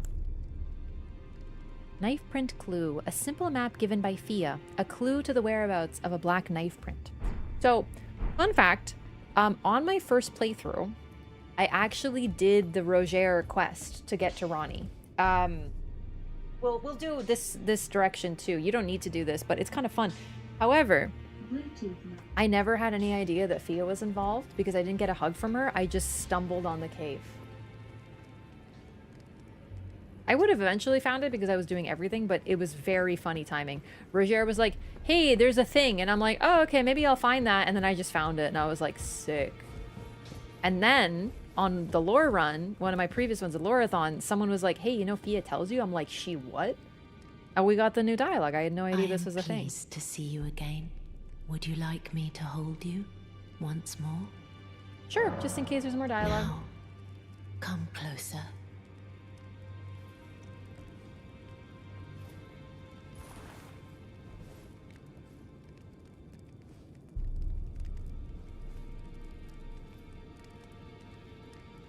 You are so very warm. Okay. Dear Roger likes to talk of it when abed, the ancient plot in which the first of the demigods was slain, the black knives wielded by the assassins who committed the act, along with the impressions they made, somehow hide the truth of the conspiracy. Neat. Then good day to you, my dear. Would that mean everyone who trades in runes is a tarnished? That's actually a good question. So, practically, it's a gameplay thing. We need... Runes are our currency. It's... Every game from FromSoft has one. Blood Echoes, Souls, Runes, whatever. We just always have one, right? So, the... merchants in the game, they trade in runes. We use runes to buy stuff, but a lot of them aren't tarnished. However, we do know that runes And the strength of gold has a purpose for people who live here. It strengthens them, and they seek it out. Those who are weak have a tiny glimmer of gold in their eyes, but as you get more and you get stronger, you get a deeper hue. So it's possible that the reason they trade in runes is because they get a benefit from them. However, only Tarnished are able to level up. Only Tarnished are able to convert them to strength. As far as we know. Really, they're the only ones to do it. It was a practice of young women sleeping alongside old men, believing that their warmth would reinvigorate them. I had no idea about that. Shunamatism. I have never heard that in my life. Guaranteeing that's the inspiration. Very insightful. I have to write this down. Okay.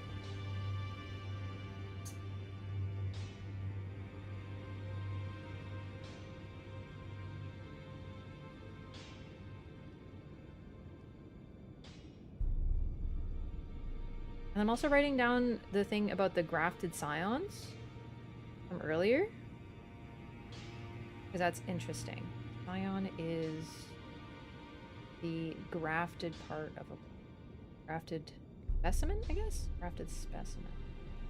Species? Species of plant. Interesting. Also a scene in Berserk where that happens. Ah.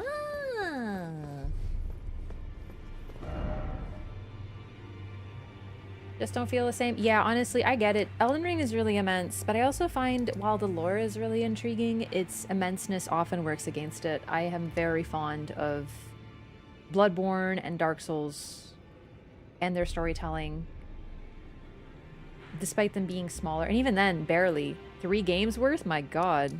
Dark Souls 2, I still think that Dark Souls 2, if you took out all the running, Dark Souls 2 would be like a bigger game. It just feels bigger, which is crazy. But you cannot convince me otherwise.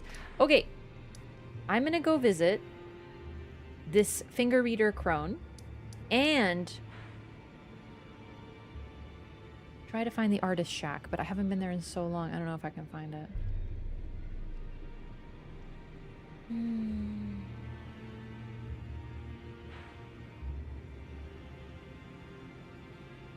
That's okay. For now, we run.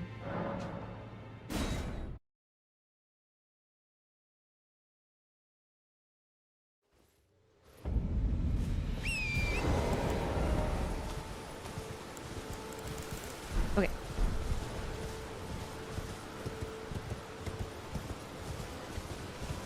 So this is also a path to Liurnia. So we can completely skip Godric. Godric is not required. To enter Leyndell, you need 2 great runes, but it doesn't need to be Godric. He's just a great introduction, and he's well placed. Stormveil is a great dungeon, the legacy dungeon, so it's worth doing. But yeah, not required. Very few things are required in this game. Please, I can read them. Your fingers, please, your fingers. Show hands. Oh, bless you.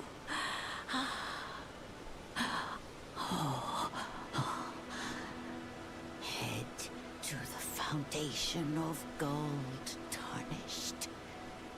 Traverse Rea Lucaria, glintstone eventide, and reunite the half crescents at the grand lift. Oh, Fort Farah. Oh, but the bridge is collapsed and cannot be crossed. Only, why should that matter? Stormveil Castle still stands tall. They give you hints on where to go. Also, yeah, no, that is a foot. That is a foot. That is a hand, that is a hand, and that is a foot. Yeah, that is a foot. She doesn't have 3 arms. She takes gamer posture to another level, indeed. I'm convinced she's trying to prevent you from finding this shortcut.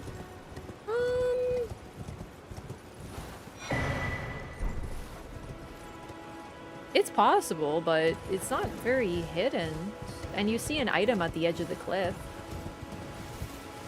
It's possible, but I don't know. Maybe.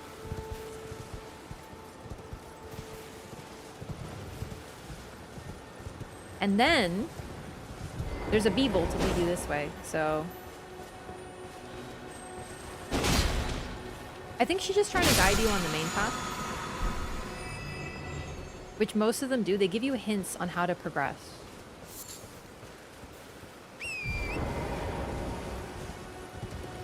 Not my first run, no.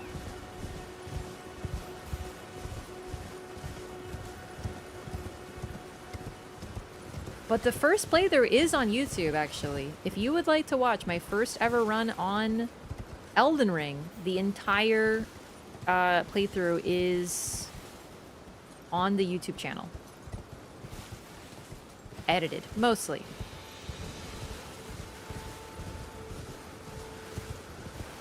It's in a playlist if you search up Elden Ring. Please, if you are interested, watch it because it took so much work. It was so hard. It was a monumental editing task. So, my first playthrough, I want to say, was 200 hours. But I did pretty much every quest. Obviously, some things are mutually exclusive, right? So, some things I didn't see. But it was just about as thorough as it could have been, and I'm still very happy with how I did that first playthrough.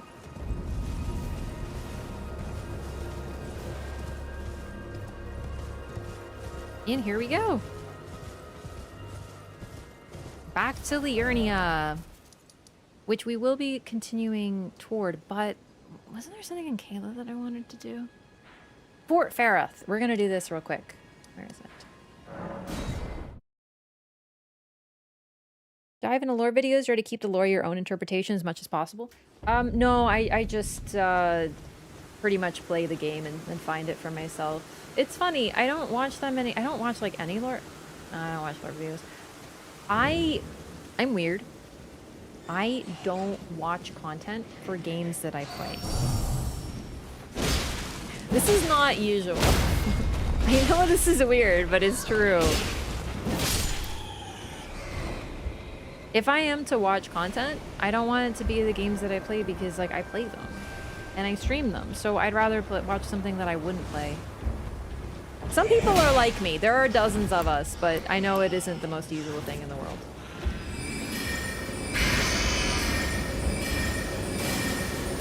So that's a part of it.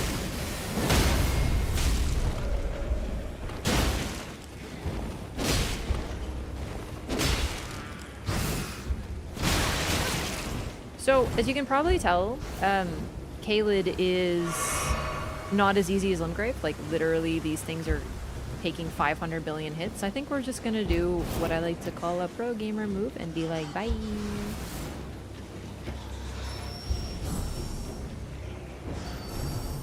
No. You can feel free to speculate and stuff. I just don't watch, and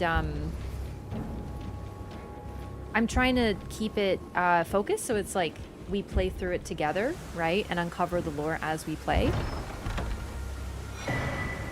Dectus medallion, right. But by all means, you can feel free to talk about whatever you want to. I just may not respond to certain things because, like I said, I'm trying to keep it segmented, like we're playing through it and finding the lore together. It's like a interactive live lore hunt. But yeah, no, feel free to talk about absolutely whatever you want. Oh god, I didn't mean to fall down here. Oh my god, I freaking slipped. This character lacks drip. Yo, I just came straight out of freaking prison. Damn, I didn't realize we were on the Victoria's Secret runway. Sorry.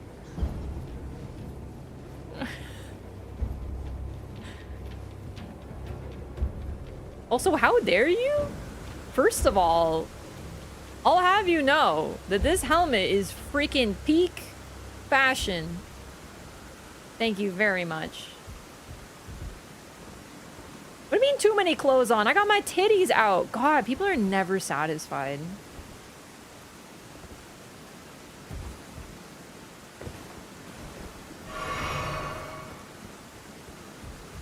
ugly?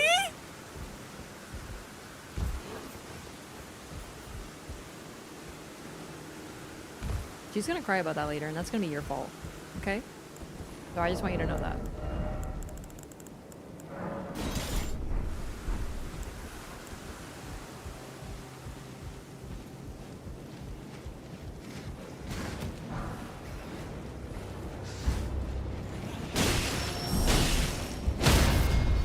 Or even the rats take like 500 billion hits. I am also using a +1 weapon though. I definitely am very due for an upgrade. I'm just like, we can do a little bit of greed here. It'll be fine.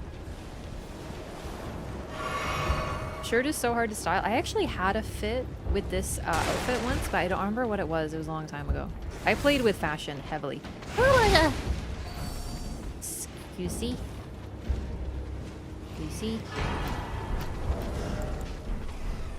Okay, I can't see, but it should be fine because I... Okay, grab, climb. Go. And I live, bitch.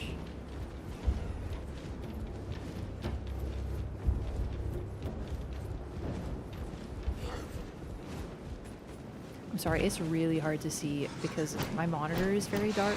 So I'm genuinely, like, to me this is pitch black. I can't see anything. So if you can see it and you're like, wow, are you blind? No. My monitor is actually darker than what you're seeing. So I'm like, ah! I can't find my way out. Don't worry, we'll find drip. It's just, I'm trying to, like, stay alive right now. We're at the point in the game where I need to live.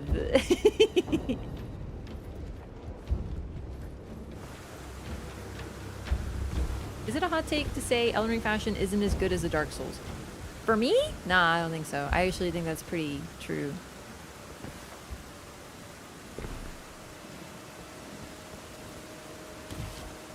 I have my monitor very, very, very dark because I'm very light sensitive. So it's just... It's like installing a lighting engine mod, but for reals.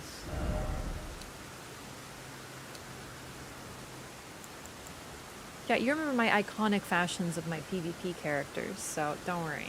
I got the drip, okay?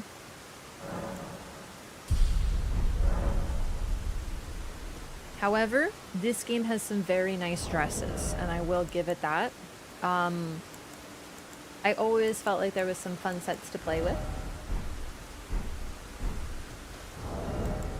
I'm not really doing jump attacks. Let's put on the Sword Seal. Radagon's Sword Seal greatly raises attributes, but also increases damage taken. This legendary talisman is an eye engraved with an Elden rune, said to be the seal of King Consort Radagon. Greatly increases vigor, endurance, strength, and dexterity, but also increases damage taken by a similar measure.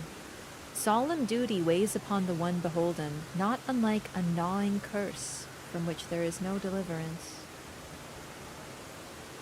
So, as you can see, it's a golden eye, and then it has this Sword Seal, and it's literally carved on it. It's very similar to Mesmer's eye. Like, thinking about it, I can't believe I never realized, but it's likely something like a Sword Seal.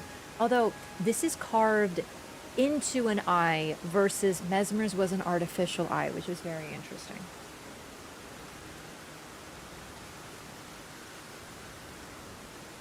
I'm just putting Sword Seal because they have very significant lore and they're always something that I kind of forget about.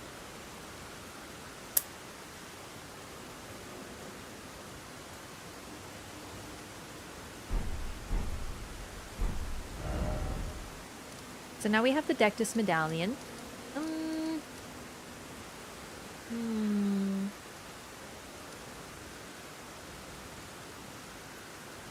just not sure what weapon I want to use. Let's go to Liurnia. I wanna do some Liurnia gaming.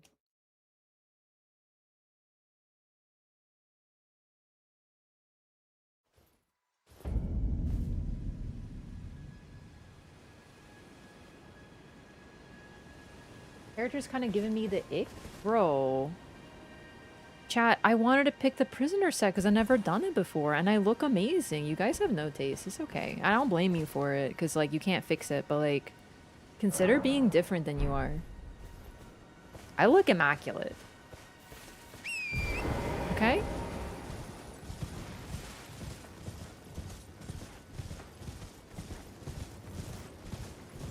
Like, this is fucking-impeccable. This helmet is everything. Not to mention titties. I thought this is what the gamers want. I saw it on the internet. No, I actually do love the shirt. I paired it with something, but I don't remember what. I was always playing Fashion Souls back in the day.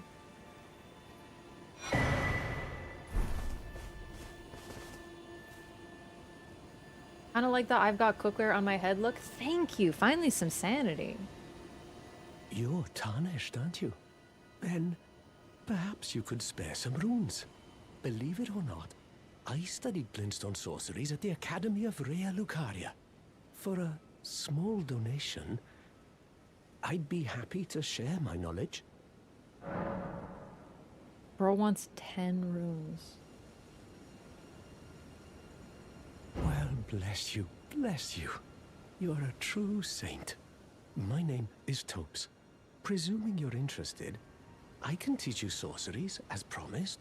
Only, none of them are particularly great. Sweet boy Topes. Apologies, friend. I'm afraid my meager sorceries are no match for your generosity. Oh, right. I can tell you what I know about this place. That should help a bit. You've seen that structure to the north, towering over the water. That's the Academy of Rea Lucaria, where we study glintstone sorceries. Only its doors have been closed for quite some time now. After they declared they wouldn't interfere with the shattering, the Academy cast repelling seals on the east gate leading to the capital, and the south gate leading here. As you might have guessed, the seals are still active, making entry to the Academy impossible without a glintstone key. And so I'm stuck here. A fledgling sorcerer with little chance of acquiring a key. When they cast the seals, I'd just popped out. And now I'm uprooted from my place of learning. Can you imagine? They didn't even do roll call. Sweet boy.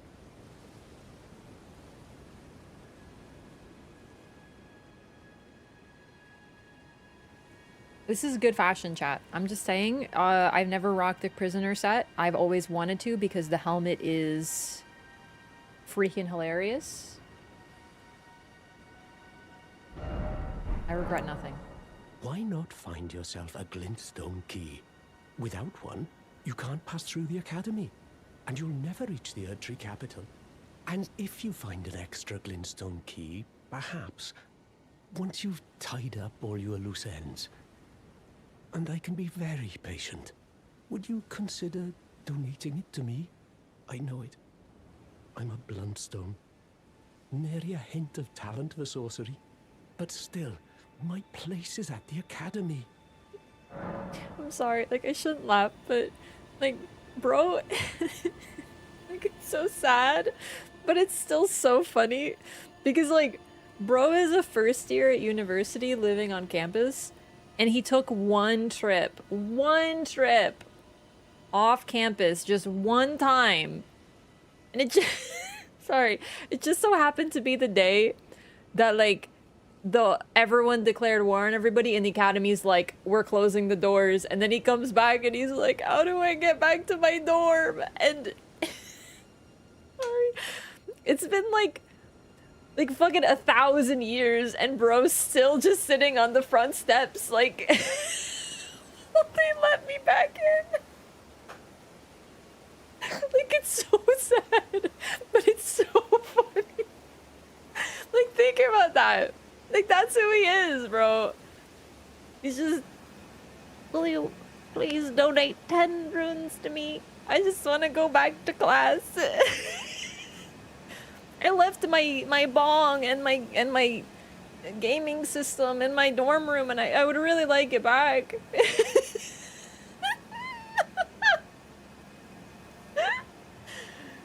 Oh my god, poor Tobes. He really is such a sweet boy.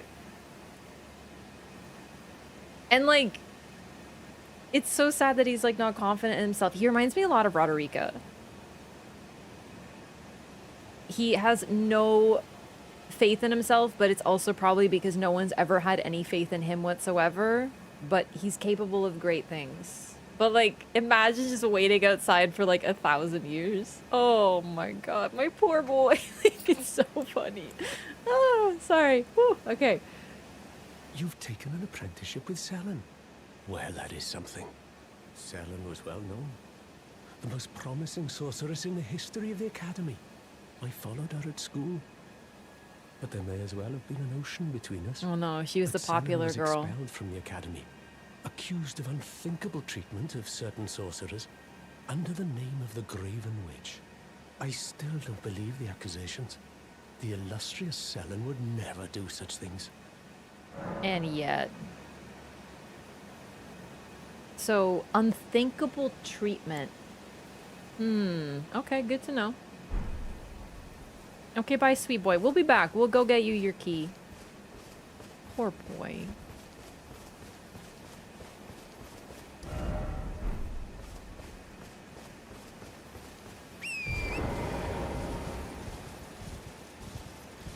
I knew he got locked out. I didn't comprehend that's what happened. Yeah, no, some people are saying that it's possible they knew he was gone and didn't care. It's true. He was likely the laughingstock of the Academy, which sucks. But you have to remember, we're going to the Academy. The Academy is... Well, they are only interested in certain types of genius. Let's say that.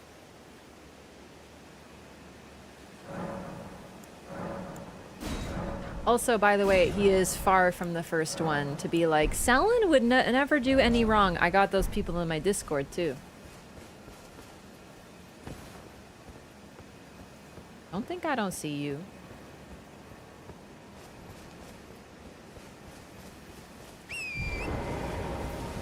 Also, he's, we've met 2 sorcerers now. One is Selen. She's got a weird hat that looks like a stone head, and now we've met him. Same outfit, but no head. So no head? Anyway, sorry. Sometimes I get these temptations. Wait, people think Selen did nothing wrong? No, it's more like people are like, oh, okay, she could totally turn me into a fucking rock thing. It's worth it because she hot type B. You know what I mean? Yeah, very similar to what I like to call the Ronnie paradox, whereas because she waifu, she can do no wrong.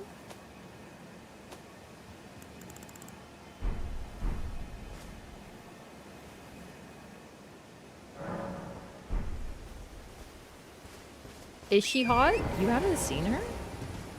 She hot. Oh yeah. Actually, one of my builds is based on Selen sliders. One of my PvP characters. I don't remember who, though.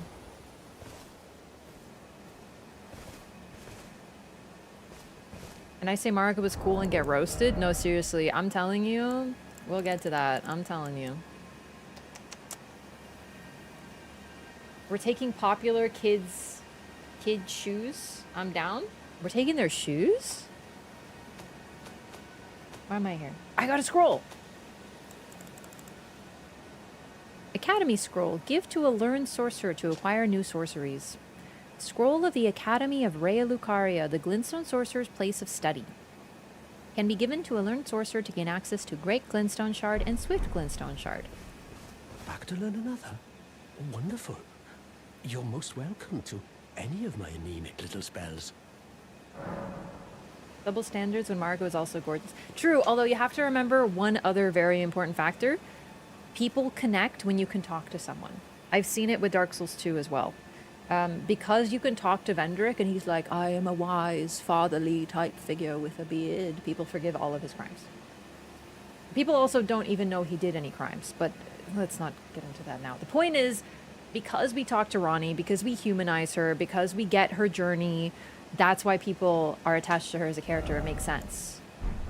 But the problem is a lot of people can't make the leap to realize that the journey that we're experiencing echoes another journey. They can't get beyond the gut reaction. And frankly, a lot of people are also motivated by, you know, other lore discourse, which tends to remove nuance. Like a lot of people have no time for nuance. It's everything's black or white, right? Okay, I'm trying to think of what to do next. Sorry, I know I'm going in circles. I'm just like sort of... Okay. Doing like a quick inventory. Raya Lucaria, obviously. Blackguard is here. We need to find him urgently. Huge deal. Love him. Raya is here. Patches is here. He will have moved now, most likely. And that's just quick off the top of my head, but there is obviously more. But I'm trying to figure out what would be the best order. It's been so long since I've been in Liurnia. And also, we need to make the view nice. Goodness. Can't you also talk to Nashandra, though? Yeah, but she is not... we don't talk to her in the sense of, like, actually getting info from her. There's a difference. You gotta admit, Vendrick did a lot of bad shit, but he goes there and he's like, oh, Elden Ring, and you love him. You know what I mean? I'm telling you. Nashandra's like, ah, yes, please proceed here. I am blonde and not sinister whatsoever. And then you're like, she's totally blonde but sinister. And yeah, she is sinister. You get like fucking 15 lines of dialogue from Vendrick being like, oh my god. Don't have anything else.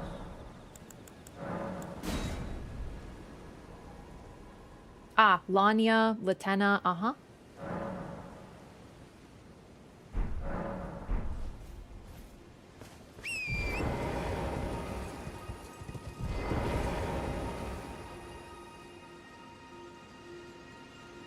It's such a shame that this is your first introduction to Liurnia and you're like, oh, and then you go down and it's just swamp.jpg and it's like, it really kind of sucks. It's not my favorite zone, but by God, if it isn't the most gorgeous thing on the planet from this angle. Remember when every single video on your YouTube feed was just someone standing right here and everyone had this as their thumbnail? It's a good time.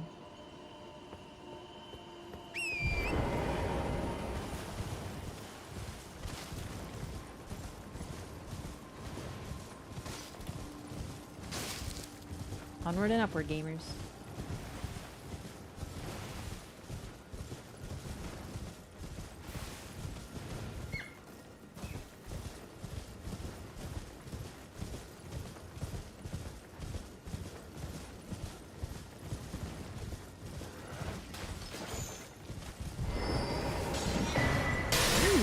Ow!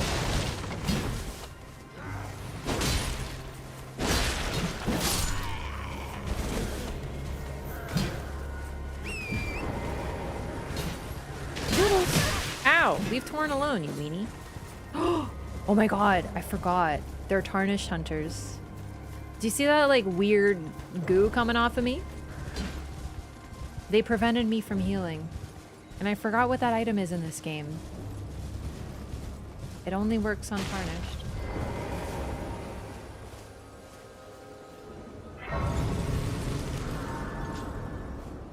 Ah, the albinaric pot, yes. They use them to hunt tarnish because it prevents them from drinking crimson flasks. Spooky.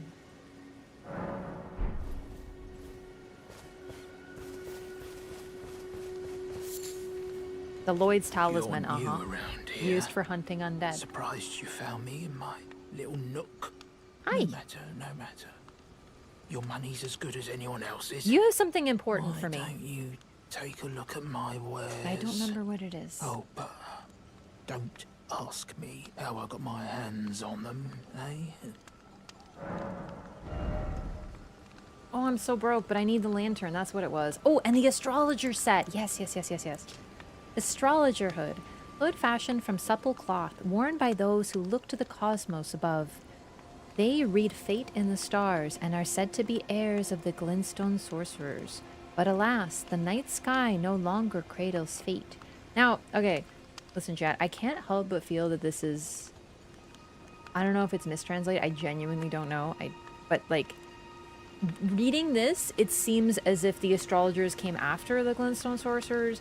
This is not true. Every sign that we have is the opposite. So, I don't know if it's meant to be the... like, heir... Wait, am I thinking of the word wrong? Basically... astrologer up here, branch, glintstone sorcerers later. So now I'm like, is that what an heir is? Because air to me is that the astrologers came after, and I feel like it's meant to be reversed. So, Bloodborne doesn't have a Lloyd's Talisman type of thing, does it? I feel like it does, but I can't remember.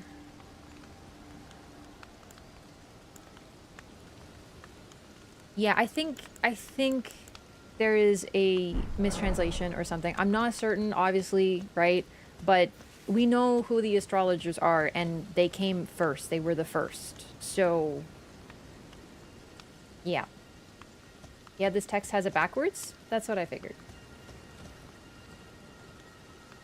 It's a Canehurst special. Oh, right! The numbing mist! Yes! Thank you, thank you, thank you, yes. Also, flower lore. This is the first time we've seen these blue flowers, and they appear all around here. There is flower lore in this game. It's subtle, but it's very precious and exciting, so. I will be addressing it as we find it. Wrong button.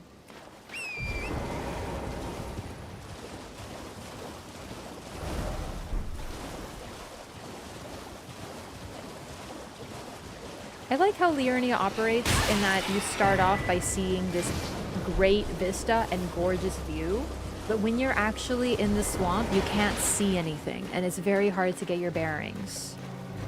It actually operates very well. It's just also a shame because it's just like a big old circle full of water and goo and annoyingness, and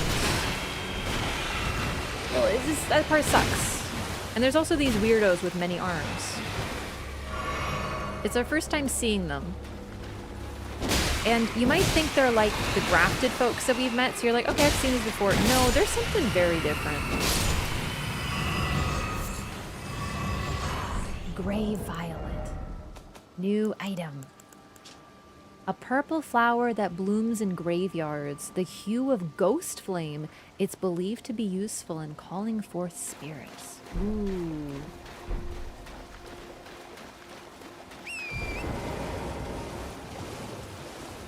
Yeah, Canehurst uses, in Bloodborne, Canehurst uses numbing mist because they hunt people. Their whole purpose is to hunt.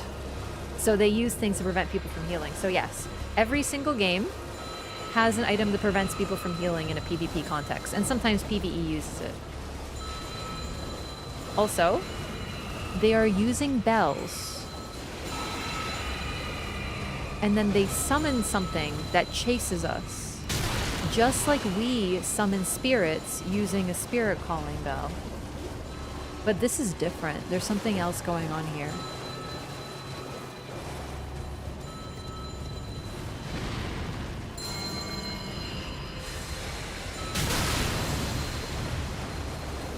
Spooky ghost horse. Weird zombified creatures. I want to showcase this a little bit, but god are they annoying.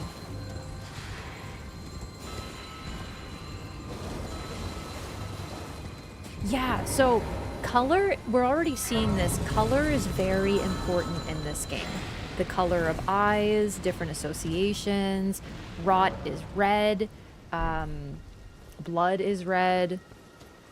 The Golden Order is gold. Frenzy Flame is this orangey fire. And then we have purple, which has been associated with Ghost Flame. However, yeah, spoilers, when we see Ghost Flame later, it's not purple anymore. There's so many different types of fire in this game. Oh my god, it gets confusing. Also, purple is associated as well with the Trina's Lily. Although this is more of like, you see the shade difference.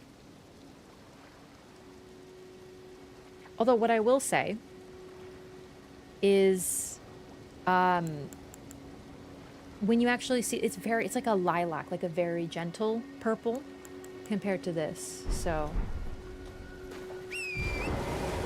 Yeah, like lilac, my gosh, you read my mind, I didn't see that.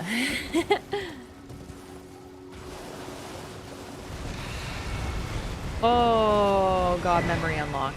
Don't you find the, oh no, oh no, oh no. Creepy creature that I don't like very much. There is something else here that I'd like to find. There it is. Get off the horse, please. Thank you.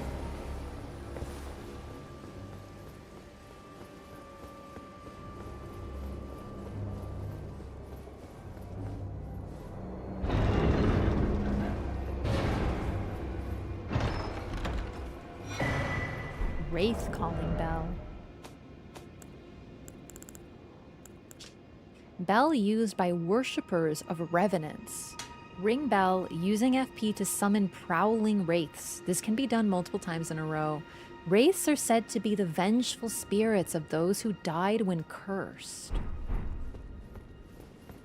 Keep in mind the color. Once again, we've seen these. It's exactly what they're using. But let's showcase it, as if I haven't played hundreds and hundreds of hours of Night Rain as Revenant and shown them off.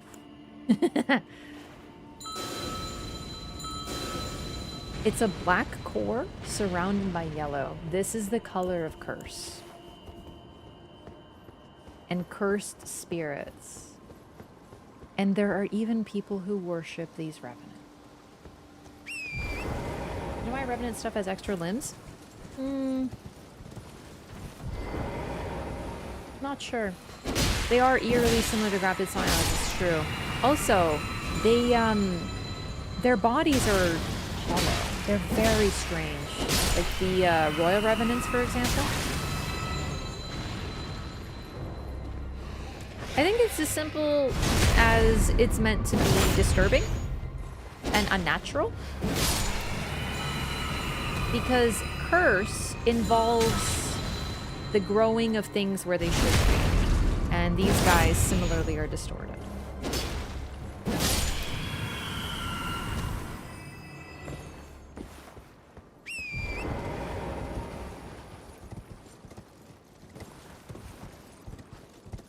Also, what I will say, purple, okay, death and sleep are very closely linked. We learn this through Trina later on. And just in general, through Trina, the way to get access to her deepest sleep is to die.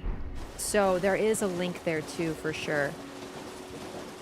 But like I said, Trina, we'll get her. She's far. We've gotten some hints at Trina though. Let's just keep going for now. I'm hoping I can find everything that I need in Liurnia. Like I'm hoping my memory serves, but it's a bit of a confusing zone, so with minimal landmarks, so we'll see.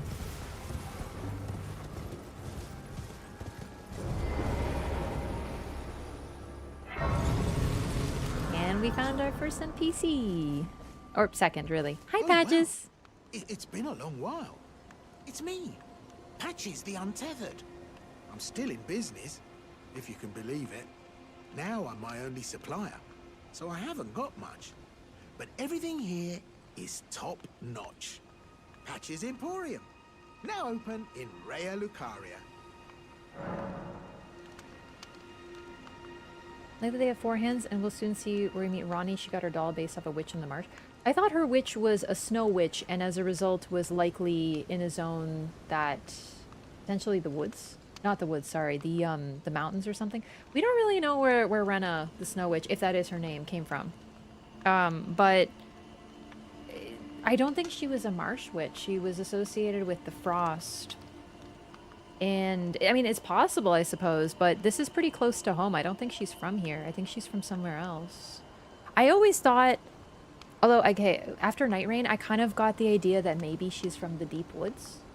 The same place that Recluse is from, because witches come from there, it seems. But like I said, Night Rain, there are links between the games, but, you know, I don't know if I want to conclude that. Either way, hi, Patches. He's got lots of bloody fingers. Interesting, notable. By the way, have you met that girl, Raya? She's a strange one, but I believe she was in need of help. Not that it's any of my business, but if she rings your bell, why not lend her an ear? Interesting. You're making your way to the Erd Tree, no? Well, I heard something that might help. A special means of reaching your destination. It's actually very helpful. Have you ever seen an Iron Virgin? The clunky contraptions are whirlwinds of sickles and spiked wheels. But long ago, they were endowed with a spell of transposition. And get this, a surviving virgin sits at the bottom of the big water wheel in the Academy of Raya Lucaria. its transpositional powers fully intact. So right, if you get caught in it on purpose, it'll chuck you out straight at the base of the Erd tree. Or so I'm told.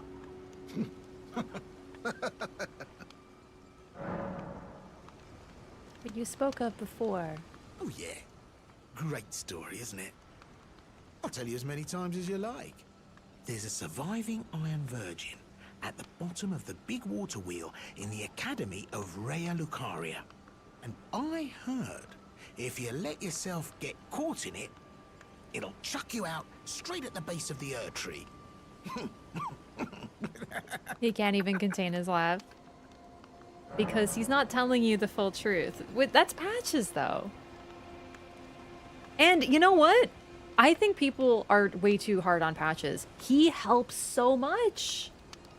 Like, people are like, oh, dude, he, like, kills you and stuff. Bro, he, like, never actually straight up kills you, except for in, like, Dark Souls 1, bro. He's been soft since.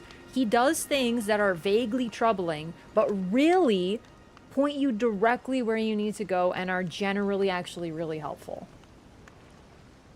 Like, if you want to completely, like, if you can't find the Dectus medallion, if you're like, you can do this, and you get, like, a shortcut to Altus. He's amazing. I love him. Like, I love him so much. He is my best friend in every game. He is my favorite. I adore him. He is hilarious, funny, and very helpful. You just always have to expect a little bit more trouble than he admits to. Cheers for that. We love Patches. Anyway, I'll be right back. Just gonna use the restroom. And then we're gonna go find Raya, because he mentioned her, which is interesting. And we'll talk a little bit more about what he's talking about generally. And what he's hinting at. One sec.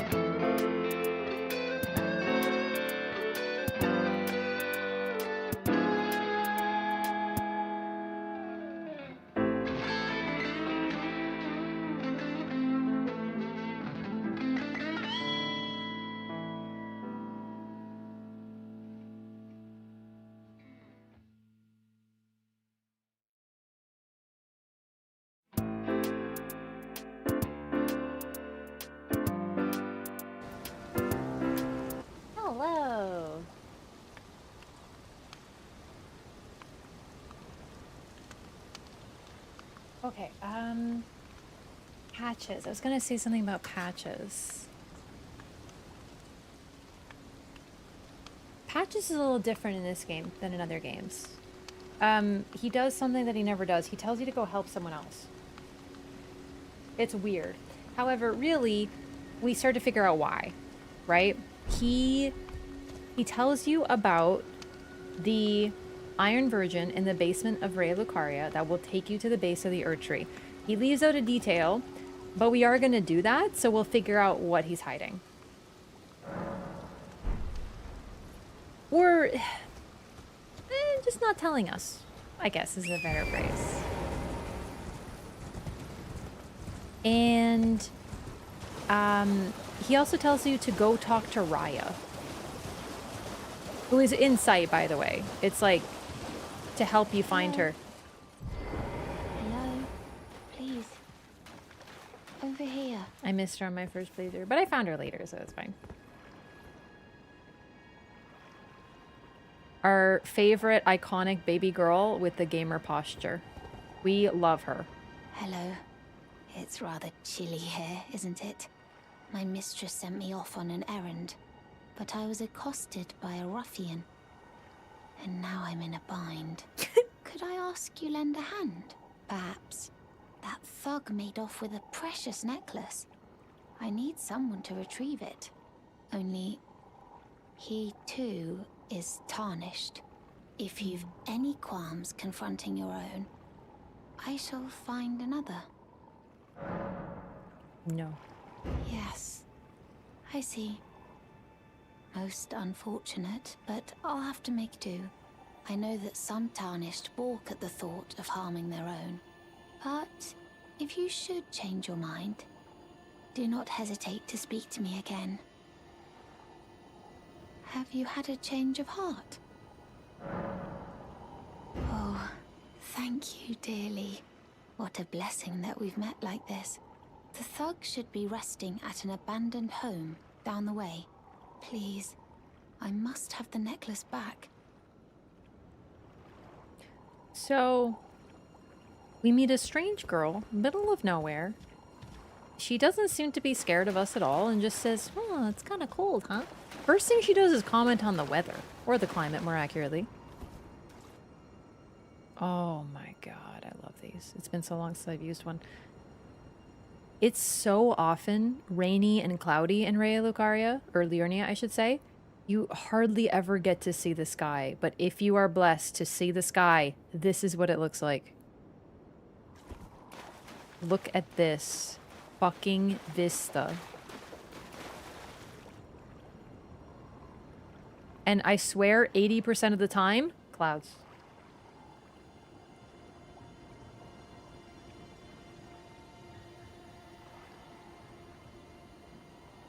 Gorgeous video game. I literally took so many screenshots of this game in my first playthrough. In fact, I'm gonna take one right now. Because they're all on PlayStation. Okay, admittedly though, listen, I know I was doing a bit, but I actually don't love this helmet. It's just funny. So we're gonna just... Secret.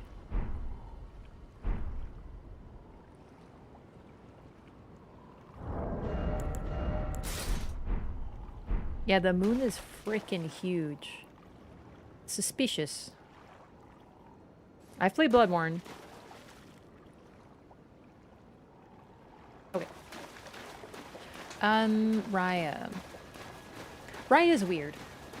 Also, she's like, I was accosted by a ruffian. She doesn't appear to be scared, really. If she, besides her posture, if she makes you nervous, good. You're supposed to be like, you're very weird. But okay. She is very sweet, but also quite sinister, and it's probably my favorite. I adore her very much. You subscribe to the theory the symbol on the moon is Ronnie's rune? I don't know. I feel like it doesn't matter, which I know is an odd thing to say, but it's sort of like, hey, what do you think happened to Mikola and Melania's shadows? It doesn't matter. They're not relevant to the story, so we don't know anything about them. It's one of those situations. It's not relevant for us to find out, and thus we don't.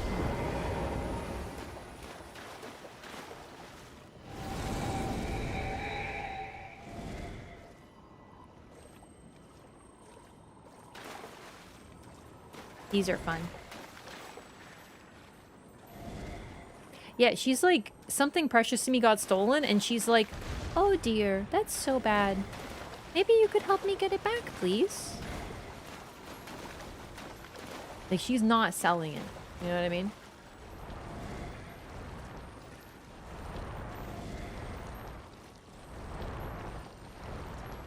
Ever do her story before? I have done everything in this game. This is a lore hunting playthrough.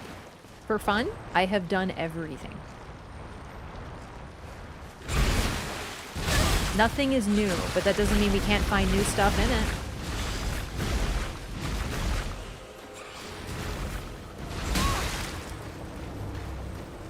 Maybe we could hustle a little bit, ghost guy? Maybe we could, like, get it together. We can get our steps in. It's more likely Ronnie never had a great run. Possible.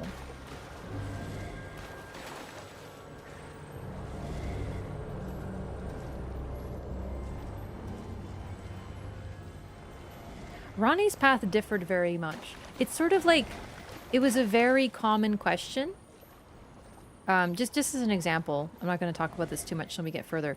Why does Godric still have a great rune if he lost in a fight to Melania? Well, because Melania didn't take it because she had no interest in it. So even before the DLC, it was very clear that Miquella's route had nothing to do with taking the Elden Throne in the way you're supposed to. We knew that from the start.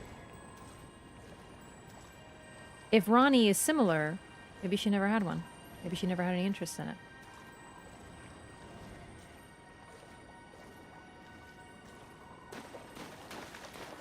She doesn't seem to need the power.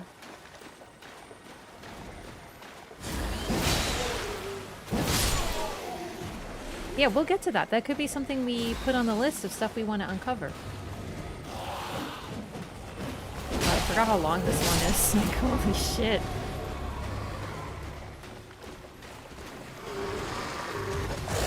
Elden Ring is very big, and as a result, there's many different places that have multiple ways to get to them. Oh my god, I forgot about Bach. I knew I was forgetting something in Limgrave. We have to go do the beach and the Dragon Communion place.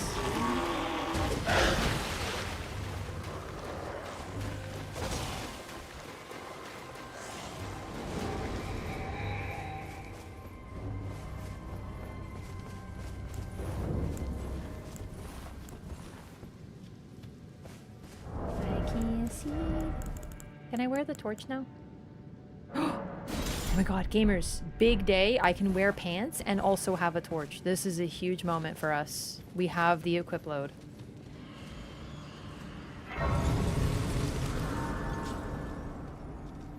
Cool chest. They don't use this model for the chest very often.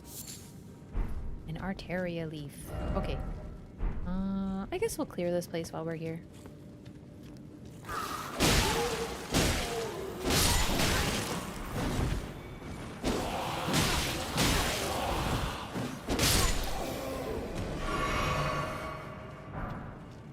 Forgot about one problem with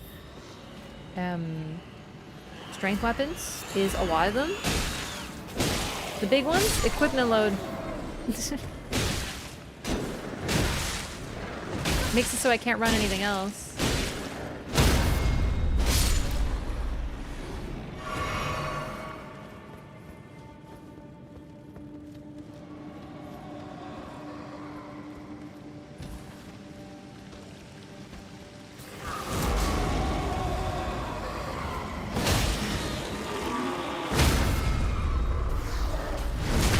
Darkness works so well, it's so creepy.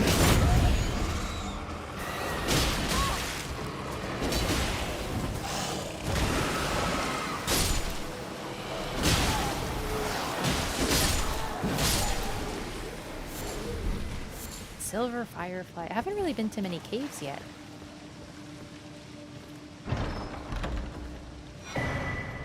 Spear talisman. Isn't that thrusting counterattacks? Yes. A talisman depicting a spear and a soldier. Spears are standard weapons for soldiers in the lands between. They made it possible to respond to a ferocious foe with an equally ferocious counterattack.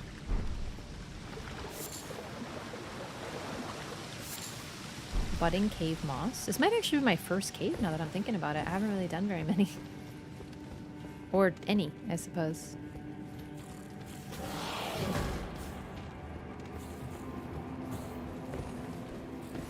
So this is an important cave, which is A, why I'm doing it, but B, why there is a way to...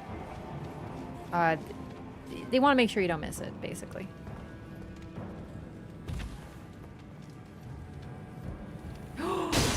Snail snakes! Oh my god, they're so freaking cute! I love them.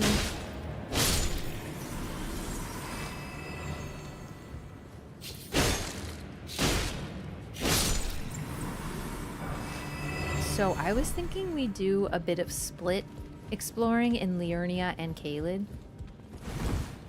Okay, it's not an illusory wall. Are you sure? Because it really looks like it. Ha! Okay, nothing.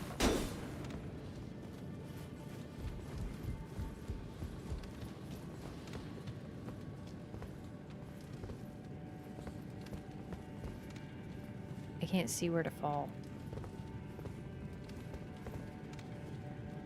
It's too dark. That seems too far. Can I fall there? Uh-oh. Yeah, I done slipped. No, I don't remember how to jump down here. My favorite boss? Let's see.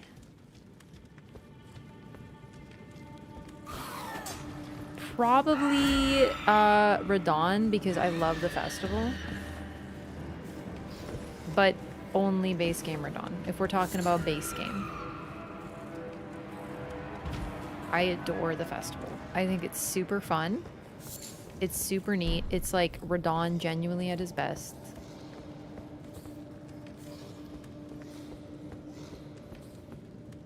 Okay, there's definitely something here. I just can't see it because it's so freaking dark, chat.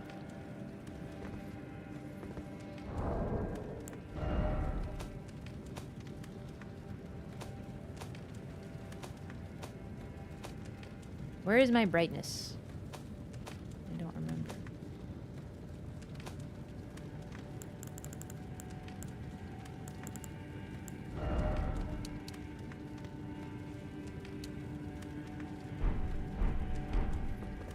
Oh! Better. Still don't know where to go, though. Maybe it is through here. Godfrey Phase 1? The problem is, I kind of like the entire boss. It's really hard for me to be like, I like Phase 1. Also, I freaking found it. I can see. You know, it's like...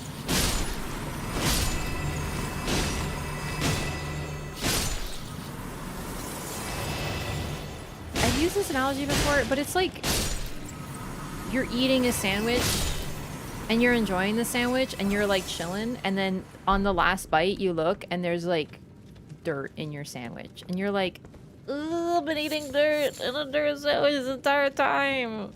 That's kind of how it feels when the boss is good and then it turns ass. Like I cannot in good conscience say I like a boss if I hate half of it. So unfortunately, that sort of precludes most of the bosses in Elden Ring. I'm not a big fan. DLC, easy peasy. But I try to separate them because it almost is like they're different games, right? I do the same thing in the other games. There's always like a favorite base and a favorite DLC. Elden Ring, basically DLC, easy Mesmer, and Nidra, and the Sunflower, and Rolana, I mean.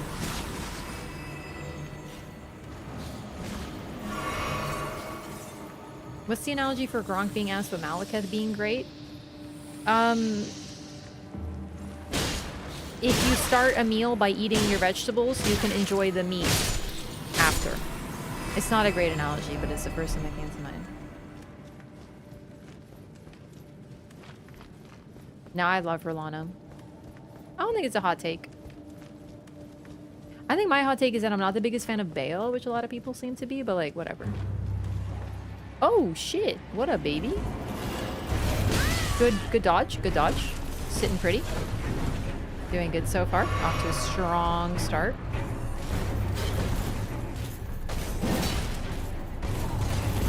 I really should upgrade my weapon because +1 is not holding it down, but I just fucking hate. Like, I don't want to use this damn thing. It's just, it's all I kind of got. No, I got people who are straight up fans of Bale. Like, Bale is very popular. It's not just Egon. But fair point. Could also be Egon. He adds a lot to the fight. He's my favorite part of Bale, for sure.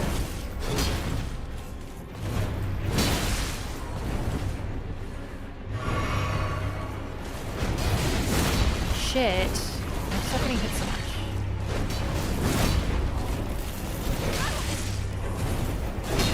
If I could just Lion's Claw him, it would be amazing. Stupid blood. Ugh, Bloodhound Fang. Bloodhound Knight. OP weapon. OP Ash of War. Suck me.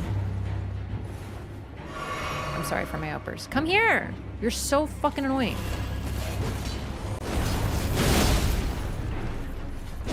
You don't get to fucking play! I demand it! Oh shit, too late.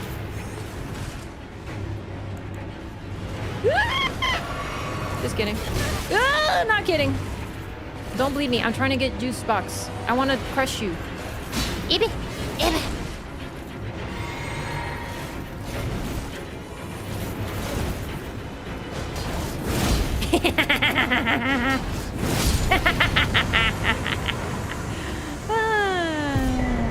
Yes, yes. You don't get to play. It took a bit. He got to play a lot, actually. But we got him.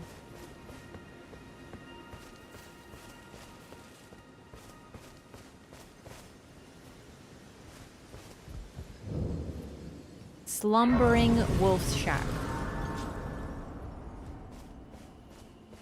Fell tarnished.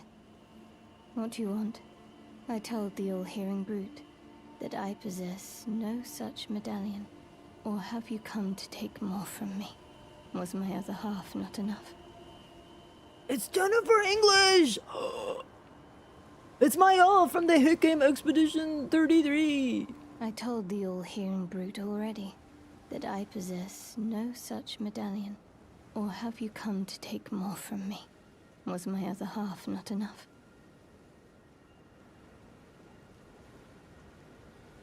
Bro, I don't even know what the hell you're talking about. Just kidding, I do, but like... Megalo who? Holy shit, we forgot to talk to Gideon. Yeah, it's also Shadowheart from BG3. No, her dog is not dead. It's not called Dead Wolf Shack. He's sleeping. Lobo is sleeping, okay? He is sleeping. You cannot ever... The lore is Slumbering Wolf. You will never, ever, ever, ever, ever convince me that he's just asleep. Chat, he's just asleep, okay? He's sleeping.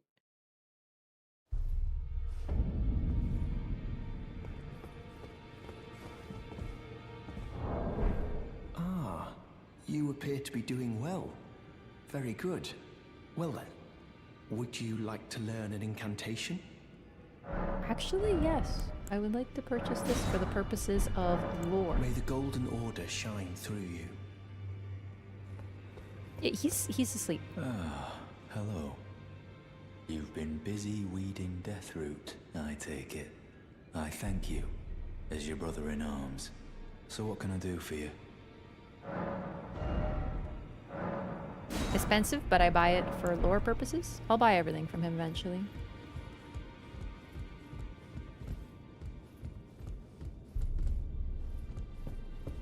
Nefeli! I also forgot to talk to her. She has unique dialogue if you summon her for the fight. It's a minor change, but it's just fun. You again.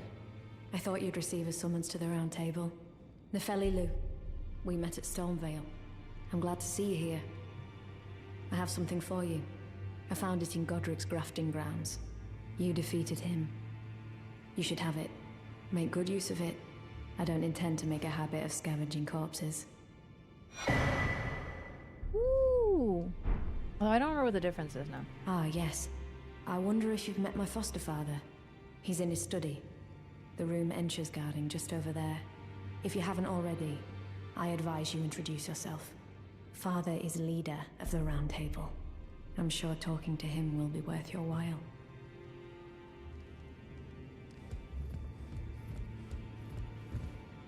That's Ensha. And this door is finally open, and we get in here for the first time.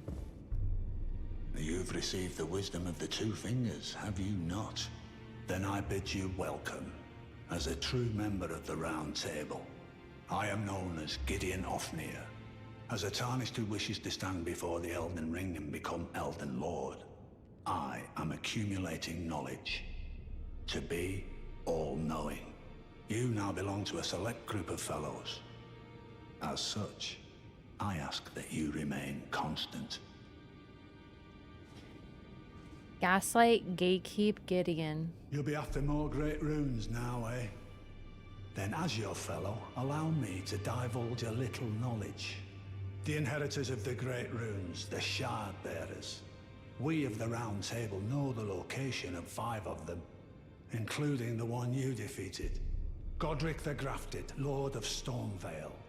General Radahn, who fought Melania and her rot to a standstill in the Caelid Wilds. Praetor Rykard, Lord of the Volcano Manor of Mount Gelmir. Morgoth the Grace-Given, Veiled Monarch and Lord of Leyndell. And Renala, Queen of the Full Moon, ruler of Rhea Lucaria's Academy. You'll still All be the after more guys great and runes, girls. won't you? We're gonna get some serious lore from him in a second, but I have a very important tradition that I must always take part in every single time I see him. It's just... Man, it feels good to be back. Ah, alright. Anyway, loser. Well, what is it now? It's been years since I've done that. Oh my god, we're back to 2022. Oh my god. And that's why I have a Gideon teabag emo, before anyone's like, huh? That's why. It's literally for that reason. About Nefeli. I understand you've been speaking to Nefeli. She's my daughter. I took her in when she lost the guidance of grace. Though a mere axe-wielding barbarian, her youthful credulity suited my purposes. So I put her to work. Do not hesitate to employ her. Should her services benefit you, despite her looks, she is more than capable in the press of battle. Very striking, loving relationship between father and daughter. Yeah, he literally says, just outright, I took her in because she is a useful tool. She is young and naive, and thus will listen to anything that I say. So feel free if you could make any use of her as well. Like, he... Mask off. He doesn't even pretend. He sucks. He uses... And we get a really quick introduction to him immediately. So first of all, Nefeli calls him father, but he is her stepfather, effectively. She lost the guidance of grace. She's still young, but presumably she was even younger. And yeah, a mere axe-wielding barbarian. He sucks. Yeah, more like an employee. Exactly. There is no affection with him at all. And you know what's the worst part? You can't kill him because of the serenity of this place. Alright, let's get some lore. So, Godric the Grafted, Lord of Stormveil. Despite being the blood of Godfrey, first Elden Lord, he's a grotesque old fool grasping for power. His castle lies upon the cliff to Limgrave's northwest, but I suspect you know that well enough already. Yeah, you know what? I will say one thing about him, because you are correct. He does not lie. He never lies to you. However, he doesn't lie to you. as far as we know. I'm thinking about it. He gives you, but here's the thing, he withholds information. He keeps all the information that is most important to him. He gives you what you need to know to serve his purposes, and he's all about exchange of information for his benefit. And in a way, there's nothing wrong with that. You can use him just as he uses you. He is a very Machiavellian character. He also has no attachments to anyone, cares about nobody, thus making him like a less humanized Ronnie, actually, because Ronnie is very similar, although we see her humanity through the characters that she does care about. But let us not forget, and we'll get to this, I know, Ronnie employs Celavis, who is one of the most evil characters in the game. He is... I would put him in the top 2. Him and Dung Eater are like the 2 unrepentant, unforgivable pieces of shit in the story. Like, even Godric, there is a part, you gotta feel bad for him. He's just a weakling who wants to be strong. He's cruel and twisted and evil, and he needs to be put down. But there is at least that he's just a weakling who he preys upon those who are weaker than him because he's so pathetic, right? No, Moog's not actually... Moog is complicated. I'm in the camp, personally, by the way. We'll get to Moog, but just in summary, Moog is not redeemed of everything, but he does get redeemed of a few things because of the DLC. However, he also, as discussed, was a victim. That's not to forgive everyone's crimes because they were a victim, but I think it adds a different level to them versus Celavis, as far as we know. Once a prick, always a prick, and Dung Eater, no humanizing. He's just a piece of shit. So, it's not to say they don't have some backstory, but there's certain things you can't justify, and those 2 are top of the list, for sure. We'll get to this later, though. Yeah, I definitely think you don't get to be the Lord of Blood without doing some really nasty things. But either way, we'll get to this. The point is just to sort of talk about these characters. The ones who say that they will use you and allow themselves to be used are very interesting. And I'll say that for Gideon. He is honest. He tells you this information because if you get runes, it's good for him. If you get around the world, he will be able to use the knowledge that you acquire, and that is good for him. Let's learn about more of them. General Radahn, the famed Red Lion and Scourge of the Stars, is a ferocious warrior. He fought Malenia and her rot to a standstill in the Caelid Wilds to Limgrave's east. And now Caelid has been engulfed by the Scarlet Rot. Even approaching the region is no mean feat. I've heard survivors of Radahn's army are still in the wilds, staving off the rot with fire. And if it's true, I suspect Radahn is still there as well, in Caelid. Though, I doubt he much resembles his former self anymore. Also, Gideon is a big believer in the status quo. We'll talk about him and his whole situation, but he either makes a fundamental misunderstanding of what it is to be a Tarnished, or he's coping hard. He's either ignorant or coping, and both are troubling when it comes to his whole search for knowledge and his title of the All-Knowing. Also, All-Knowing, All-Hearing, Latena was talking about him, that's why I visited him.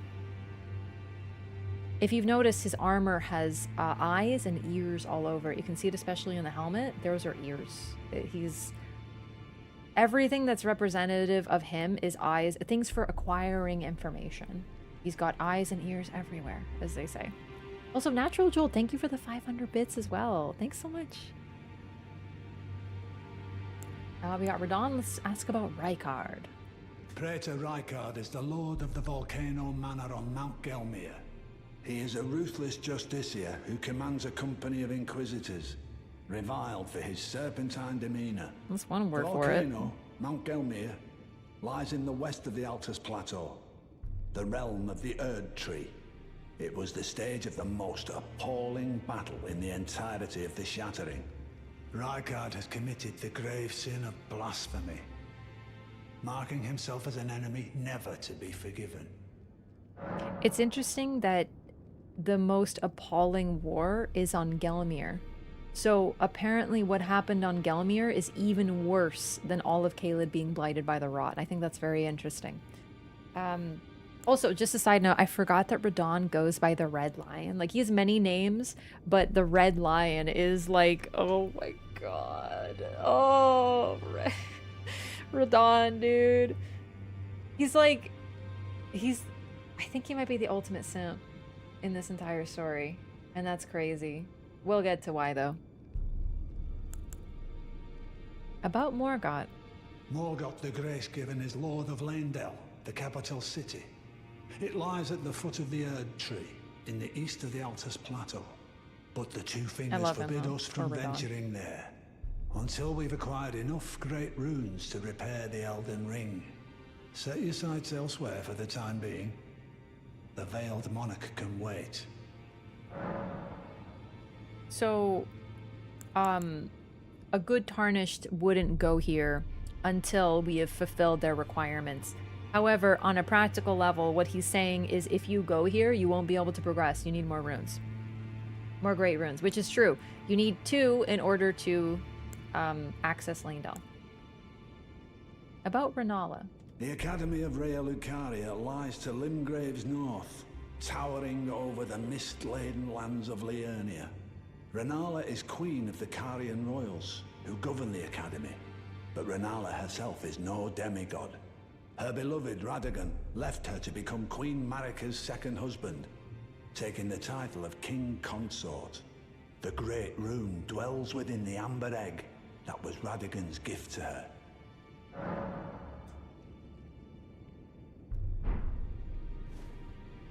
Don't even get me started. I really love this, by the way. What is it? It's like the greatest way to introduce us to the land, to the people, to the locations, and also to kind of give you an idea. Like, maybe you're like, ooh, this Radon guy sounds cool. I'm gonna go to Caelid, you know, to where to find them. You've probably already seen some of these places. Also, I love how he's like, hey, by the way, you can't just go to Caelid. It's like really hard, and then you can just like walk there, and it's like not hard at all. I've always enjoyed that.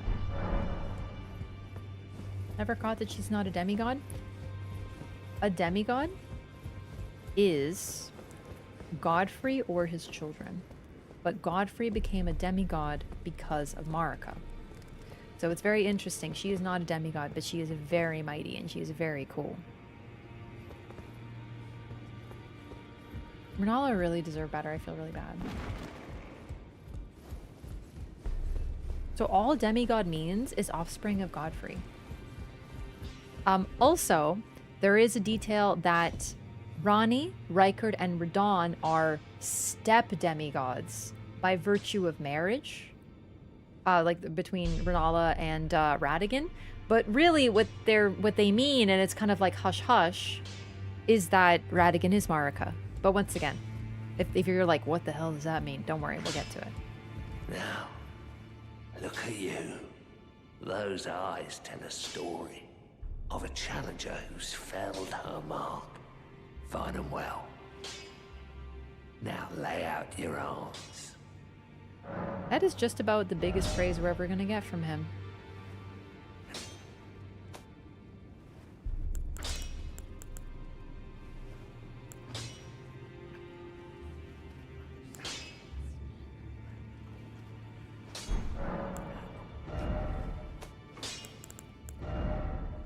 Storm Stomp, Determination, Sacred Blade. Let's see. Storm Stomp, Heavy. What does Heavy do? It changes it to pure strength scaling. I think that'll be good once I have higher strength. But right now it is worse, I think, because I don't have that much strength. But I think Heavy will be a good affinity. 36 strength, can't quite build that yet. I want to use the greatsword, it's just too heavy right now. For now, let's just upgrade the claymore. Oops. supposed to make it a little easier on me to do more damage, but only to +2 because I don't want to commit to it. I really want to use the fist weapons, the iron balls, but I'm going to need to do Boggart's quest for that. Either way, about Roderica. I spoke with the girl. She has a gift for spirit tuning. So I told her everything I know. I'm indebted to a spirit tuner I met long ago. It was all I could do to honor her. I'm sorry I doubted you. I forgot about that, the additional context. He is indebted to a spirit tuner, and he speaks with such gentleness. Like, he's got this gruff, like, you know, lay your arms, come on, go on. But then with that dialogue, he has a softness to him, and it's so sweet. He's able to pay back the spirit tuner from back in the day.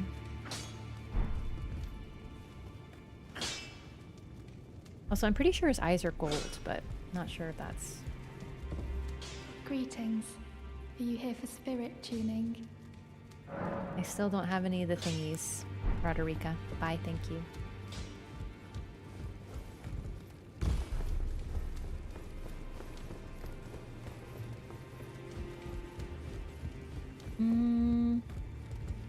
Nefeli. I think we're all set. Oh, hi!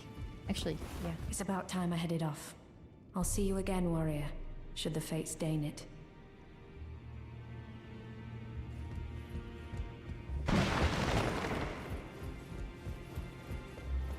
He doesn't know the truth about Gideon. Or youthful credulity.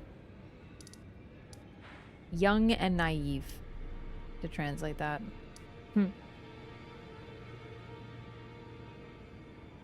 So the cave I'm looking for is like right here, I think.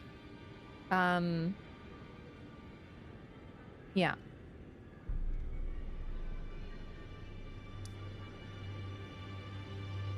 Oh, but first let's go to the Slumbering Wolf Shack. Oh wait, no.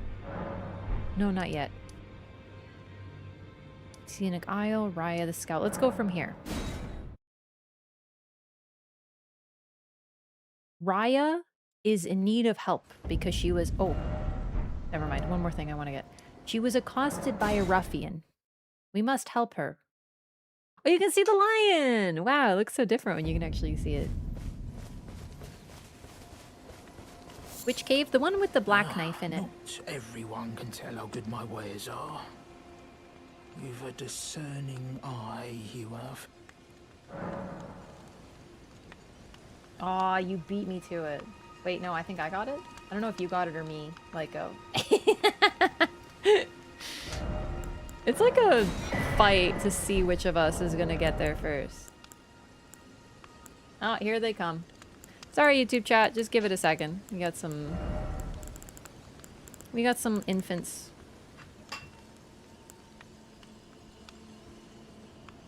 Thank you.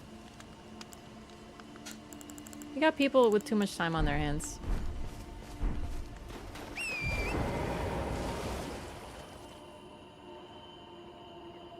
You're not missing anything. You're missing people who just post slurs in chat. I promise you it's not interesting.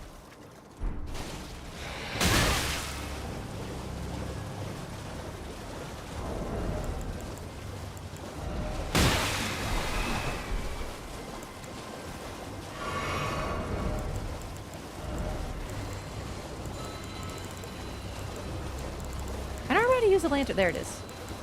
Oh, no, no, no. Much better idea. Duh. Let's put it here.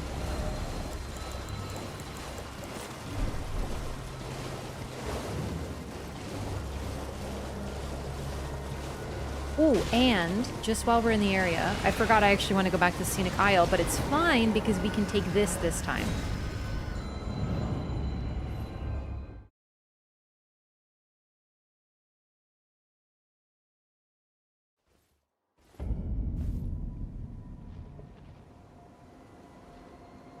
Oh my god, you're so fast, Lyco.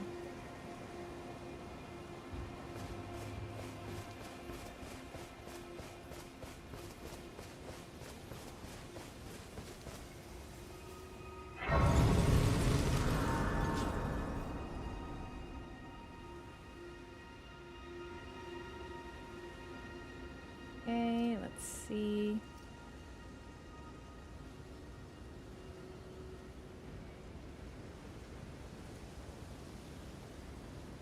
Okay. So just gonna turn chat off for a bit. Sorry to the people who aren't misbehaving, but please understand that sometimes...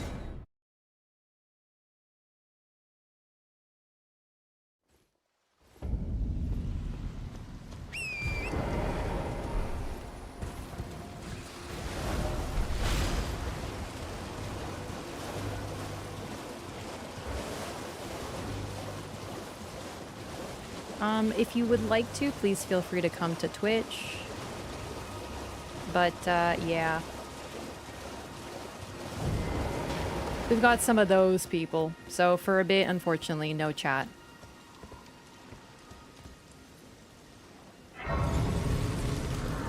Sometimes people come on bot accounts and they just say like inappropriate things, so I'm just gonna turn off the chat for a bit. Sorry to have to interrupt that. Only YouTube chat. It's not that they're getting grounded, it's just sometimes this happens. It can happen on Twitch too, but it's never happened to me. But unfortunately, yeah, we're just gonna have to turn off the YouTube chat for a bit. Okay, so this is the guy that Raya was talking about. So she says he's just down the way. Fortunately, we actually managed to find it. Real talk, on my first playthrough, I unfortunately missed both of these guys. I just never went here. I thought I found everything, missed them until too late. But either way, right now we have this strange man making prawns. What are you looking at? You trying to start something, mate? Give me the necklace. Ah, that necklace what you're after, is it? Well, show me what it's worth to you, and I'll consider parting ways with it. I'm not in love with it or nothing.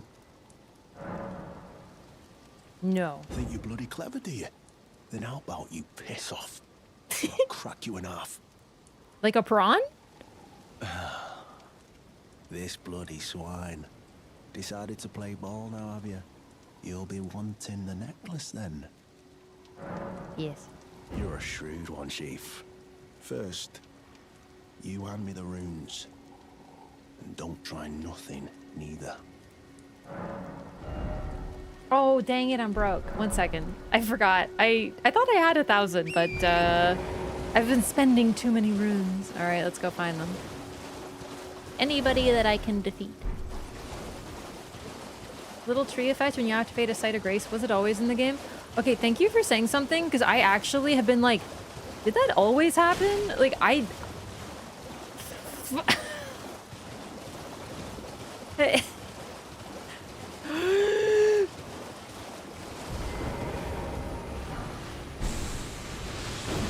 have come to the wrong neighborhood.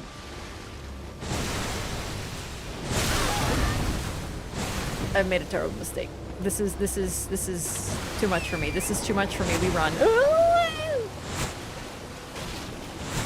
What use are runes for him? Well, he's a tarnished.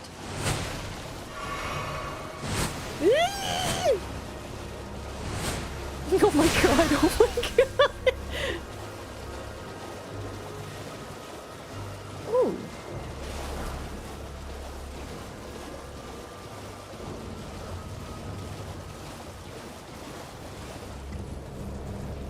Ooh, Crystal Bud. Hello. This is more... You know when they say pick on someone your own size? Well...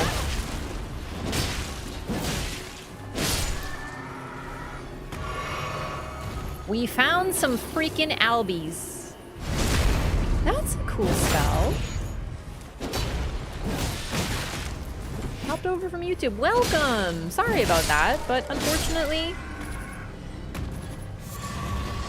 Sometimes when there are trolls, you just gotta turn chat off for a bit. Oh my god, I'm getting dizzy. Yeah, I turn chat off completely. That is one thing that is very beneficial about YouTube. You can just remove chat in the stream settings.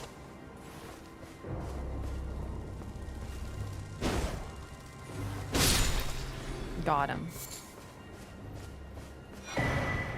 Dexterity not crystal tier. You know what's funny? I always try to find this. And I'm like, where is it? And then I find it by accident this time. I don't need it this time.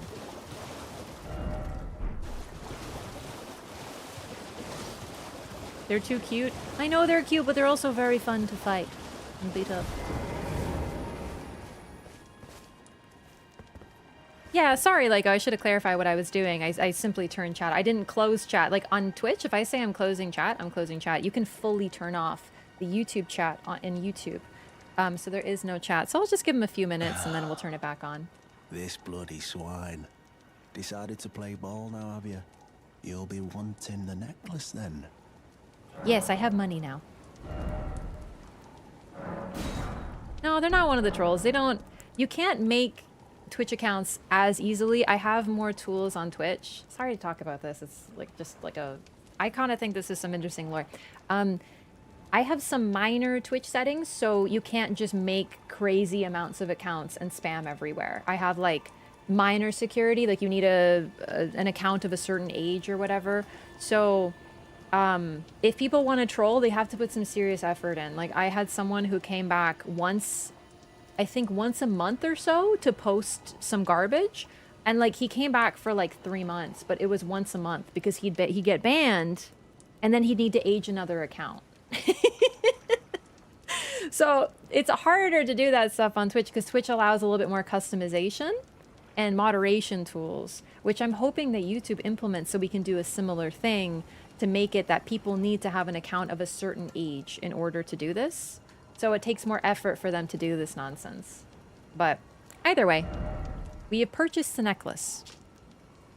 Raya's necklace. Necklace stolen from Raya by the Blackguard.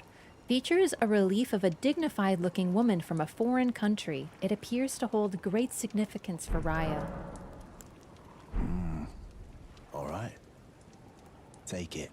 Thing's no damn use to anyone anyway. Your bloody idea, mate. Don't come crying to me later. Side note, Blackguard actually has an exceptionally handsome face under that helmet. Oh, piss off. What is it now? Oh, I see. You want some of me prawn? Freshly cooked it is. All right then. It's yours. If you can meet me price. I could be persuaded to sell you some other bits too. If you've got the runes. I bet that smells amazing. About Raya. Oh. So you met the girl, did you? All right, well, sod the particulars of the matter. But it ain't my fault she's stupid enough to get duped, is it? Anyway, she ain't all right, that one. Lucky she ain't died on the bloody roadside, I reckon. He is something, but he definitely lacks some street smarts, let's say. And you would think he wouldn't, but he's not fully getting what's happening here.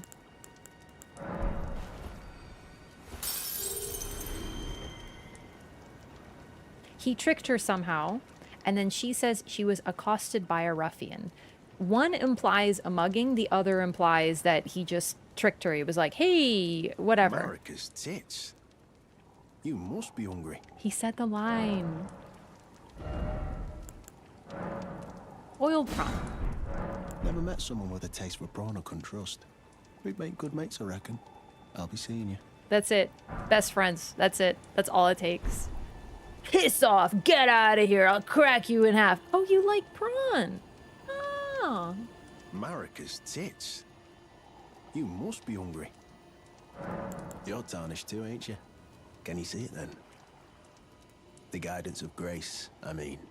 I can't see it at all no more. Makes no bloody sense anyway. Why some no-name shithead like me should get called to the lands between. Cruel bloody joke, you ask me. Maybe something went tits-o with it. Maybe it's been broke for a good long time. The Erdtree, I'm saying. Insightful. Either way, we are gonna go give this back to Raya. And we made a friend and got a gesture. He said it every time.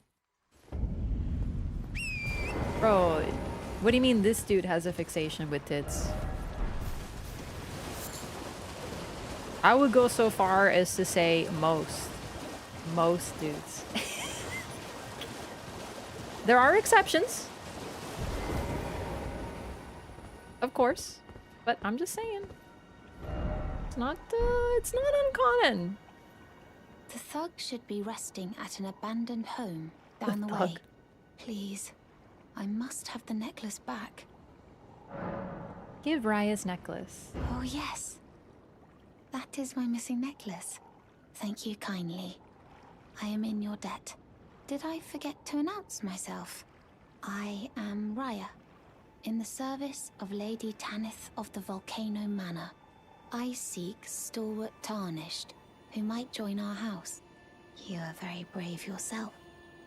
Not only a steady hand, but a steady heart. Merciless, even to your own kind.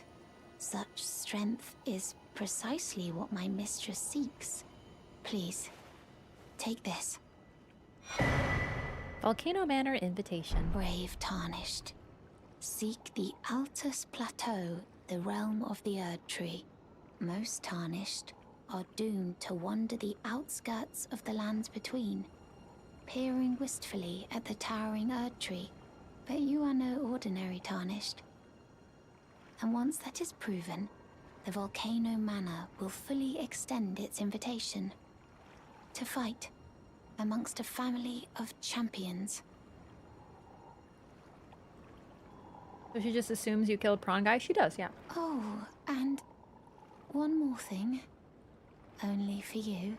This land of Liurnia is connected to the Altus Plateau by the Grand Lift of Dectus, beyond the High Road. But the lift has been defunct for an age, meaning there's no simple means of passage. Instead, you must seek the old ruins in the cliff. At the base of the valley, near the Grand Lift, there's an old tunnel. It was excavated from both ends, linking Liurnia to the Altus Plateau. I have faith in you. A champion through and through. I do hope that we can meet again. Okay, so if you didn't figure it out, you're probably getting an inkling here that this was her plan all along. She expresses that she was accosted, but Boggart, or Blackguard, we don't know his name yet, makes it pretty clear. Actually, what is his name? Blackguard. Okay, we don't get his name till later. Either way, he says that she got duped, right? So he's definitely a bit rough around the edges, but perhaps he saw an opportunity and took advantage of a weakness of Raya's. However, and this is very important, she set this up. You're probably figuring it out pretty quickly. She's like, oh, you'd have to kill another Tarnished, you know, but maybe you wouldn't want to do that. And then you come back with a necklace. She assumes you killed him. She doesn't ask, very notably. So she's clever, but she's got her limits. And then she just goes, oh, that's so great that you did that, because my mistress is actually looking for people who, you know, kill Tarnished and stuff. And then her name is Raya the Scout. She's not a scout for land. She's a talent scout. She's looking for people. She's looking for assassins. She's looking for people willing to kill. And another hint to this is that Patches goes and is like, hey, you should check out what she wants. Patches is in on it. He knows. In fact, I wouldn't be surprised if he, I don't know, if maybe not gave her the idea, but it is definitely a bit of a Patches ploy over here. She's sneaky, she's clever, but she's very sweet. And also, she really does take a liking to you. And this is why you can't hate her. Like, I mean, not that you would, but you can't be mad because she's so sweet about it. And she gives you a secret path to get to Altus that doesn't involve the Dectus. Please stop, brave Tarnished. You will only tire by striking this barrier. Besides, I am no foe of yours. Please, think this over. He also has a barrier. I see that you have reconsidered. Thank goodness.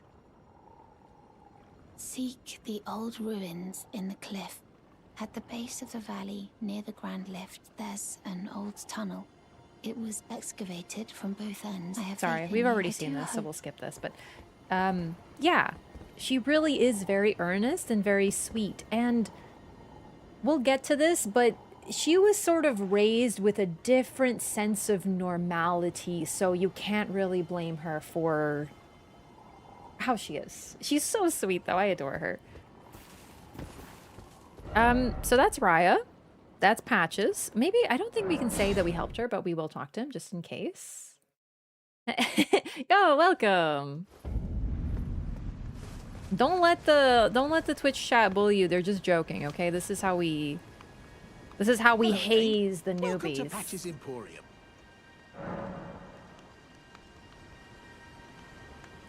I don't know why the username was marked as like a warning. YouTube, get the hazing practice in. Anyway, sorry. Yeah, he doesn't have anything to say about Raya. It's so funny to think that I got this dialogue from Patches on my first playthrough, and Raya was right there. I just never went in that direction. I never found her. I never knew what he was talking about. Always be like that. So we're done with Blackguard for now. We got his dialogue. Also, he has a really interesting insight on what it is to be a Tarnished. He's just a no-name, he calls himself a no-name shithead. And says there's no reason that I should be here, and yet here I am. There's definitely, ooh, Deathbird? There you are. Hi. This is our first, oh, I forgot to fight the Death. Oh my god, I forgot about Bach again. Oh gosh, chat, there really is so much to do in this game. Ow.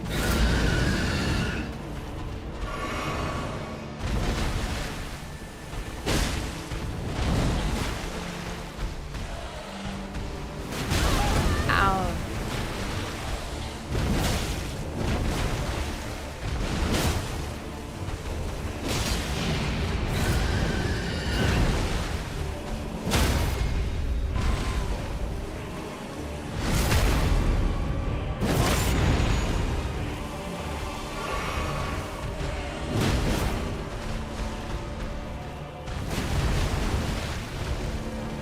They're kind of cute, aren't they? I forgot. Because they don't have death birds in Night Rain. They only have death right birds, so it's kind of cool to see them again.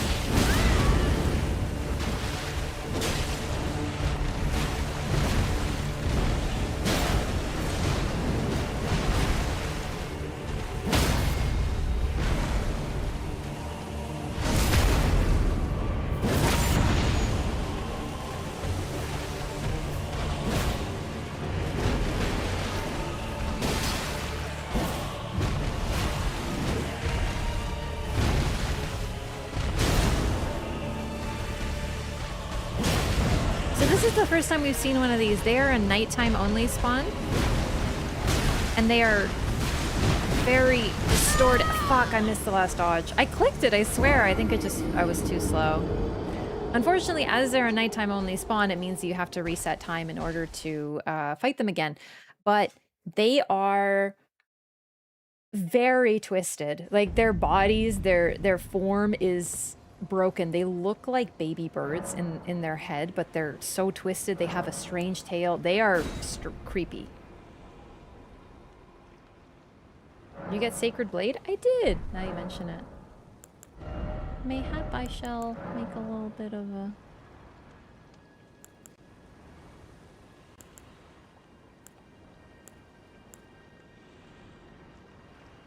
Ends up being better, we'll do that.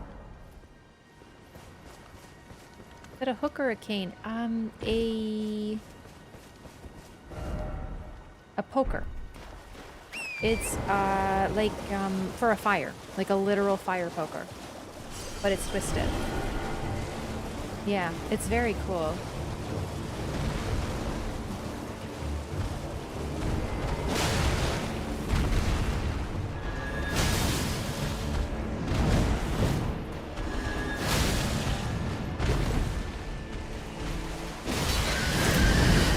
Also, very notable, they build Deathblight with their scream.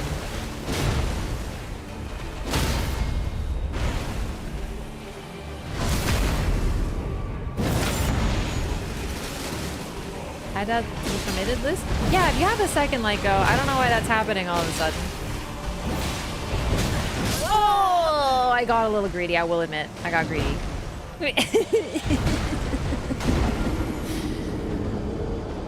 But it's much quicker with Sacred Blade, my goodness.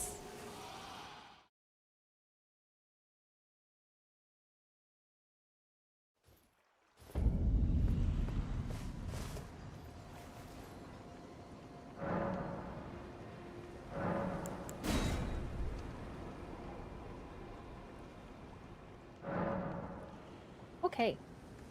Give me a sec.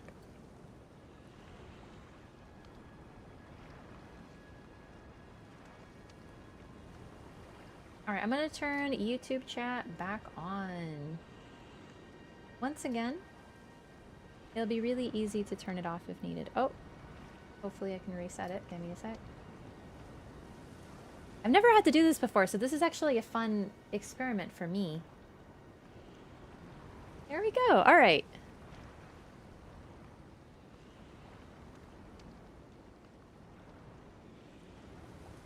Beautiful. Okay. YouTube chat is back. Hopefully the children had to go to bed. Alright. Did I make it nighttime already?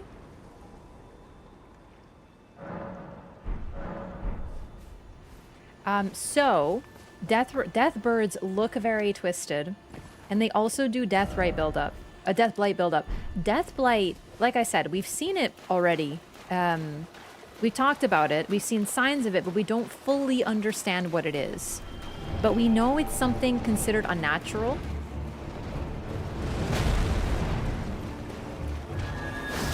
And spreads like an illness and can even infect rock.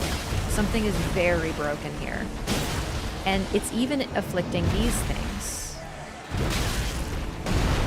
At this point, by the way, we've also acquired the Winged Scythe. And the Winged Scythe has lore that states that Death's gentle emissaries come on white wings.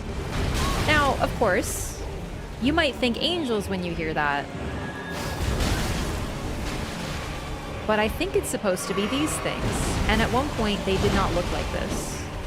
Also, yeah, someone in YouTube chat saying they look like Tweety Bird. 100%. The first time I saw this, I was like, yo, Tweety Birds be looking a bit different today. Something is wrong. Look how they're cracked down the center and their back. Actually, I don't think I've ever consciously noticed that. Do you see that, chat? Look at their backs. Their head, of course, but look at their backs. Holy shit. Godwyn. It looks exactly like what happened to Godwyn. And their legs, they're spread really far with that awkward shape that also evokes Godwyn. That is... holy shit. I've never noticed the back before. That's so cool. When they have the big wings, it's a little bit harder to look at their model. But yeah, we actually get a few depictions of deathbirds in the game through like shields or an axe, and they did not look like that. They had feathers. So we don't see too much of them, but definitely enough to know that they didn't look like this. And all the evidence, most of the evidence, let's say, to be fair, points to Deathblight, points to what happened to Godwyn doing this to Death. Death itself has been warped. Oh my god, I'm so sorry. There's so many freaking monsters here, dog. There's a Deathbird in the Night Rain DLC. Oh, now you mention it. Yeah, there is. I forgot about him, but yeah. Yep, on the what do you call it? The one map. I'm gonna make it daytime again. I just wanted to do this for the Deathbird. They do frost buildup without the Deathblight, which implies that the Deathblight takes their abilities from them. Hang on. Sorry, I don't know if I understand what you're saying.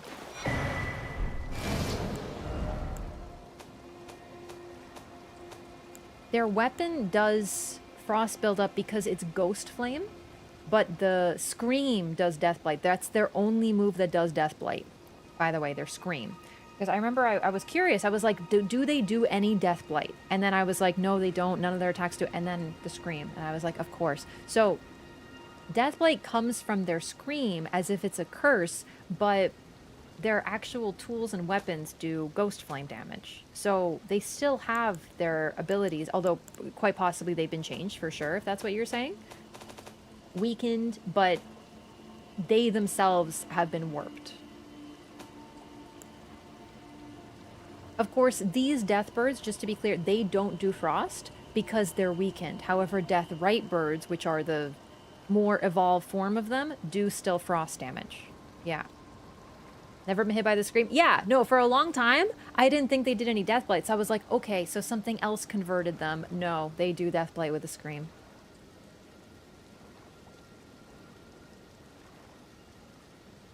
Oh yeah, they're ancient. There's an ancient order that... Here, right here. Actually, this playthrough reminded me of this. Sorcery of the Servants of Death. Once thought lost, this ancient death hex was rediscovered by the necromancer Garrus. So there was an order of servants of death.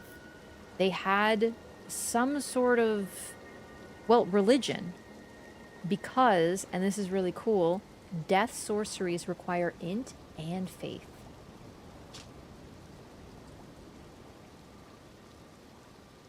And this was a rediscovered version. Now, it does say that this is the original version by saying it was lost, but it was rediscovered. However, there's always, at least, maybe this is my read, there's always a little bit of, I would argue, some subtext that when it's been rediscovered, it might have been changed a little bit. So I always think of Rykard with this, but we'll get to that. He doesn't rediscover, though, he changes. So I wonder if Rancor Call has not changed as well, just like death. Who was acting up to get us all a timeout? Oh no, we got, like, for lack of a better term, like, attacked by, like, people. What they do, they come to stream and they just say, like, slurs and stuff, and then we time them out, but they come back, and they come back on many accounts. I don't know if they're bots. I don't know if it's like one malicious person on many accounts, but it happens sometimes. So there was like a whole series of people just posting, you know, nasty words over and over and over. And I was like, I'm just going to turn off chat for a few minutes, and they're gone now.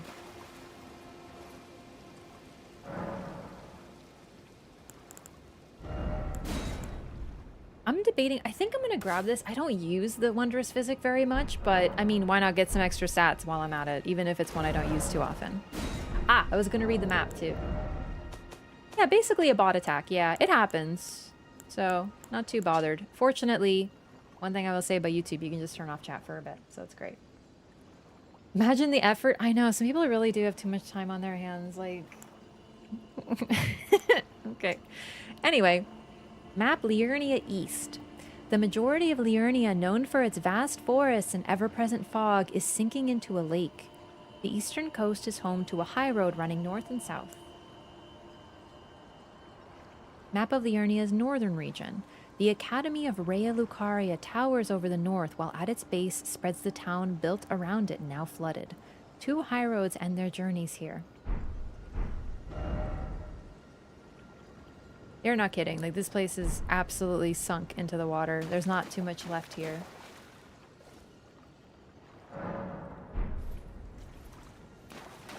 Possibly the most intriguing lore item for the Deathbirds for me was always the Twin Bird Shield. Oh my god, I know, I love that thing. It's so interesting. That's actually one thing I was hoping we'd learn more about in DLC, was the Twin Bird. That was like, if you asked me for years, people are like, what do you want from DLC? I want Twin Bird. We didn't get it. Okay, you can always get what you want. I wanted a good DLC, and I didn't get it, but then I got Night Rain, which I didn't ask for, and I didn't expect, so it's fine. Also, we got the curved freaking club. I'm pogging. Hard curved club, shaped like a crescent moon, wielded instead of a curved sword by Albinarix lacking dexterity. The only point of similarity between the two is the shape.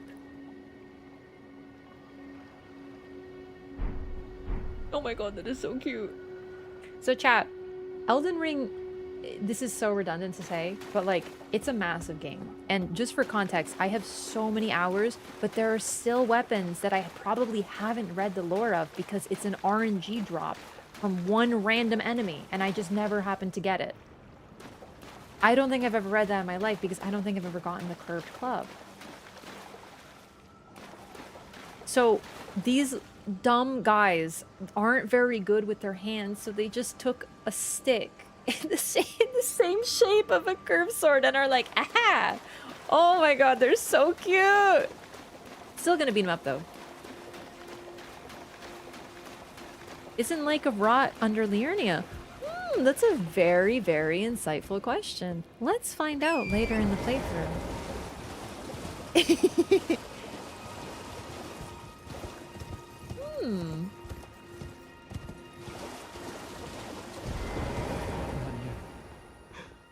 No, Lanya. Oh no, there was an incident. It's me, Dialos. Answer me, would you?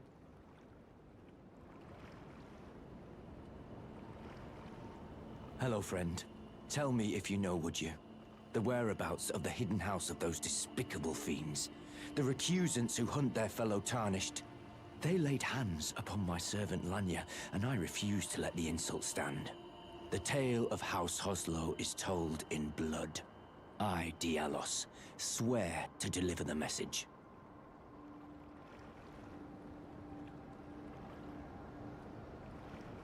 So, you know how we were just sort of manipulated into killing a Tarnished? We didn't kill him, but we were manipulated into attempting to kill another Tarnished.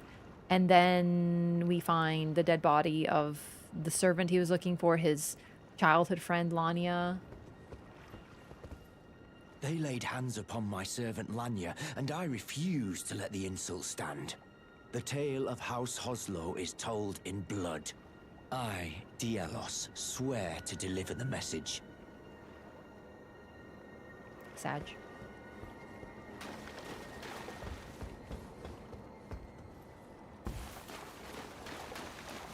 Very tangential twin bird look. You know what? You're right. Like I said, I really didn't love the DLC, and I didn't love what it was doing, but there's always good stuff to be found in it. So that's going to be the other goal of this playthrough, is to try to really dive deep into that interesting lore. So I haven't talked about these cartwheeling delights yet, but we just got an item from them that might give us some insights. Let's see what this has to say. Albinaric blood clot. The thick coagulated blood of the Albinarics. Albinarics are life forms made by human hands. Thus, many believe them to live impure lives, untouched by the Erd Tree's grace. So, let me translate this for you. They're homunculi. They're artificial humans. Homunculi are very important in the study of alchemy. In fact, one of the steps to creating a Philosopher's Stone is homunculi, being able to create artificial life. They're depicted in many different ways in various media, but... Oh, also, side note, Albinaric means white blood.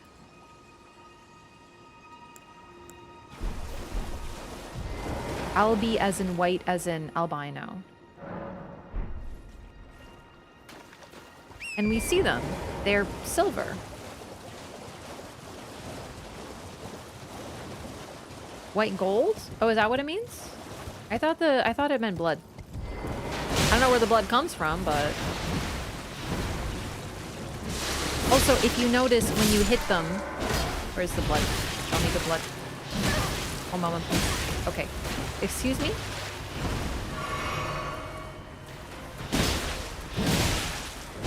Their blood is silver. Or white.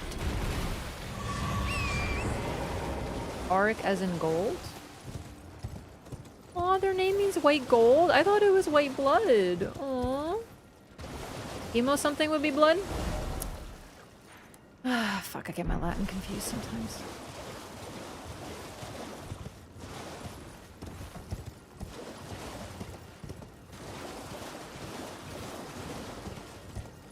forget sometimes. It's also a little funny because I see a hematologist. Hey, sometimes it's harder to make the connection from A to B, all right? Sometimes I'm like, boom, in it, immediately. And other times I'm like, huh?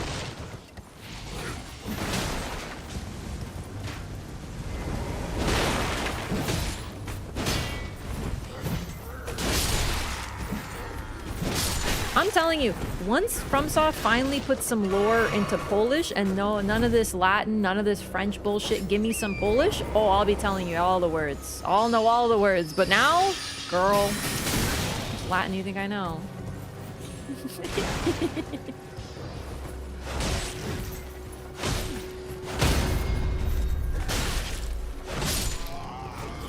But yeah, their blood is used in crafting.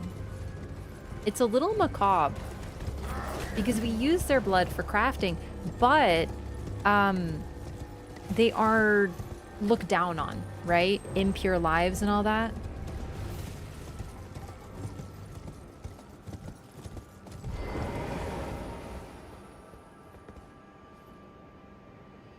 Just realized Limgrave is the only place with beaches.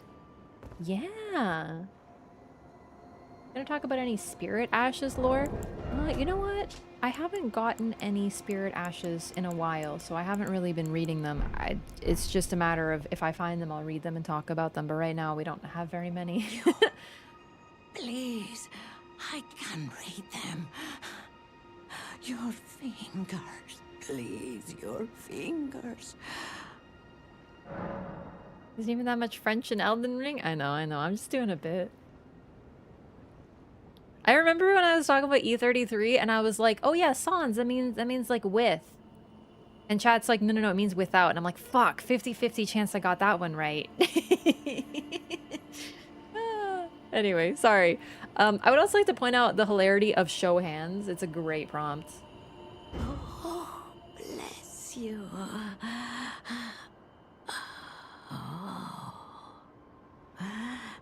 Michaela's favor can be yours. Slaughter. Slaughter. Slaughter. The all-hearing slaughtered.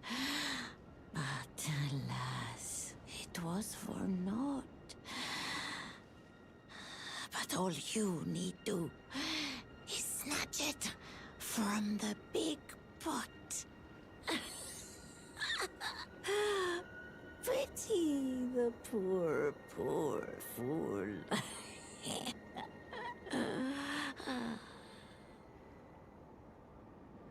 So she's giving you a hint on where to find one of the I forget what they're called. Not Dectus. Halig. They're not Halig medallions. One of the medallions to get to eventually Mikola, right? However, on my first playthrough, I heard Big Pot. She's giving you a hint on how to find the guy who's disguised as a pot, whatever. It's very vague, but once you get there, you figure it out. On my first playthrough, I heard Big Pot, and I'm like, oh, Alexander? And I think chat thought I was gonna kill him. So, like, all the comments on that VOD are like, oh my god, she's gonna kill Alexander. I would never.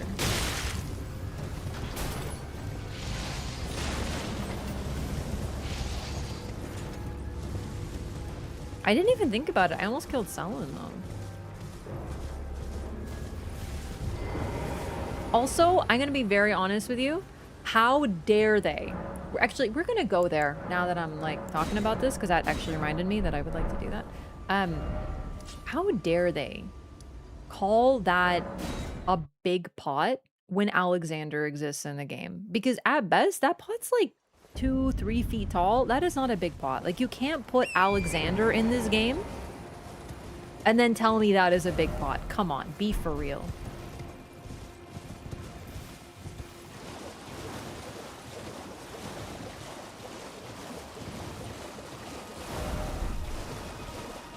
Yes, more like a vase.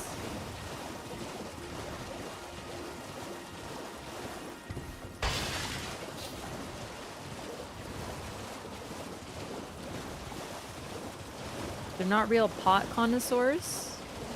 I feel like pot connoisseurs is something a little different, but you bring up a good point.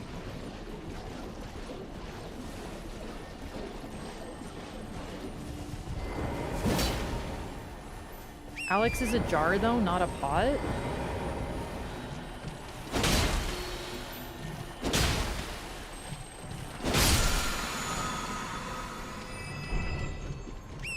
Okay, you bring up a very good point.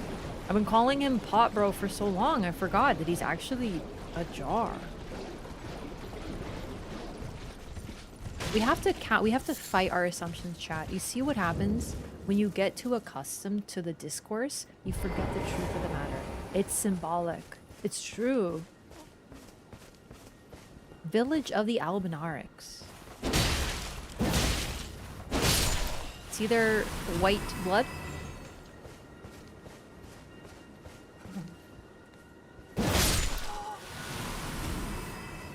Pots are cookware, also storage. I don't know what's the difference between a pot and a jar. Well, okay, one major difference is a pot doesn't necessarily close, but a jar closes, right? And he is a jar because he closes, he's sealed. And jars are airtight. I put my pot in jars, and then you see another difference is that you can put a pot in a jar, but you wouldn't really put a jar in a pot.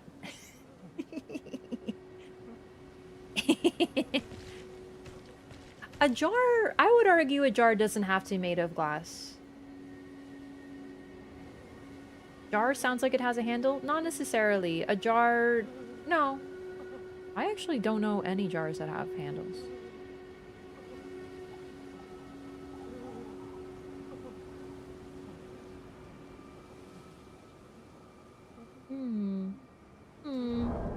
Interesting. Yeah, these are pots. Oh, sorry, that's the mod item. Please ignore that. That's not real lore. This. Ritual pot, cracked pot. This is why I call them pots. But yeah, no, they're jars. Good point. Jars can have handles. Yeah, they can also come to life and get stuck in the ground as well as a Yes. Oh, I forgot. Yes. Okay. Kaled. One second. Kaled. Oh, I forgot about Bach again! Okay, after I get to this grace, don't let me forget Bach, okay? Please. I'm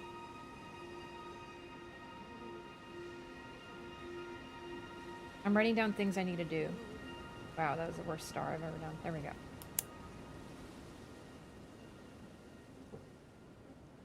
A jar with a handle is a mug? Yeah. Technically, Alexander is referred to as a jar. You're correct. Oh, it's you. Well, what do you make of it? What's happened to this village? See the bodies? I witnessed a sight much the same in my infancy. The oppression of the weak. Murder and pillage unchecked.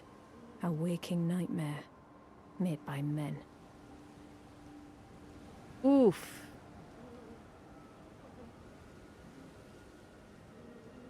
But this time, I'm a woman grown, and though the suffering cannot be undone, I can still mete out justice. Justice to the oppressors. Let the scars I carve remind them. I am Nefeli Lu, warrior. She really is the best. Alright, here we go again.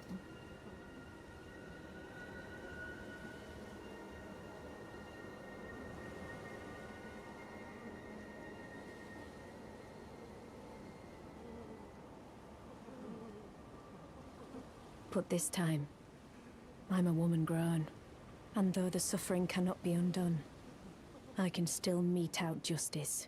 Justice to the oppressors. Let the scars I carve remind them. I am Nefeli Lu, warrior. So, the Nefeli Lu warrior line evokes a character we're going to meet later, but I have to think about this. So I've been going back and forth on this a lot. And if I'm not mistaken, chat, correct me if I'm wrong, Nefeli Lu is a summon that you can use to fight Godfrey. Am I right about that? I know this is later and we'll get to it, we'll confirm this, but it's just something I'm sort of realizing now. that I never kind of thought about. Okay.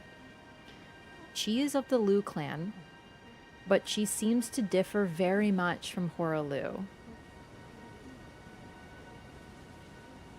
Now, like again, I know this is hard. We want to talk about this when we see it, but I'm putting forward a theory that I kind of just thought of. Like it's a different perspective. Okay, my initial thought was that the Lu clan suffered under her when she was a child. We don't know when that was. Keep in mind, from her life to her death to her rebirth as a Tarnished could have been 100, 200, 500 years ago. We have no idea. She could be someone who was there at the same time as Horalu, or she could be someone descended from the Lu clan way later. We have no idea. All of this is sort of guesses based on the information we have. So my thought was that maybe Horalu was gone, maybe he wasn't there, and thus the Lu clan was weakened and preyed upon by others,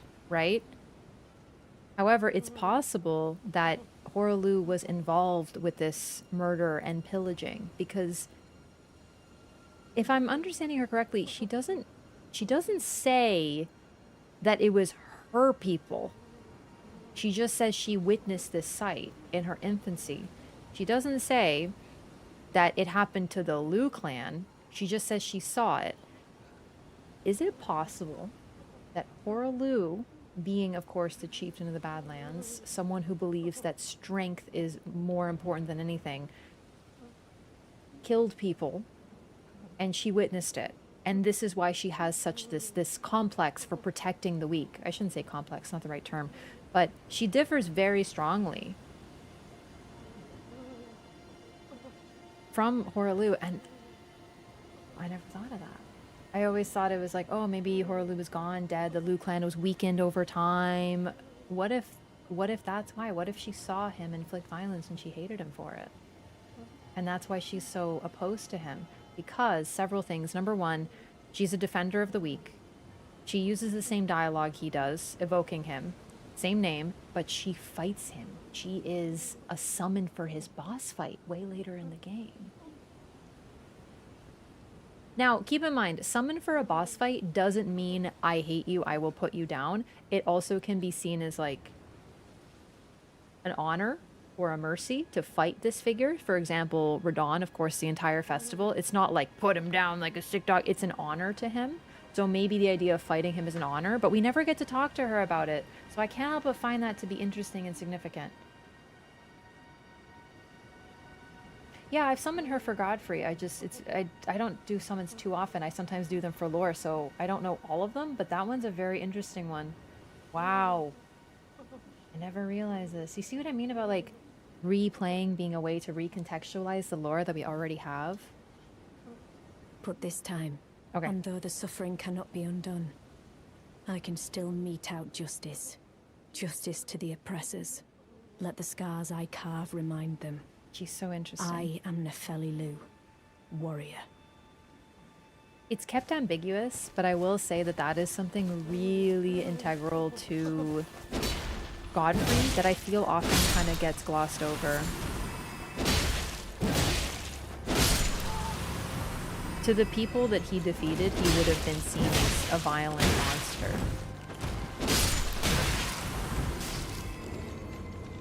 He had his own code, but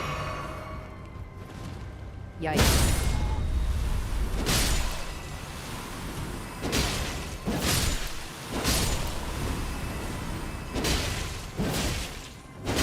Oh right, the Arsenal charm. Forgot to read that.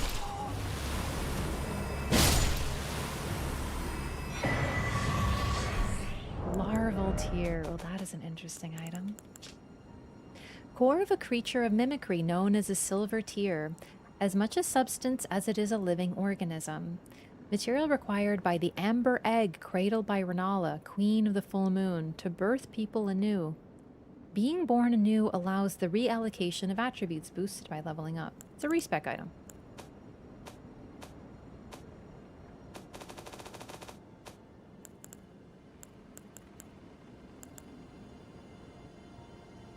An iron charm that resembles a massive weaponry. This talisman was derived from an unusual greatsword once wielded by a hero hungry for vengeance. Oh. It's a talisman that matches the grafted greatsword. The weapon of vengeance, and she gives it to us. Oh boy.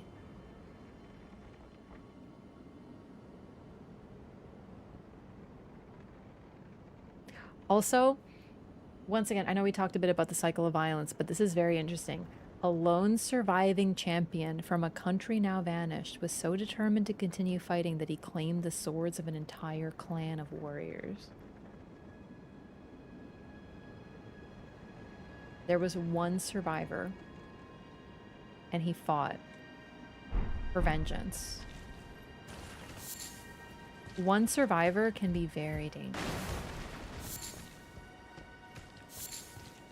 Sounds like Radigan? No, not Radigan.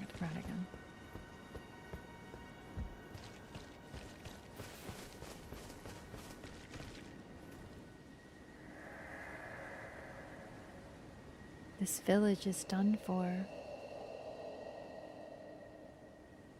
Please, even if it's just you, old Albus, hide well and still your breath. So someone's hiding here. The game is making it clear that we have to find someone here.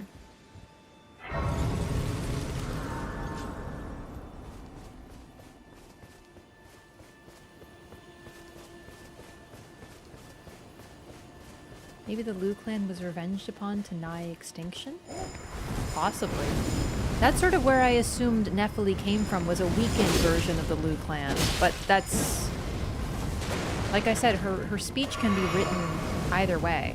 Read either way, I mean.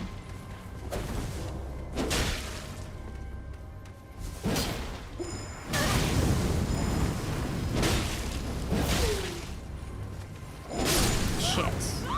Bad trade. It's risky to do that with perfumers, but it's also risky to stay away from them.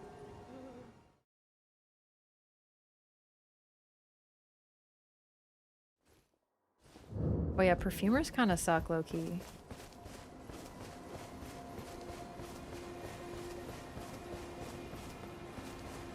So we've heard both from Latenna and the Finger Reader that the all-hearing brute is looking for something here. And he's looking for Mikola... Holy shit. Perfumers, man. He's looking for Mikola's favor. Still remember when that used to be a page? I remember when it was a perfumer, but they played a song.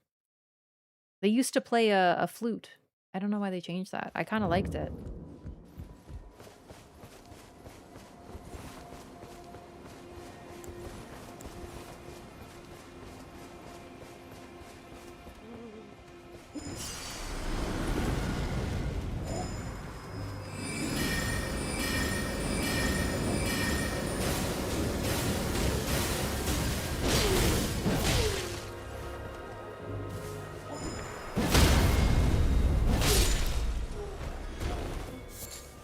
Altus Bloom and a Mikola's Lily, 2 new items.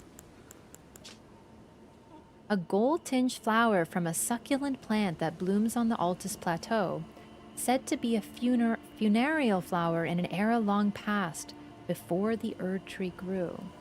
Oh, that's interesting. Forgot about that. Ah, very cool. And now we have the Mikola's Lily, and as has been pointed out many times, they sure do look similar, don't they? A delicate water lily of unalloyed gold that has started to fade and wilt. A flower signifying faith in the Halig tree, thought to be beloved by the Empyrean Mikola in his youth. That's a lot of words that we're not familiar with, or haven't heard in this context. So number 1, unalloyed, pure. It just means pure. Pure gold. Unalloyed, like an alloy, is 2 metals mixed. So all that really means is a fancy term for pure gold, but I like the term unalloyed because it really focuses on the metal aspect, and it has to do with metallurgy, which fits Mikola because he crafts things. Also, pure gold can evoke an image of like purity. And that is what we're meant to, like, I know, duh. But I think that we're supposed to see it as unalloyed because that's a lot more significant. Pure gold, unalloyed gold is, you know, valuable, but it's very, very soft. Gold is famously a very malleable metal. You could straight up bend it with your bare hands if it's pure. And that fits Mikola very well because he's, in his way, he's pure of the gold, which is so beloved here, but he has a weakness because of it as well. So it's a very interesting term for him, and it helps us capture exactly what he is. I love that term. Also, faith in the Halig tree. It's a tree we haven't heard of. That's a brand new term. Halig means holy. It literally means holy tree. And Empyrean. We haven't heard that term before. But Mikola is significant. We've heard the name here and there. We're starting to put an image together. And one of those images is that he has this... They like the same flower? Symbol of faith in Trina. And okay, interesting. Why can't I chat on YouTube? We're getting attacked by bots, so I turned off chat.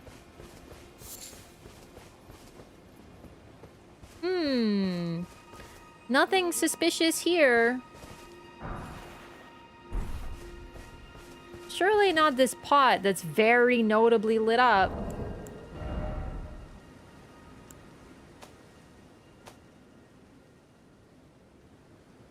What did I pick up? Oh, the ivory sickle. Sickle fashioned from ivory, weapon carried by aged Albinarics. These weapons are evidence of their dedication to the Halig tree, despite never having entered its presence. Another link. The Albinarics are dedicated to the Halig tree. And Mikola? Also, it's sort of a hint that he's nearby because he was here, dropped his sickle, and then there's this well-lit pot here.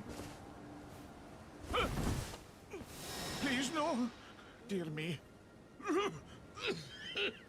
I haven't a clue. No secrets lie with me, not a one. Oh, please leave me be. Wait then. You're not one of them? No. Well, what a relief. Oh, goodness me. I am Albus, an Albinoric. As you can see, we're finished. The whole village is finished. The cursemongers have destroyed everything. No one that remains has their wits about them. I beg you. Would you look after this medallion? You must keep it out of the cursemongers' hands. Halig tree's secret medallion right. And if you should meet the young Albinoric Latena, then please give it to her. A chosen land awaits us, Albinorics. The medallion is the key that leads to the city. It's only a quaint treasure for we who cannot make the journey. But for dear Latena, it is needed to fulfill her purpose. My legs will soon fade, and with them my life. Alas, this is the immovable fate of all Albinorics.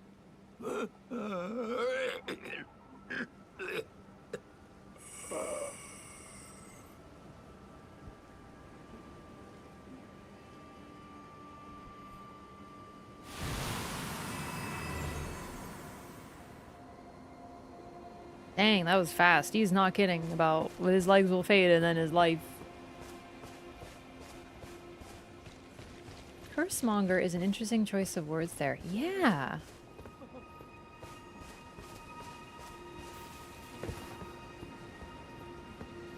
So a monger is like, it's not a term you see too often, but like a seller. A fishmonger sells fish. So they're selling curses? And he's referring to the all-hearing brute, Gideon.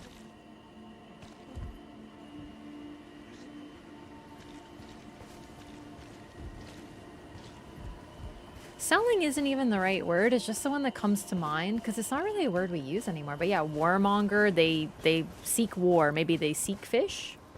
Not warmongers, fishmongers. War peddler? That's a good term. Thank you, yeah. We don't use that word anymore, so it's, but yeah, it's like a peddler. Yeah, exactly. Okay, so I want to show off the Albinarics a little bit because we've seen them before, but they look completely different than the ones that look kind of froggy. And if you notice their legs, he talks about his legs fading, and look at them. They're literally fading. Look, they're partially transparent. They're ethereal. He was being literal.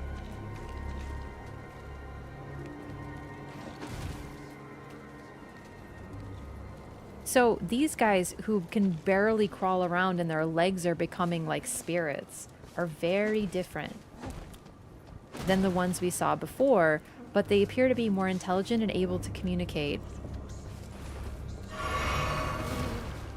And also, if you notice their headbands, Scholar gets that headband as part of his remembrance and as part of him like accepting being an Albinaric in a way and honoring their memory. Although his remembrance is a bit confusing. Well, I want to do it again, but we'll see. Yeah, it's interesting that they vanish and it starts from their legs. They appear to have a very short time of using their legs. We've already met Latenna. So let's go talk to her now.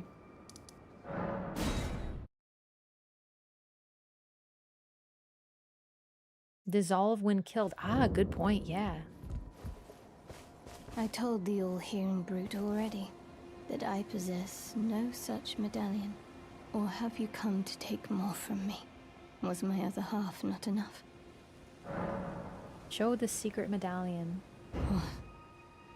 Do you speak true? So old Albus entrusted his medallion to you. Then I've no choice but to trust that this was his dying will. Let's try again. I'm Latenna, an Albinoric, the same as old Albus. My apologies for my coarse words earlier. I presume the worst.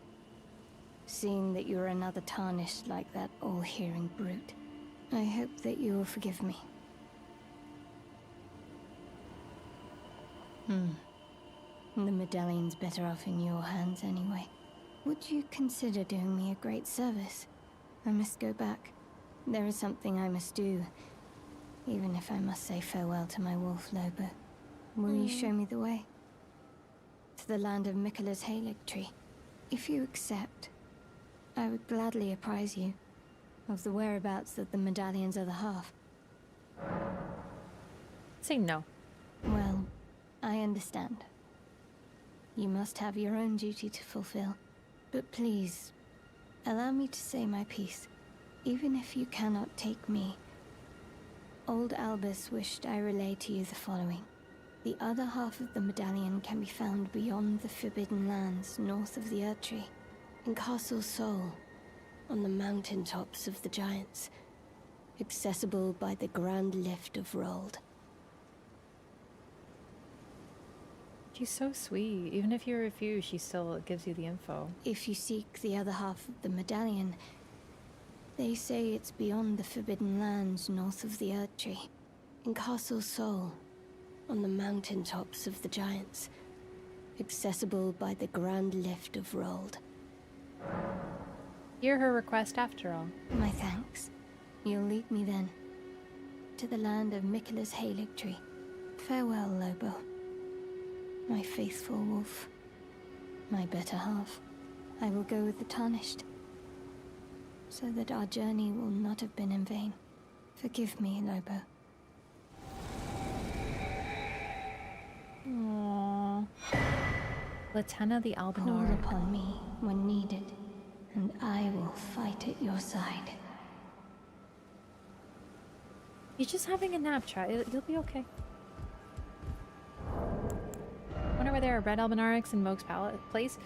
So one thing about the frog Albinarics is that they respond to things in their environment. It's as if they themselves absorb what is around them.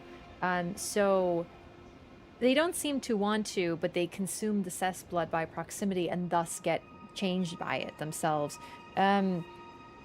They are affected more by their environment than the others, who appear more static and less responsive.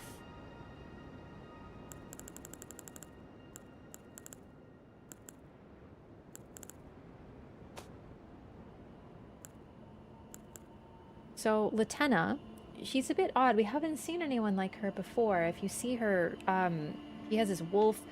She is an enemy. Well, she's an ally. She comes from somewhere else, and she talks about how she has to go back. So she came here for a purpose.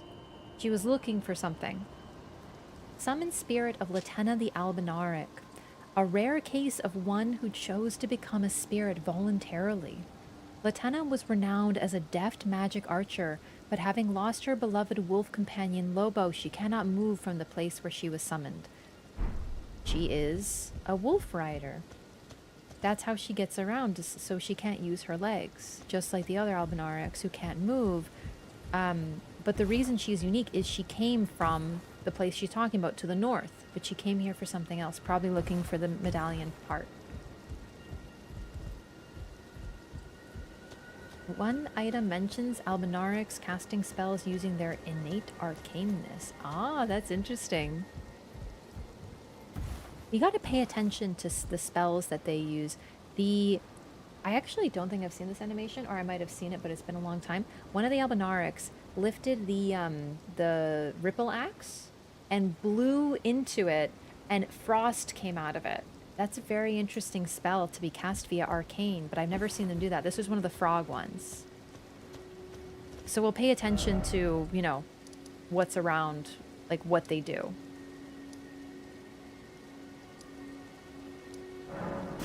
Hey, I'm great. Yeah, I'm having a lot of fun with the lore today.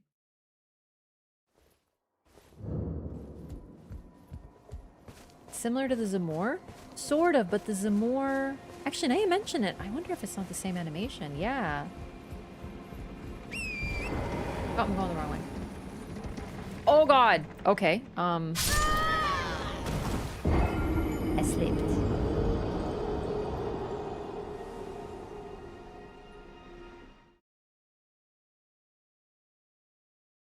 There was an incident. If you get her spirit close to another of those big wolves, she'll ride it. I actually didn't know that. I haven't used Latenna very much. I know she's quite a strong summon and quite popular. I just never used her myself. Well, I did a bit, but I definitely favored others. I didn't use too many summons. Okay, so these ones use glintstone sorcery, which I was like, I feel like I remember these guys using glintstone. They do!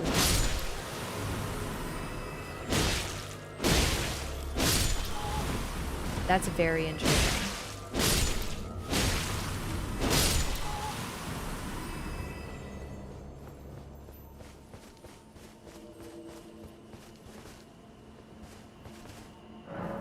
Nephililu. Let's summon her. Let's help her get her revenge. And then we have a fun little Dark Souls 1 reference over here.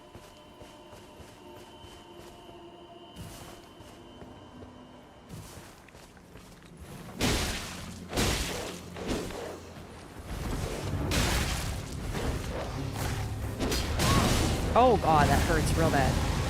Yo, Nephili, help. The dogs are really the main problem. Nephili, help.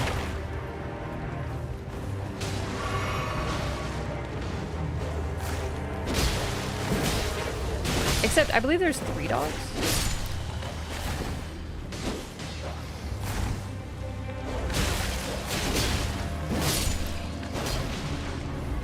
Okay, and with that, we're all set.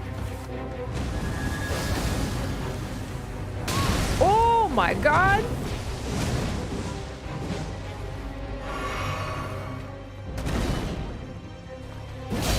This guy is just like Capra Demon.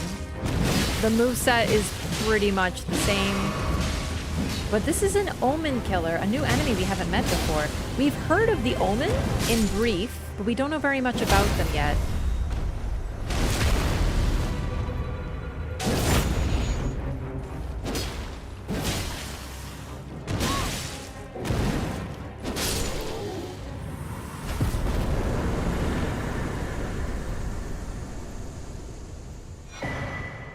Crucible, not talisman. Look at the slaughter here. All the Albinarics, their tree, everything. Gideon did this. Oh my gosh, I meant to be wearing the sword seal this whole time. Oh my god. that would help with stats. It's a +5 to a bunch of stats. It's awesome. Huge game changer. That would have helped a lot, but... Nefeli died. Yeah, she'll be okay. Crucible Knot Talisman. A talisman fashioned from a bony knot that embodies the aspects of various creatures, said to have grown on the human body long ago. A vestige of the crucible of primordial life. Born partially of devolution, it was considered a signifier of the divine in ancient times, but is now increasingly disdained as an impurity as civilization has advanced. So it's interesting that the Omen Killers use this, but, or at least it had it. Most likely it used it though. This is sort of what I'm talking about with the Misbegotten. Anything linked to the primordial crucible was at some point considered a signifier of the divine. So the whole idea of Misbegotten being looked down on is relatively new as civilization has advanced, it says. At low levels anyway? Yeah, I think it's like, I gotta be level like 70 or something, or even more before it becomes not good, so I'm gonna wear it. Yeah, Gideon did this to find the medallion that we now have. Well. Oh, let's talk to Nefeli in case she has any dialogue about this. That's what she counts as vengeance, taking out that guy.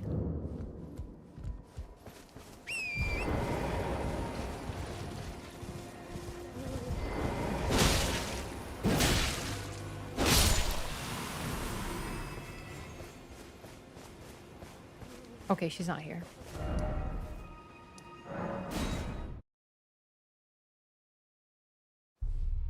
Yeah, we had to finish Stormveil and Limgrave. Oh my god, I forgot about Bach again.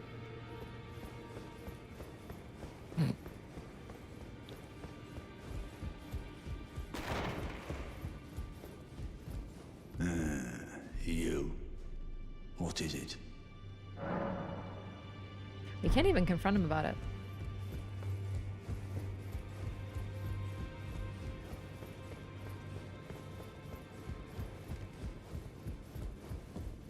Oh, your divinity, have mercy and grant me forgiveness.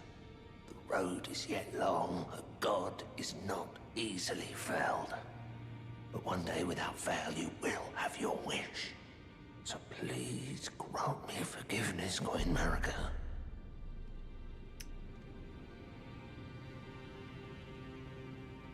Duke's prayer.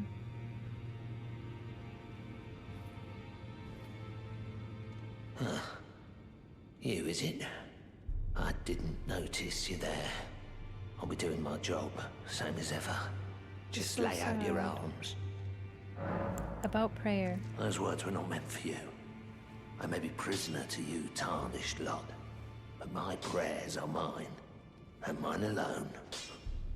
Well, I've had my say. I'll be more careful too.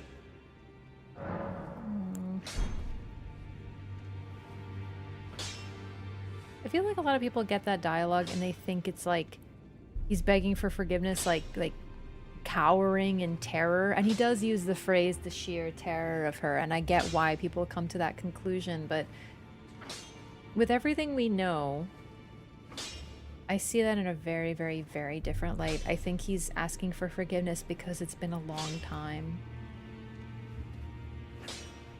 And in the meantime, she has been suffering. Because, okay, so we talk about this a lot. Kill a god, kill a god. Who is the god to be killed? There's the demigods, there's whatever. The weapon is to kill Marika. So he's asking for her for forgiveness because it's taken this long to make the god-slaying weapon, the weapon to kill her. And in the meantime, she's been suffering.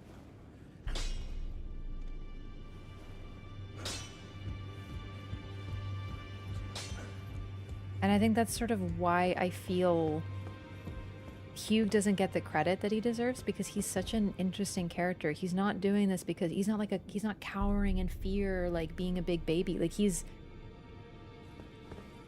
he made a promise to someone. He wants to grant their wish, and their wish is to die, and they can't. It's been this long, and he hasn't done it.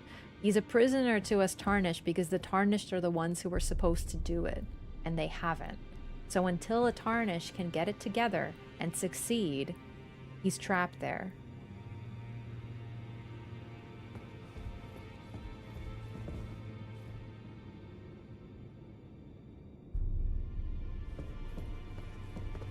Anyway, Nephili isn't doing so hot. Ah, you. Please, leave me be. It's pathetic, I know, but I need to think. Ah, you. Please, it's pathetic, I know. No, I don't think that. I think it's as simple as Hugh knew Marika way before she became a divinity. But still, praise to her. It's an interesting relationship that's likely developed. We don't even get in a full image of what it was like. I think it's as simple as he knew her. He also describes a spirit tuner that he owes a great debt to. And to be real, like, yes, he could be talking about multiple people, but everyone that he refers to, I think it's one person. Well, what is it now? You did a big old crime. What's up with Nepheli's despair? Ah, you've already heard. Indeed. It seemed the whelp harbored suspicions, so I had no further use for her.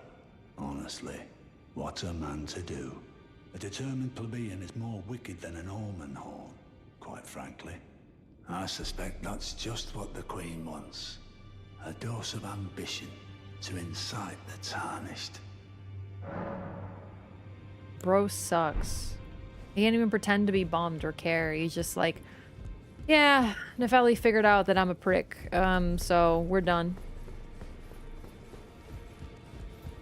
Dropped her as a daughter.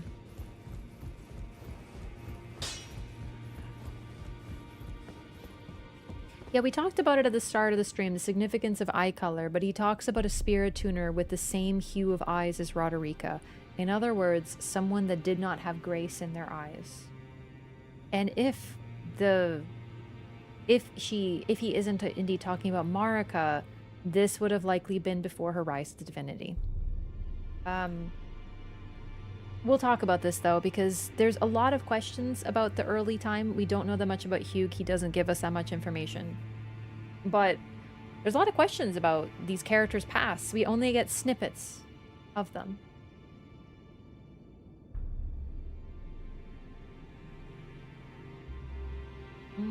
Possible relation to Radigan. So I think it's more that Radigan embodies certain traits that he despises. So I know he's linked to the Misbegotten with the red hair, but so are the giants. Radigan, because of his nature, despises the giants, despises things that are outside of the order, and also there's tons of evidence that he favors the Erd Tree and thus disdains any mention of what the Erd Tree was before. We're getting into a little bit of deep lore, but it's near the end of stream, so I'm allowing it. So he's self-hating, basically.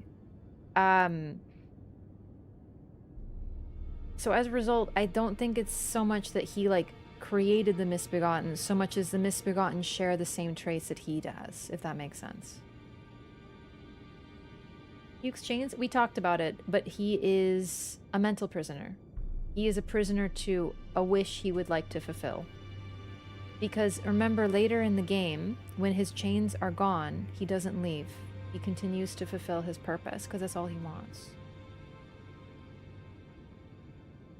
All this makes me wonder which of the endings would most align with what Marika is planning with all this stuff.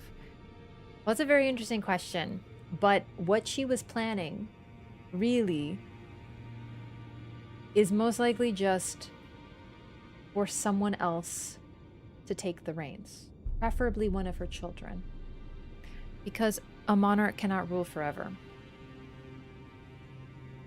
She simply wanted to die so that someone else could rule, and even that was not allowed to her. It's the most normal thing in the world, but it was not, she wasn't able to. But we'll talk about that. It's the probably the biggest tragedy is that she's seen as the villain when really like all she wanted to do is let go of her reign and let her children rule. But her own other half couldn't let it happen. Anyway, Nefeli, hi, sorry. Ah, you. Please, leave me be. It's pathetic, I know, but I need to think. It's not pathetic at all. Your dad's a jerk. I heard from Gideon. So you know already, do you? Right. It's true. My father cast me out for indulging my emotions, forgetting the mission, punishment for offing his pawns. Lord Gideon has offered me guidance all my life. I would have done anything for him, to place him on the throne of Elden Lord. And yet though it was not my intent, I betrayed him. And I can no longer trust in Father. To think he'd order his men to enact such tragedy. Where is the justice he purports in that? He once told me that if he became Elden Lord, he would never allow the downtrodden to be cheated ever again. Was he simply lying to me? Yes. Remember, her, how did he phrase it? Her youthful credulity. No. How could I say that? Father has always given me his guidance. Oh, poor Nefeli. I've lost it. Very interesting phrasing we're getting here. That Father gave me guidance. We also have Tarnished have the guidance of grace. She doesn't have the guidance of grace anymore, so she replaced it with a new guidance, and now she's lost that. So not only has this happened to her before, but we're kind of getting an image of what it would look like if a Tarnished lost their grace. It's like this. She doesn't know right from wrong, left from right. She's like, was he lying? No, he wouldn't. But unless, what am I to do? Like, she's lost. So not only was he lying to her, but she trusted him for so long that it's a betrayal, but also she's lost her guiding light. No. How could I say that? Father has always given me his guidance. And now, I've lost it. Okay. No, Master MPS, you're misunderstanding. Marika can't die because Radagon won't allow it. That's really it. She wants to end her reign and let someone else take over. He won't let her. So you got two people sharing one body who are fighting. One to die, one to live. But it makes it sound a lot more heroic than it is.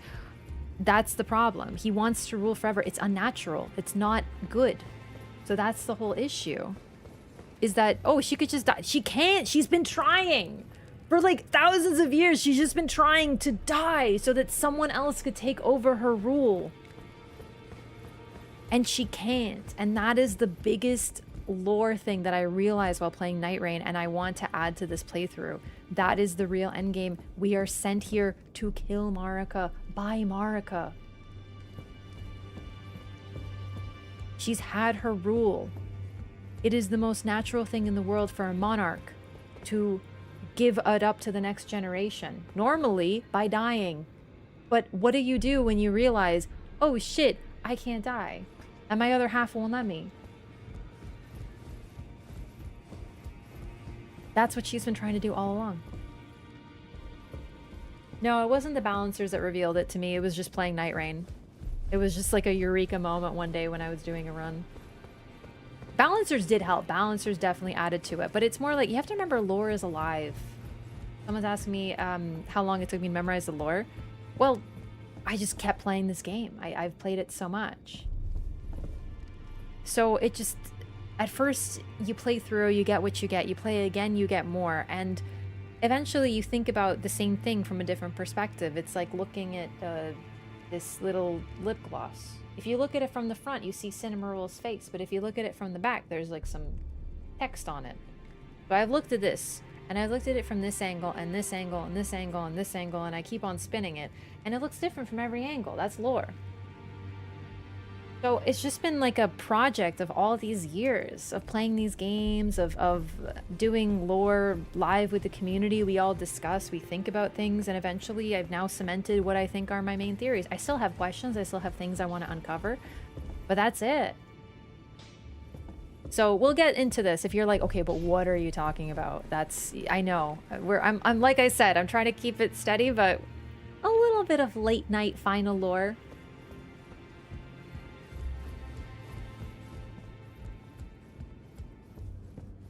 It's the most obvious thing in the universe, and now I feel like I should have realized it 5 minutes into this game, but really, the main person that we're trying to kill is Marika herself, and she wants it. Okay, that's gonna be it for tonight, everybody. I know we'll do Bach next time. I'm gonna even write down on my list Bach, because I've forgotten him like 18 times today. And I'd like to get the Church of Communion as well over there, so it is important to do his little mini quest. I might have missed a couple of his interactions, admittedly. He has a couple of interesting triggers that I might have missed, but in the end, it's not the biggest deal. It's cute and pleasant, but his quest line isn't too necessary for the lore, so.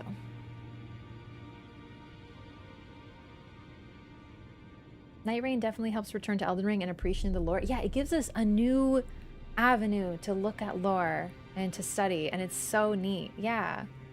So really, whatever you want to look at, whatever you want to study, I think personally I've always been interested in the characters and their relationship to one another and how their personality guides their behavior. That's sort of my focus. I'm always talking about like why Radon would do this because of this. That's like tends to be my focus. It's all people. But yeah. Thank you so much, everyone, for watching. I really appreciate it. Have a wonderful night, everybody. Make sure to like and subscribe to the channel. We'll be continuing the Loreathon probably Tuesday.